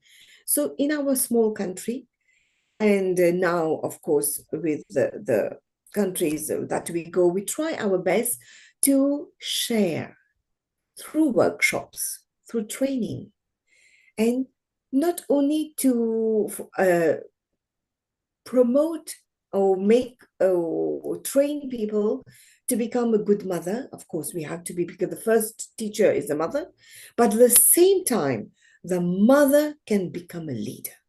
And not only leader at home, not in the profession, at the office, but also for the nation. So this is very, very important. I would love to see one day one amongst whom I'm seeing today, we are chatting today, you will become those, how do you say, leaving a legacy behind. And the whole world would, in about maybe 25 years or later, they will be having your PowerPoint, sharing your PowerPoint and saying, these were the leaders, these were the women who have been giving us the inspiration. So this is what we are trying to focus nowadays, because the world is going into really havoc and into pieces, and the war will be already started, but we need to have the peace in the mind, spirituality, meditation, yoga, all that we are doing, and to still and continuing. Yes, thank you so much. I hope it didn't go overboard. Thank you so much. Gayatri, you are very right. We need to start now. That's why the GLOWomen are there for the 22nd century, because if they can start now, we got 175 years. Most of us will be gone in 50 years' time. But we can leave a legacy for the current generation, a better legacy now. The GLOWomen can lead from the women's point of view, because women don't have to fight with men for equality. They just need to educate them nicely that, hey, you are good, but so are we. Let's play a fair game. And you are very right that we need to start young now. And look how young we are. Look at Bindu, just in 40s. Look at Hiral in 40s. Look at Amrita in 40s. Look at Neha. I mean, she is a lead for script writing for some of the most viewed serials in India, and because of a vast population, The Parota TRP is bigger than any nationality on the earth. And that's our little Neha. You know, she's so young that she has done such a good outreach. Look at Rupal. She's actually on now a food manufacturing plant that she's going to share with people. And the affinity with people like Sharon and Asha, who is coming soon, who are senior to these junior girls, and they've got affinity to India as well. So isn't it nice that globally we can unite and we can start leaving legacy? Because the motto of the GLOWomen is the women uniting now for a better world for 22nd century. So maybe it's, Gayatri, it's nice that Bindu and Hiral are part of your steering group. You are live here now on the screen. Say hello to each other. Neha is somebody new to you, Gayatri, thanks to Hiral and Bindu. And Neha, say hello to Gayatri in Mauritius. Hi, hello. Actually, I want to mention that I come from the land of Malwa, from Ahilya land, from Indore. And the main key factor I want to highlight about Ahilya is that she was not from a royal lineage. Okay, she was chosen by her father-in-law over the son. And at a very young age, she was a very good entrepreneur also, and she was very good in finance as well. So those qualities are which makes a leader, basically, how she ruled for such a long, for decades. So Gayatri, you brought a smile on Neha because she's a Malvian as well, and here she brings it, and now she's your close friend. And Neha, if ever you visit Mauritius, she's our coordinator there. Yes, sure. And she comes to India. When she does, Hiral and Bindu can host them and invite you as well. You are in Indore at the moment, are you? Yeah, I'm shuffling between Indore and Mumbai. Yes, you need to, because you can't ignore Mumbai out there. Well, Neha, talking about Mumbai, and shortly we will be chatting to her, is our Sharon Ross from the other side of the world in Atlantic. You know, she's in America. She's a senior host at Healing Our Earth. And even before you were born, she used to come to Mumbai and in India with Sitara Devi to learn classical dances. And now she's a full part of Healing Our Earth. Say hello to Sharon in United States of America in Colorado. Global Namaste, Sharon. Global Namaste, Neil, and everyone, all you beautiful women out there today. And Sharon, you can see, coincidentally, I was just looking, and even you are in a red and a pink and everything, and our Asha is even in that similar color. I think all the women had planned that you wanted to use the red lipstick and the pink base top. Amrita is in a pink as well. It was just coincidental. And sitting in our gallery, we've got Seema, we've got Roshni, and all you women, you carry so much aura, so much energy, that if you could just unite, help each other, lift each other, promote each other, then there is a hope. And talking about hope, for the next few episodes, the next women episode will be produced by Gayatri and Saiksha, and it is hope to bring the best of human values. So before we start with you, Sharon, and take comments from others, and all the ladies chit-chat, we'll be chit-chatting in 15 minutes again. Sharon, let's remind people what's happening over the next few episodes, and so people can join appropriately. So here it goes, Sharon. Here we go. Hare Krishna, Hare Krishna. Next week, Janashtami special. Celebrate Krishna. Joyful devotion, embrace the divine melody. This is a wonderful episode full of joy, full of celebration of our beloved Krishna. There'll be songs and dancing and stories. So please join us Sunday, the 25th of August, 2 p.m. BST onward. Kirtan and more.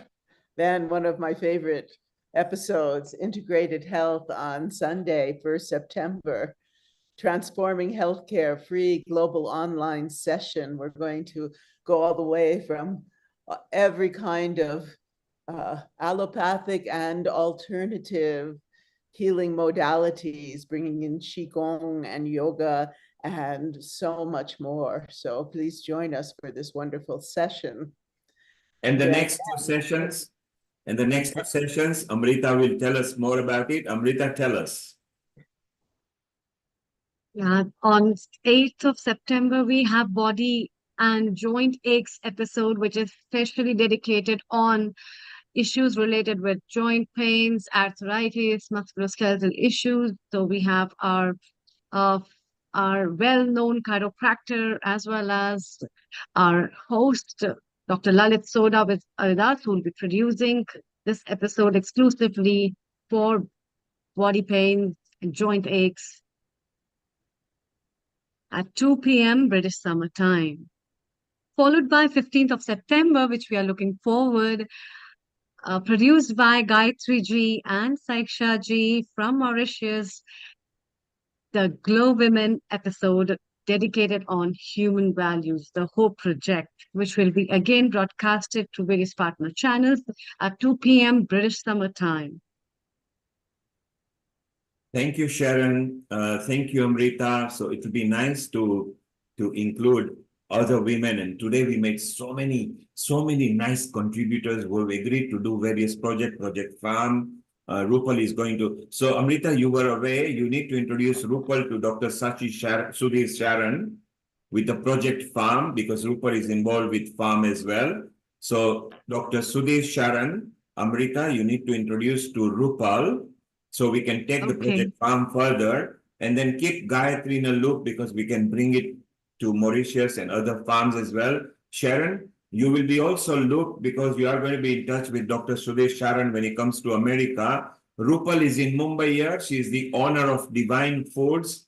Again, is something we can explore distributing in different parts of the world. And that's the beautiful part of healing our earth. We network, we unite, we promote, we combine, we help, we exhilarate everybody, because it is about we, not about me and mine. It's about we together. And shortly, Asha, keep on smiling. We are coming to you. You are a wonderful soul. Sharon talks very highly of you. Seema, you have got a comment to make. So over to you, Seema, before we go to Asha and Sharon. Yes, I just want to say that I'm aware of Rupalji's brand, Divine Foods, and your portfolio of products is most impressive. And Rupal, Seema is the kitchen head of Healing Our Earth. So she is a celebrity chef in the cruises. If you were in Hong Kong or somewhere, you'll have seen her on the cruise liners. So she will connect with you and explore ideas with our kitchen experts. We're going to go to Kenya as well. If there is any probability, we can start things for next year. At Healing, we always plan well in advance. So Rupal, say hello to Seema. Seema, you already know Rupal. Hiral and Bindu will loop you in with Amrita. Amrita, you will loop with Dr. Sudhir Sharan. We want to explore as fast as we can. Smiling is Roshni Senaz over there as well, who had a very tough time in her journey, but from the tough time where it was oblivion, she rose just like our Bindu, and today she is a healer. She says very simple thing: don't give up, because at the end of the tunnel, the light is definitely there. Neha, who is here over here as well, very young, is a very successful scriptwriter. Maybe she can scriptwrite some of our women empowerment episodes that we can go on OTT platform. So there is no limit to what we can do together. So Bindu, Hiral, you have done a superb job. Saiksha, Gayatri, we wish you all the best for the next episode. You're not alone. The whole team is going to support you. And I think we need to bring this panel back again. And then later, when we have a Facebook forum where every day you can take some subjects, you guys can run on your own. And please keep on glowing, because as you women glow, the humanity will glow. That's why the name GLOW has been chosen. So let's listen to what Asha has to say for a while. Then we will panel chat again. Global Namaste, Sharon. Our Sharon is our senior host at Healing Our Earth. She is a quantum chi producer. She produces very nice videos and also does live events. She is a classical dancer herself. She has got more than, I shouldn't be saying, but more than 60 years worth of experience. I'm giving her age away over here. She doesn't look that old. And Asha is a very close friend. Asha has got multifaceted talents, but she also does retreats. So Sharon, please introduce Asha and chit chat with her for 10-15 minutes before we bring the panel on. Over to you, Sharon. Thank you. Global namaste to you all. I am delighted, so delighted to bring my dear friend, Asha Deliverance, on today, who's an extraordinary woman in so many ways, deeply spiritually oriented, has studied Vastu, so you all know what that is, and is the creator and owner of a company called Pacific Domes that has, she's also a midwife, she's so many things, so many wonderful things that she's brought to the world. And her company, she was the creator of these, you've probably seen these kind of geodesic domes all over the world that have helped to house people, have created events, so much more. So it's just a joy to have you with us today, Asha. Thank you, Sharon. And thank you all. I am just having a sense of the beauty of each of you and your contributions. Are you able to hear me clearly? Yes. Okay, yes. good. Yes. So yes, thank you, Sharon. And I first want to say that one of my main roles in life has been to be a mother. I gave birth to 7 children, all naturally, some in quite the wild way. And I was also a midwife, so it was very much a part of what we would call, they call the woman's job, but it is everyone's job to nurture this world and to truly nurture it. And once you have raised children, all of you who have, understand that every child becomes yours, and you become aware of our infinite capacity to nurture the world in every way we possibly can. And I'm certain that's why you're all gathered in this beautiful group you have created. Sharon, I'm just always amazed with her. First off, you certainly don't look like you've been practicing dance for 60 years, other than that you look eternally young from it. And I'm just impressed with you and everything you create. So yeah, our domes are all over the world. We have many people manufacturing the similar, like, domes that I make. The inspiration came from our company. And so we are able to house the world with the least amount of material, the smallest package to ship, and yes, yet the strongest structure known to man. This was designed after the geometry of space-time. And Buckminster Fuller was an amazing, brilliant genius of the last century. And he actually was considered one of the top 80 people of last century. And I was able to study his work. I was born 60 years exactly to the day after him. In Chinese astrology, that's probably an auspicious date. And anyway, I definitely took on his work and have been spreading what I call domology around the world. And, we bring domes into relief, when there's refugee camps for relief work, when there's catastrophes. We bring the domes and they become Grand Central Station for the school, for the meetings, for the warehousing, for the food, for every possible need that that community might generate. And we've been very successful in every country except the United States because FEMA always comes in and tells us to take the dome down. Yeah, that's America for you. So we were in Haiti after the earthquake. We brought all our inventory there. Nobody paid us. We did it out of pocket with the crashing economy in the US. We had 22 hospitals, birthing centers, government buildings, orphanage, a school, clinics everywhere, implemented within 6 weeks.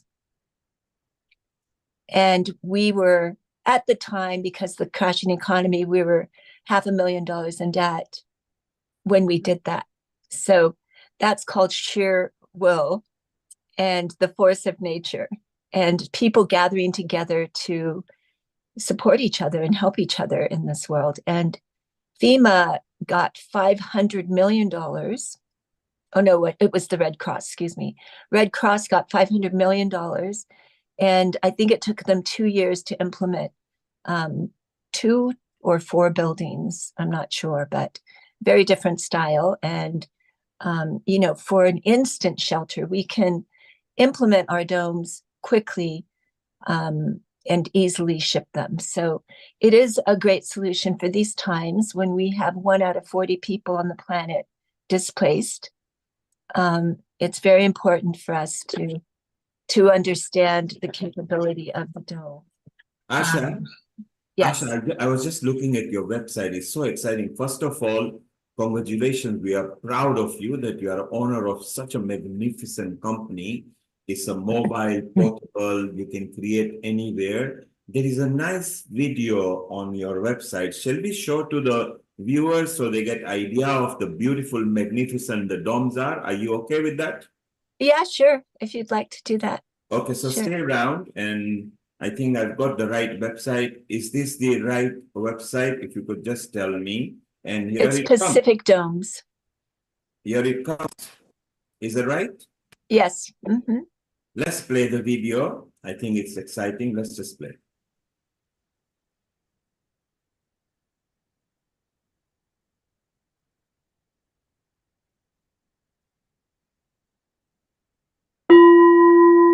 Welcome to Pacific Domes. Today we're going behind the scenes to show you how our iconic domes are made right here in the USA. From design to manufacturing to shipping, you'll discover the craftsmanship and dedication that goes into every Pacific Dome. Pacific Domes is a pioneer in sustainable architecture, known for our geodesic dome structures that have left a mark worldwide. The journey begins with meticulous planning and design, all carried out right here in Ashland, Oregon. Backed by the experience of our dedicated team who have been producing these remarkable structures since 1980. Our team of experts utilizes computer modeling to create the perfect dome structure. Once the design is complete, we take great pride in sourcing high-quality materials from within the United States, such as our steel tubing and architectural fabrics. Inside our facilities, these materials are transformed into the incredible Pacific Domes you know and love. Assembling a Pacific Dome is a work of art, skillfully crafted by American workers who carefully manufacture each part of the dome, paying close attention to detail to ensure structural integrity. Pacific Domes offers numerous advantages, and being made in the USA ensures the highest standards of quality. From their incredible strength to their unique and visually appealing designs, Pacific Domes are a testament to American craftsmanship. Pacific Domes are not just structures, they're a testament to innovation and sustainability, and we are proud to manufacture them right here in the USA, delivering quality and excellence every step of the way.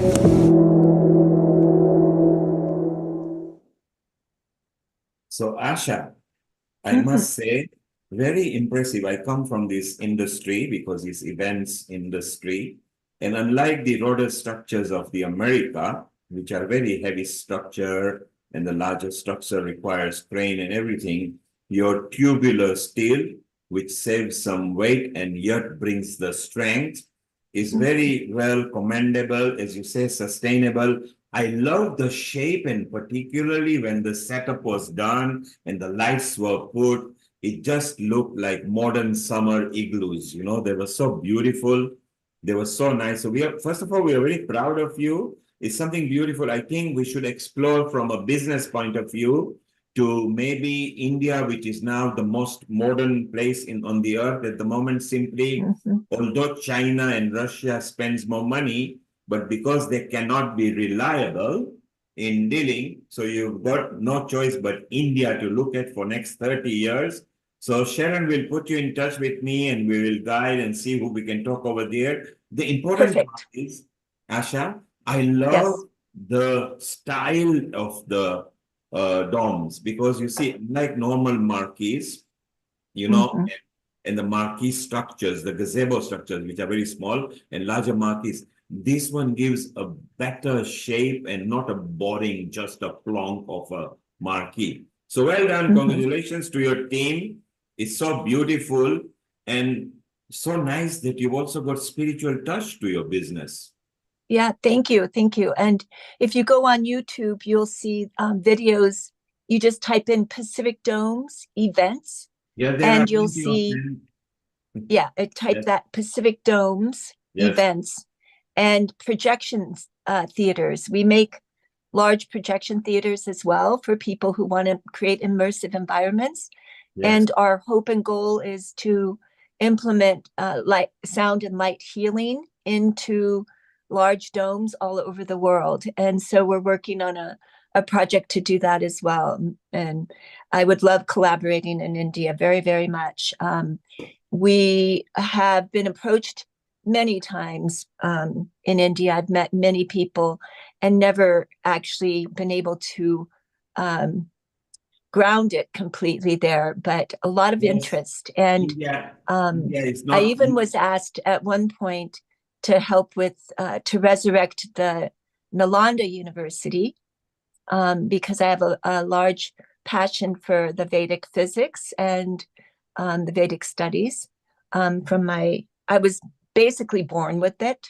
And so I think I'm an incarnated Indian over here in America, because maybe it was a little easier for women to get stuff done over here. Believe me, being a woman in business in America is not, you know, I'm here by the grace of God because I have had so many young, enthusiastic boys come into my business.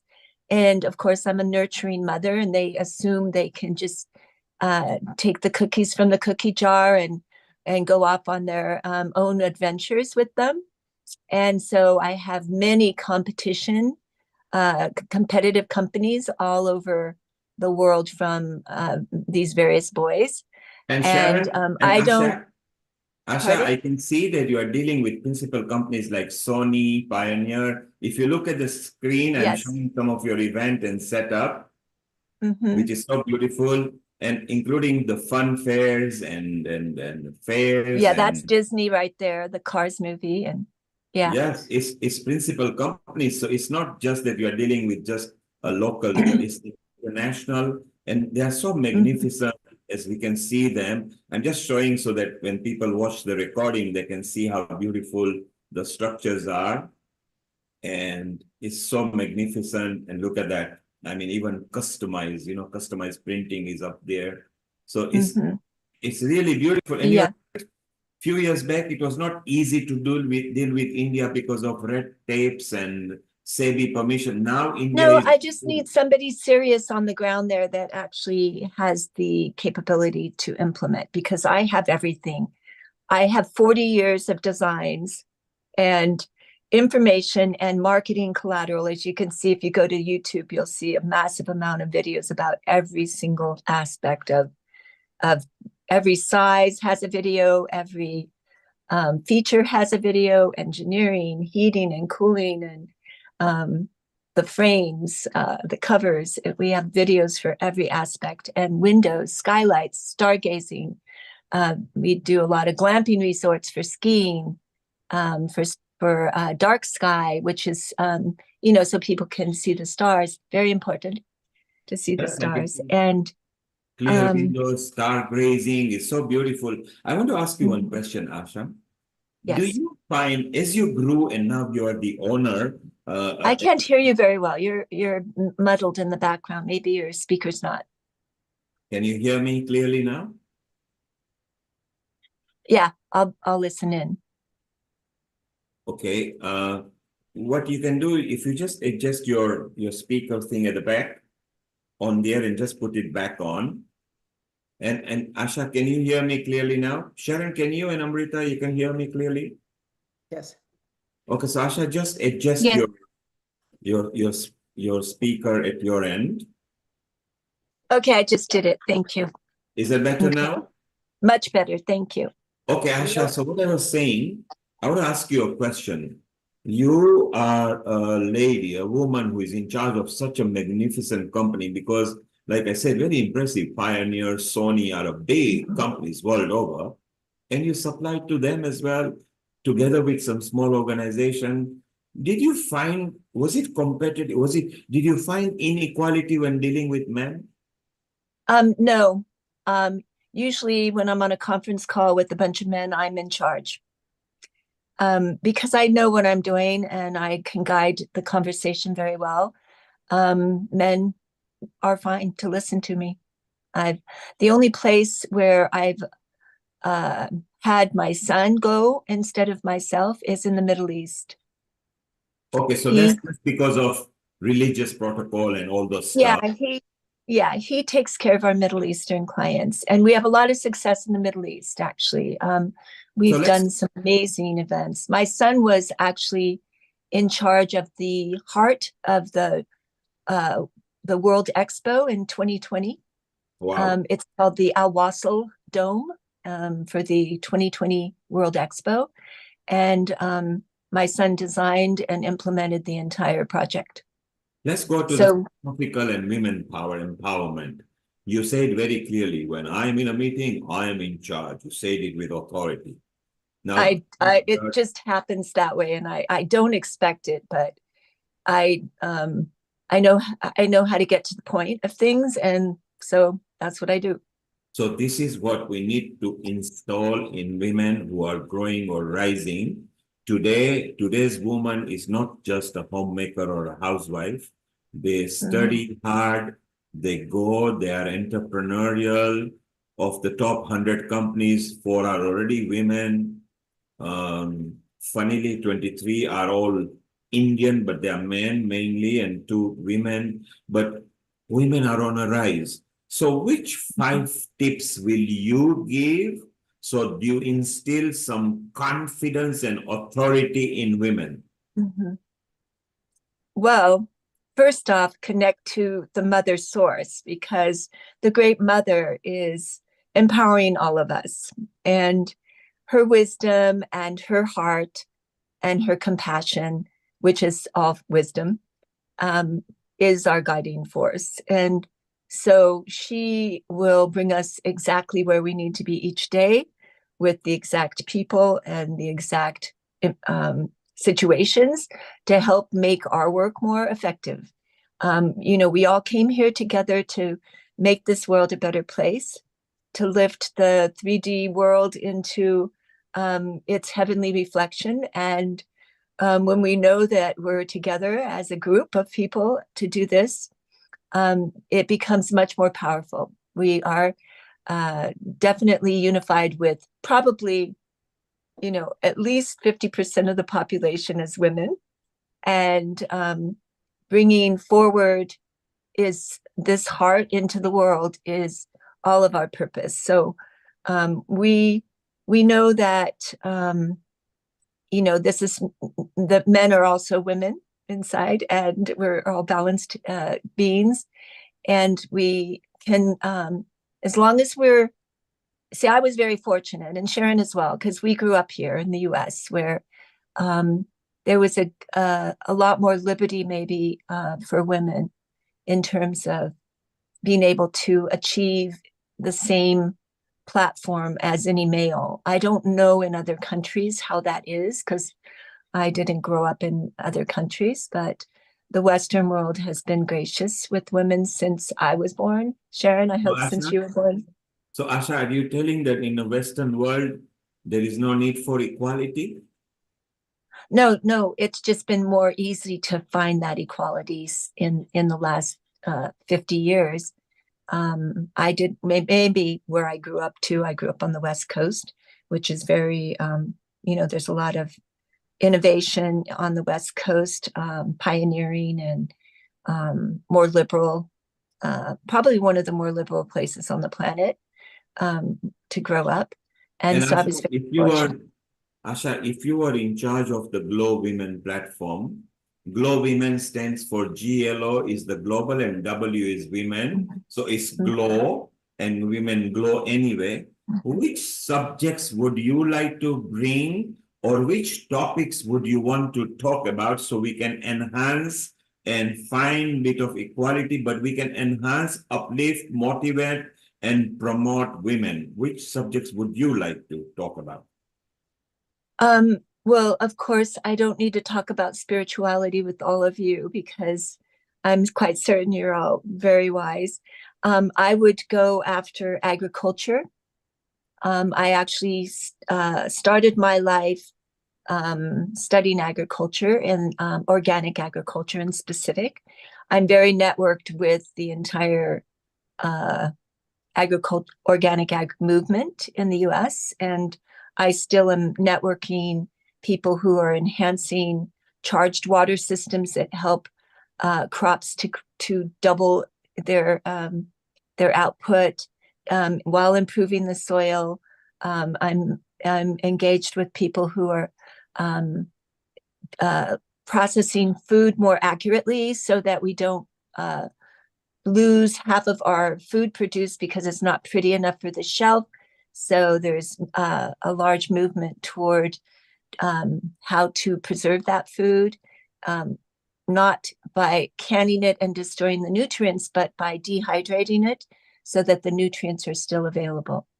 So agriculture, a good topic. Then you mentioned food. So it's all environmental.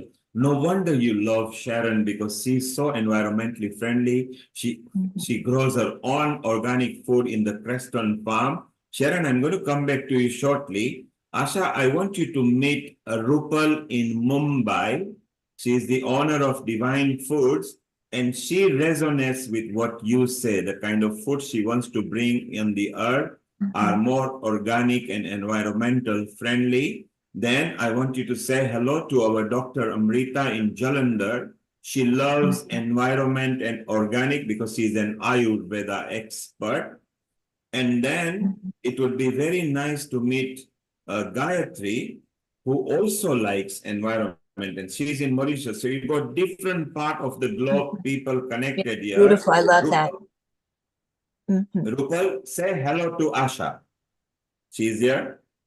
You can unmute yourself, Rupal. Say hello. Yes, you are unmuted. Global Namaste. So Rupal, Amrita, Hiral, and Bindu will connect you in a group with Sharon as well. We can start exploring organic foods and environmental friendly foods and how we can explore idea, because Asha is also keen. Apart from, you see the magnificent structures that they provide, which they call Pacific domes, which can be shipped anywhere. It's so beautiful because she loves food and things, as does our Sharon. So you don't know our Sharon, Rupal. She is in Creston, Colorado, on the mountains, where it's not easy to breathe, but she can breathe easily because it's very high up. I do want to mention, Neil, yes, that, with Dr. Dhanada and Eleni and myself, and now Hitendra, I think, is going to come in, and Tim are Correct. talking about the Global Veda Mela. Well, I think that her domes, because they are especially event domes with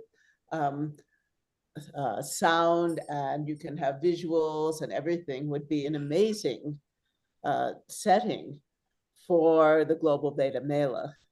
Indeed. It would be, in fact, we would like Pacific Dom to be a partner. They can be a sponsoring partner where they can get something back as well.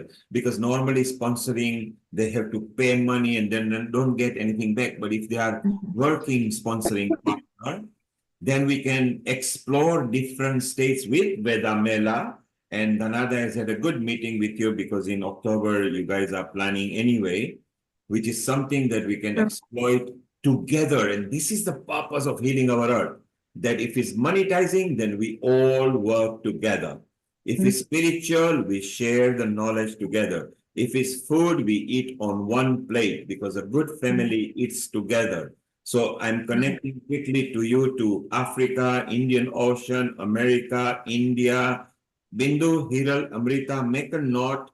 Rupal needs to be connected to the farm project, the food project. Bring in Asha as well.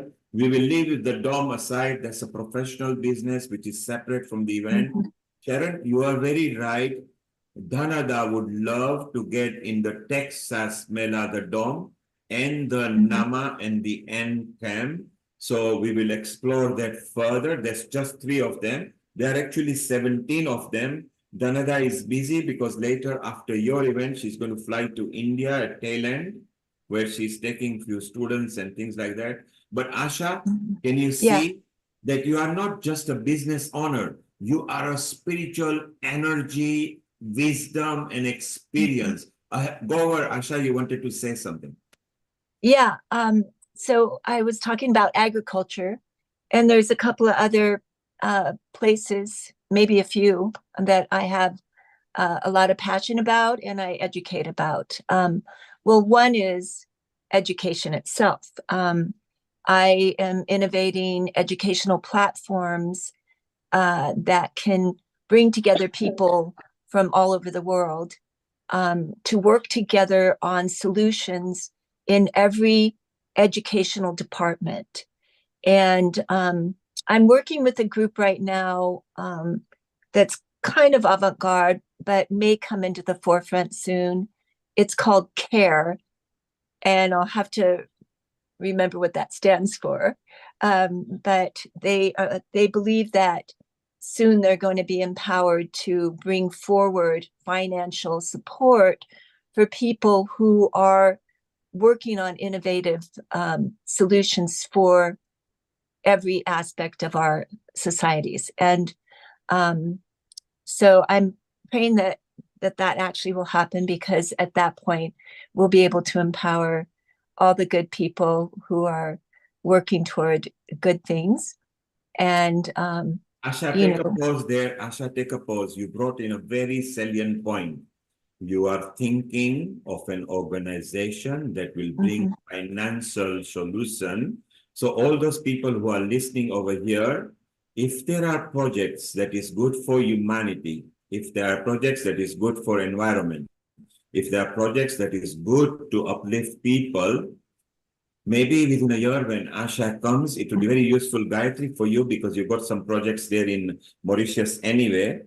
Rupal, you are extending your project farm as well, so it'd be very useful. And financial assistance is beautiful because the financial the expert doesn't only assess your project and promote it, they can be there, your buffer, to make sure that you are going in the right direction. And isn't it beautiful that Healing Our Earth and GLOWomen, we are actually networking. And Asha, Sharon will introduce you to Dhanada, who has already got 3 projects in mind. They are well-being wellness, something you love as well. And there is already a land there. So Sharon, just remind Dhanada, and she will open up and tell you more about that. And this is so beautiful, Asha. If that is there, that is where people are lacking, because sometimes they've got the knowledge, they've got the contacts, but they lack in the initial fund to lift them up. And Asha, you hit very correct point. Next point, Asha, carry on.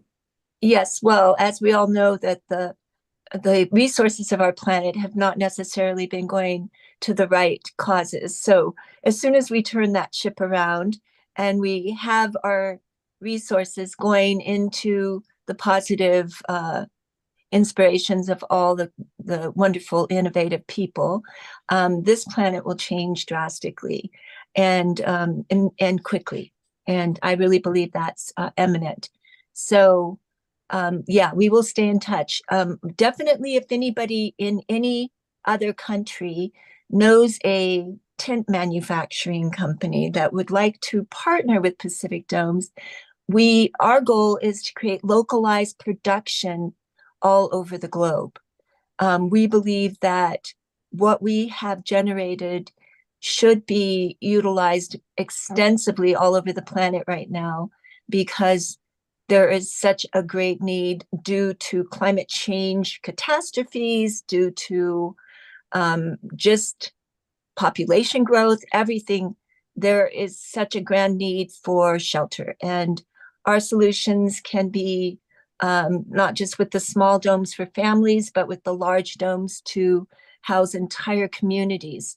We can pop up an entire community somewhere, and I would love to see this happen everywhere, that there is resources where there isn't a community yet. It used to take a long time to pop up a community, but with the domes, we can pop a community up in a matter of few months, and an entire village can start to. Thank you, Asha. So, Seema, if you make a note, can you talk to Shubha Nair, who brought the Kenya expert over there? It is very akin, these kind of projects are very akin to the African country where they love settlements that can be created very fast. If you could keep in touch, Sharon, if you could look Amrita and Seema in a loop later, you can come to me, so I'll point you to the right direction. So Seema, when you are with Shubha in September, mid-September in Mombasa in Kenya, do discuss this project because it could be very good. And Asha, if you can write a little scope of this, and then we can send it to the right people, because if we get the ball rolling around now, then by next year we can have the contact and come to more fruition with further and better particulars. So those are the two things that Asha has mentioned, that when the funding may be available within our group, we will share the information. This project, what she's talking about, is very important because a lot of people like it, and we can share with people globally. And at this point, Gayatri, thank you very much for staying, because it's very late there in Australia and you are still here. I think it's 5 o'clock in the morning in your country, or even you might not have even slept here. So thank you very much for coming in Australia all the way. Amrita and Seema and Sharon will keep in touch with you with the projects. So it's beautiful. And thank you for staying around. Amrita, please make a note of what we discussed. So Asha, you are now connected to Healing Our Earth and a GLOWomen. I would like a connection together with the team. Wherever it's out of their domain, they will revert to me and we can explore. Your project Dom is superb, because it's something that is a very large project that I get involved with many organizations. I love it. It's beautiful. Maybe through the 360 Kamnath in India, we will try to see if they would like to do something. We need to find the cost effectiveness. But you are also a spiritual person, so it's so beautiful. Sharon, thank you for bringing Asha over here, because not just as a business entrepreneur, but I love when she said, when I am in the meeting, I am in charge. Whether you are man or woman, you know. And sorry, I'm not trying to seem arrogant, but it just happens that way. Anyway, thank you so very much, Neil, and you're an excellent host. And I'm certain that all of these amazing women are very safe in your care and able to do the best they can with your support. I also would like to, I'll stay in touch with Sharon. If the CARE platform is actually offering funding, we can then present to your group to find projects amongst all of you that will need support. And we'll keep, Sharon and I will keep in touch about that. Yeah, all my love to all of you. And thank you for having me today. I'm just super grateful that I was able to meet all of you. And So, I would love to know each one of you. I would. So Asha, three correction. I am not the host here. The hosts are very beautiful, which is Sharon, Amrita, Bindu, Hiral. Sometimes they allow me to come here as well. So I'm grateful to them as well over here. Second thing, you say to your group from now, you will be saying our group because you are part of this family. Oh, thank you. So this is your group now. You're not just member of Healing Our Earth. You are part of GLOWomen, but there are other sectors that you will become a part of. So Sharon will loop you with Seema, Amrita, and Vaishali. They are the super admins. And then Bindu and Hiral will be there. If ever you go to Mumbai, here are the two gorgeous ladies. And now we got Rupal as well. So you can get food and chocolates as well. So stay around, Asha, because we are just going to if anybody has got comments, I'm sure Roshani wants to ask you a question. Meeta wants to ask. She was thinking want to participate with one of the things, but yes, we will deal with that separately. What we will do, there is a company called Kamnath 360, which is a principal company and it's part of my group in India. So we will talk to them. They actually deal with the structures. And Roshani, unmute yourself. Rupar, unmute yourself. Hiral, Bindu. So, Rupal, let's go with you first. Have you got any questions for Asa Deliverance? No.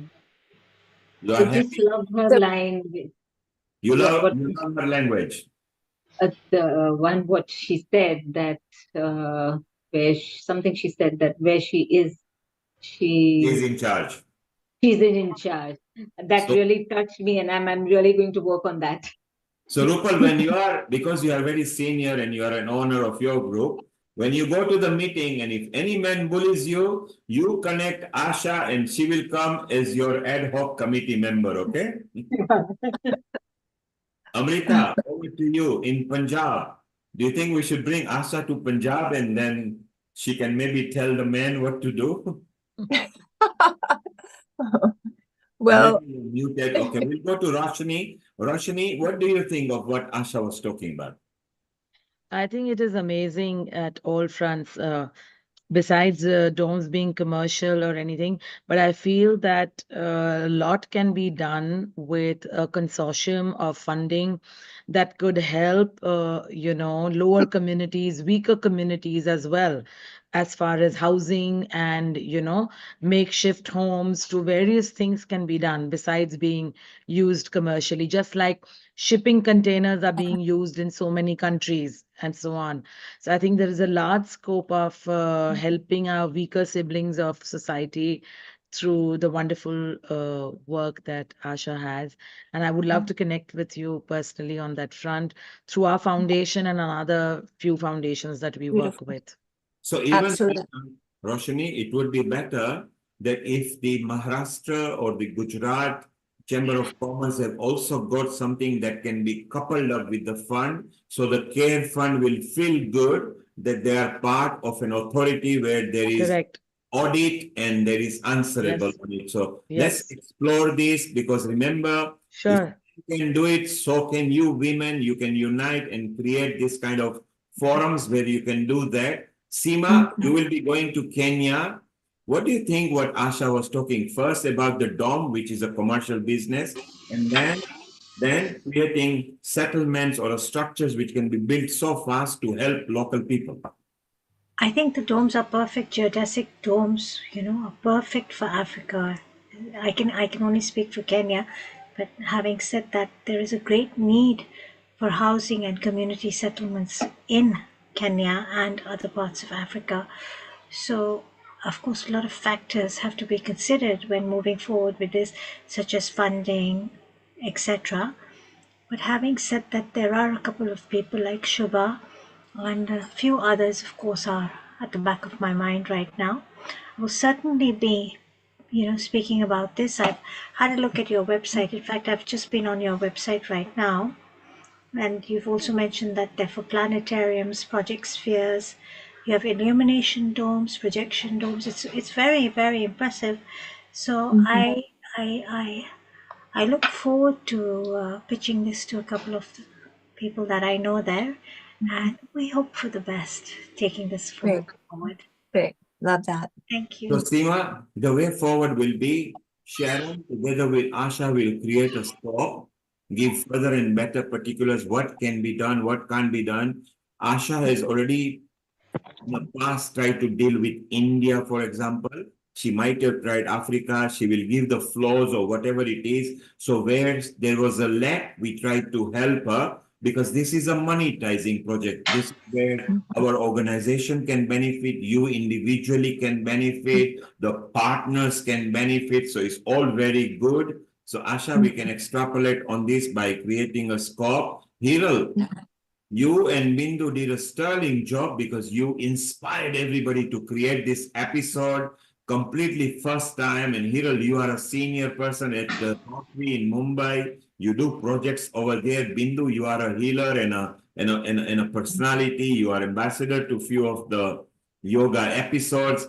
How do you feel when you heard Asha that yes, we can be in charge even when men are there? And what inspiration do you gain from Asha, who has got more than 40 years experience to prove? Hiral, this is to you. Okay, that's for me. Sorry. Okay, so it's been 10:30, so I was like little like okay. Okay. So I was listening and Asha, you are amazing. I just got in my mind like if you have confidence and you know that your work is right, then there is no going back and why to think about the men who is there and they will say kind of that's not great or something. You have the experience, you have amazing ideas, then nobody can stop you for anything. And moreover is your experience, what it is. So in terms of your experience, I would gauge you as like this. So of course, that will make a lot of difference when you talk to people who are not even aware of that. Yeah. Thank you, Yeah. Hiral. Thank you. Thank you, Thank you. Hiral. Hiral, yes, So- you are slightly sleepy because you are coming to midnight in 30 minutes in India. And so it's okay. I think it's your bedtime, but stay around. Bindu, Thank what you. inspiration do you get from Asha and Sharon? Asha is doing amazing work, what she has explained. Though I don't understand so much, but what I understood by she has explained the dome thing, that is amazing concept, and her experience is vast experience. And as Hiral said, that if you think and if you decide in your mind, anything is possible. So nowhere in the world can stop you to do anything. So Asha, you are always welcome to India, and any kind of a help, we are all there to help you out. And we all are one. Now we all are family. So anything is possible with all of us together. Thank you. That's such an invitation. Thank you so much. So Asha, you have got invitation to Kenya from Seema. You got invitation from Amrita in Punjab. You got Mumbai. You got Rupal for your chocolates. He has got a nice designer chocolates now. I You love got chocolate. Roshni. Roshni is a multi-talented person and a spiritual leader, and she herself has been through so much of a journey where many of people would have given up, but she rose, and now she is in a place where she emanates lots of energy to people and help a lot of people.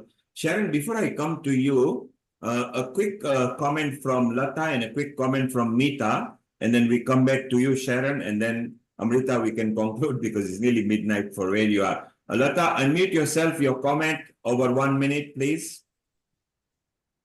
Yes, go ahead, Lata. You're on. Hi, Global Namaste, GLOWomen.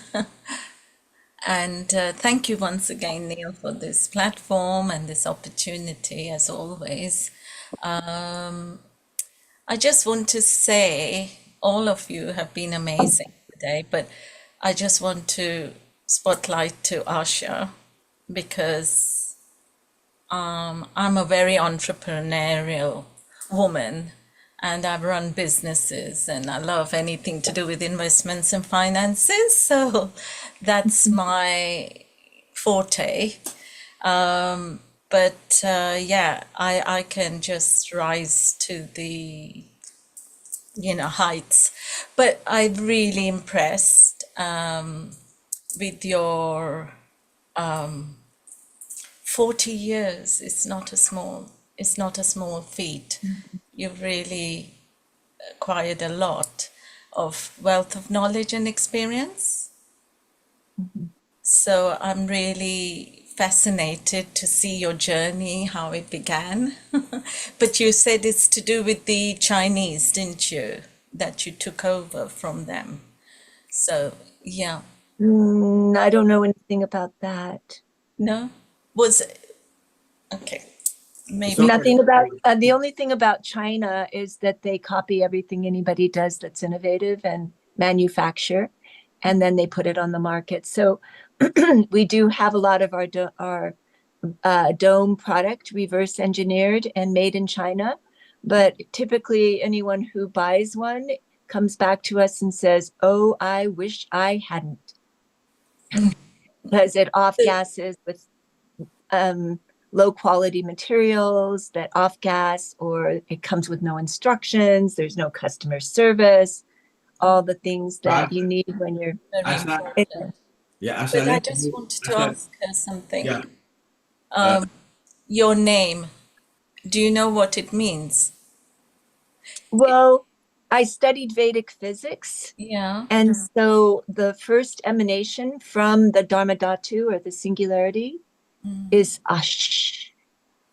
And it's the organizing principle that generates the original Purusha Mandala, which is the organizational structure of the entire physical universe. Oh, the entire universe, unseen and unseen, because it's on subtle levels first. I teach physics.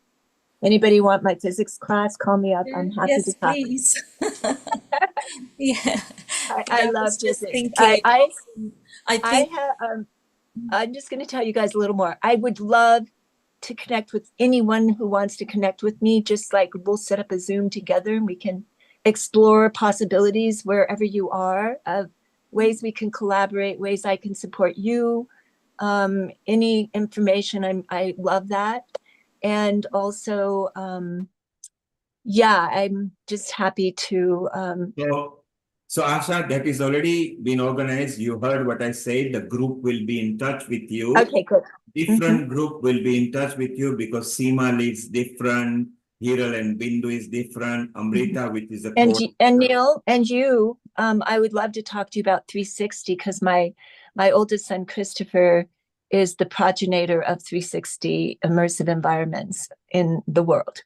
Certainly, I'm always there for each one of you. Asha, we will definitely talk because you got so many people you resonate well with here. Sharon is a very senior team member, both for the Glow and tourism and Veda Mela and Healing Our Earth. And there are a lot of offshoots of Healing Our Earth. She will look you wherever you think is appropriate. Once you are in touch with Amrita, she is centrally connected to everybody. And if there's any matter out of their remit, they come back to me and we guide it. At Healing Our Earth, we love promoting each other, enhancing each other, uplifting each other, just bringing that share liberty, love, and knowledge, which is beautiful. Lata was trying to get to your name because Asha is obviously hopeful desire. It's whenever we say, this is my Asha, or this is what I want to do, it's very, very beautiful name that you've got. Let's take a comment from Meeta quickly, and then we come to a conclusion. We have much overrun. Meeta, your comment, over to you. Hi, can you hear me? Yeah, go ahead. You're live. Yeah. Thank you so much, Neil, and Global Namaste to everyone, and what a wonderful program. I am pretty impressed by this enterprise you have, Asha, about the Pacific domes. Especially you're having these geodesic festival dome shelters, which can be used for various different purposes. And first thing which came into my mind is one of my friends who is into nature and environment camping business in India.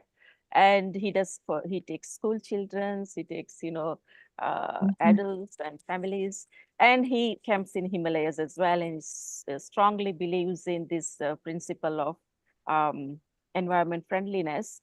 I also produced a series of 3 television programs with him on environment and ecology and nature ages ago when he was starting his business. So it will be, and I can think about something at University of Surrey where as well, we have a dome structure exactly like your skeleton dome is without the white cover on it. And it is like just a structure near the lake. It's quite a green campus. So I was thinking maybe if you are working, I'm sure you'll be working towards UN sustainability goals, SDG. So perhaps something can be worked out over there. So we'll keep in touch with Neil and we'll get your reference as well. Thank you and well done. Thanks. Yeah, we could throw a cover on that and light it up with projection and use it for education. Thank you, Seema. Amrita, thank you, Meeta. Amrita, Seema will keep you in a loop at the right time. You mentioned sustainability. That was the first thing Asha said. These are sustainable structures. They've actually developed not just sustainability, pleasant aesthetics, but they are also cost effective. So when she supplies further and better particular, let us explore. If we make money, then we share with others. If we make spiritual connection, we share energy. If we do friendship and we have picnic and a food together, again we share. It's all healing our earth ethos. We will all group together. It'll be very nice. Sharon, you haven't had a much chance. We almost sabotaged your chance over there. Sharon, how long have you known Asha for? When did I move to Oregon? About 2000. 20 years, maybe. Yeah, something like that. And what is your fond memory of Asha? Oh, we used to have this regular date. We'd go to the hot springs together. And then we'd have these amazing talks, as you can tell, and there's much more to learn about Asha.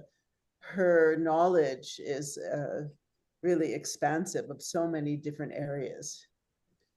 And so I love speaking with her because we can go, from deep, deep spirituality to quantum physics, to music, and dance and art, and, to talking about boys. Yes, to talking about boys. And also, I wanted to say, one of my favorites was when you were making your film about the Avatar. Yes. And and then my house was a little kind of like very fairy tale looking house right across the street from a beautiful park. And so she wanted to use my house as her place to film. And so that was a very fun adventure too. So Asha, you seem to, like Sharon, you seem to have a lot of affinity to India as well. And you learn Vedic knowledge. So you will love when you meet Danada. It will be so beautiful when you meet her. And what I think will be very nice, Sharon, as we are planning maybe next year or tail end or early next year, Bindu and Hiral are there. Bindu is good at creating smaller retreats for 2 days, 3 days, 4 days within the vicinity of Mumbai, which is very exciting and exotic and fun because it's the film world, it's the world's most powerful film industry. So it'd be very nice that we all meet up maybe in Mumbai and we meet a lot of other, so it doesn't have to be women there. We can meet the whole humanity. We can meet Dr. Mukesh Batra, Himanshu, and Joe Yoga on the beach and everything. I think as we are building our family, it's so beautiful that we are connecting all together. So Bindu, keep that in mind when Amrita creates a super group, we can create just a group for this because here is a business entrepreneur woman who has got a proof of of sustainable business as well, not just the business of the products, but her method is sustainable and she's ready to adapt. She's ready to adapt to the current times and she carries wisdom with her. So it's so beautiful. And in particularly, she loves the subject which is the most feared, physics. Highest paid people on the earth are physicians, not physicians, sorry, physicists, you know. And it's a subject that she likes, so maybe we will put her in touch with Lalit Soda and other people who are very good at that. Sharon, coming back to you and Asha and boys is where we want, because now it's man. Then it was boys and now it's man, because it's the men we need to educate for this equality all over. America has never seen a female president ever. Never. So America is still not believing in equality. I agree the opportunity are better than other countries, but I think we still need that equality, because I feel if there are more female prime minister and presidents, maybe chances are the war can be less. That's my personal belief. Your comment on that, Sharon? It depends. I It like depends to, on the woman. sorry, my Yes. my phone is draining, so I need to leave. And thank you very much, Neilji, Neil Kumar. Thank you, everyone who had attended. I need to take a leave right now. Thank So, you, Neil. You've done a fantastic job. You take care and have a lovely sleep. It's coming to midnight over there, so we don't blame you. And well done and congratulations to you. Okay, as Hiral is on her way to her bed because it's a bedtime, you know, somebody will sing a lullaby to her and she'll go to sleep. And we carry on. So, Sharon, the question that I had asked you. Well, you know, in 2003, I wrote a book that was published by Inner Traditions, a wonderful publishing company, esoteric here in the US, called The Path of the Priestess, a guidebook for awakening divine feminine. And I spoke at that point, and it's amazing how relevant it is today, what I wrote, about women in the political world.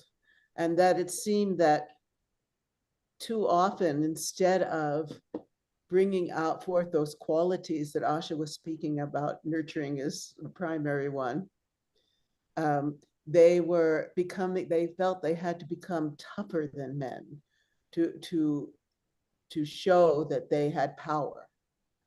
And what I'm hoping for with, you know, women rising in the political world is that rather than pushing war even more, because some of them have done that, that they really, really come into their hearts and really help to bring peace in the world.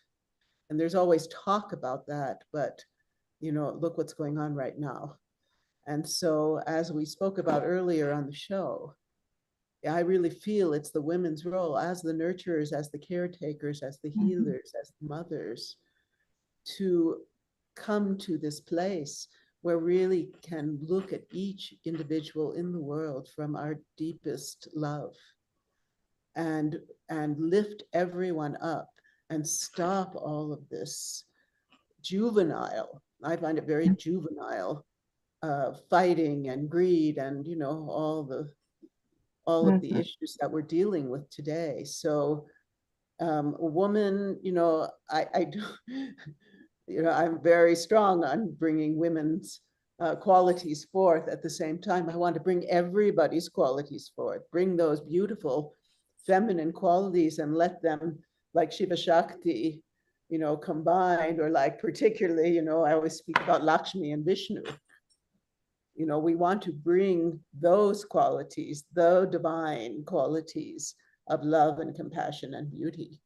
And I would love for all of our leaders to discover true leadership, these deep qualities that is spoken very much in the Tao Te Ching in China. Always they love talking about leadership and bringing these qualities of caring and compassion and really understanding deeply who we are as human beings. Thank you, Sharon. That's so beautiful. Very nicely summarized. Amrita, I think it's time to say goodbye to everybody and thank everybody. And what a wonderful job Bindu and Hiral did. They started from scratch. They were not fearful. It was so nice. So many wonderful people they brought in. Well, maybe we can finish off with you and Sharon thanking and Gayatri mantra and have peaceful mind before we sign off. Amrita, over to you. Thank you, Neil Kumar. Um, it was a very lovely evening, in fact, and uh, a special thanks to Bindu and Hiral for making this episode a very innovative, intuitive, interesting, and also thanks to Rena Foster from Israel, as well as my dear Rose.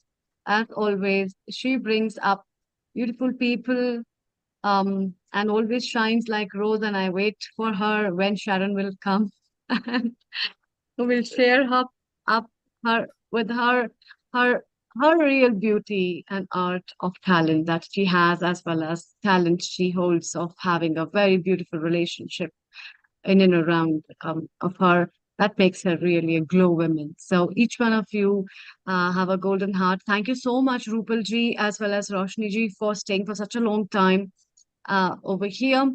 And as always, Lata ji and Meeta ji, you are the stars of Healing Our Earth family, always glittering and smiling till the end, where we have so many people apart from that. And also thanks to Seema ji for being a part of this episode as well. And also, I cannot forget Gayatri ji from Mauritius, as well as Saiksha. So, this episode has brought up in light a lot of things about women, where women have been talking about off their hearts and on their hearts to know more about what others are doing, what I am doing, what is my personality into, what proficiency better can I make for making my life personally beautiful, as well as a beautiful world around as well. Keep watching, keep shining, and let's end up today's episode with Gayatri Amrita, Mantra. can I Bindu, take would you one like to minute? chant? Yes, Yes, I I will. would. I I would. will. Yes, please, over to you. Before that, I would like to express my gratitude to Neil Kumarji and Amrita. Without you, both of you, you have pushed us, you have confidence, make us so much comfortable and made this episode super hit. So thank you once again, and let's deep into the divine Gayatri mantra. Just close your eyes and feel gratitude in your heart. Om Bhurbhuva Swaha Tat Savitur Varenyam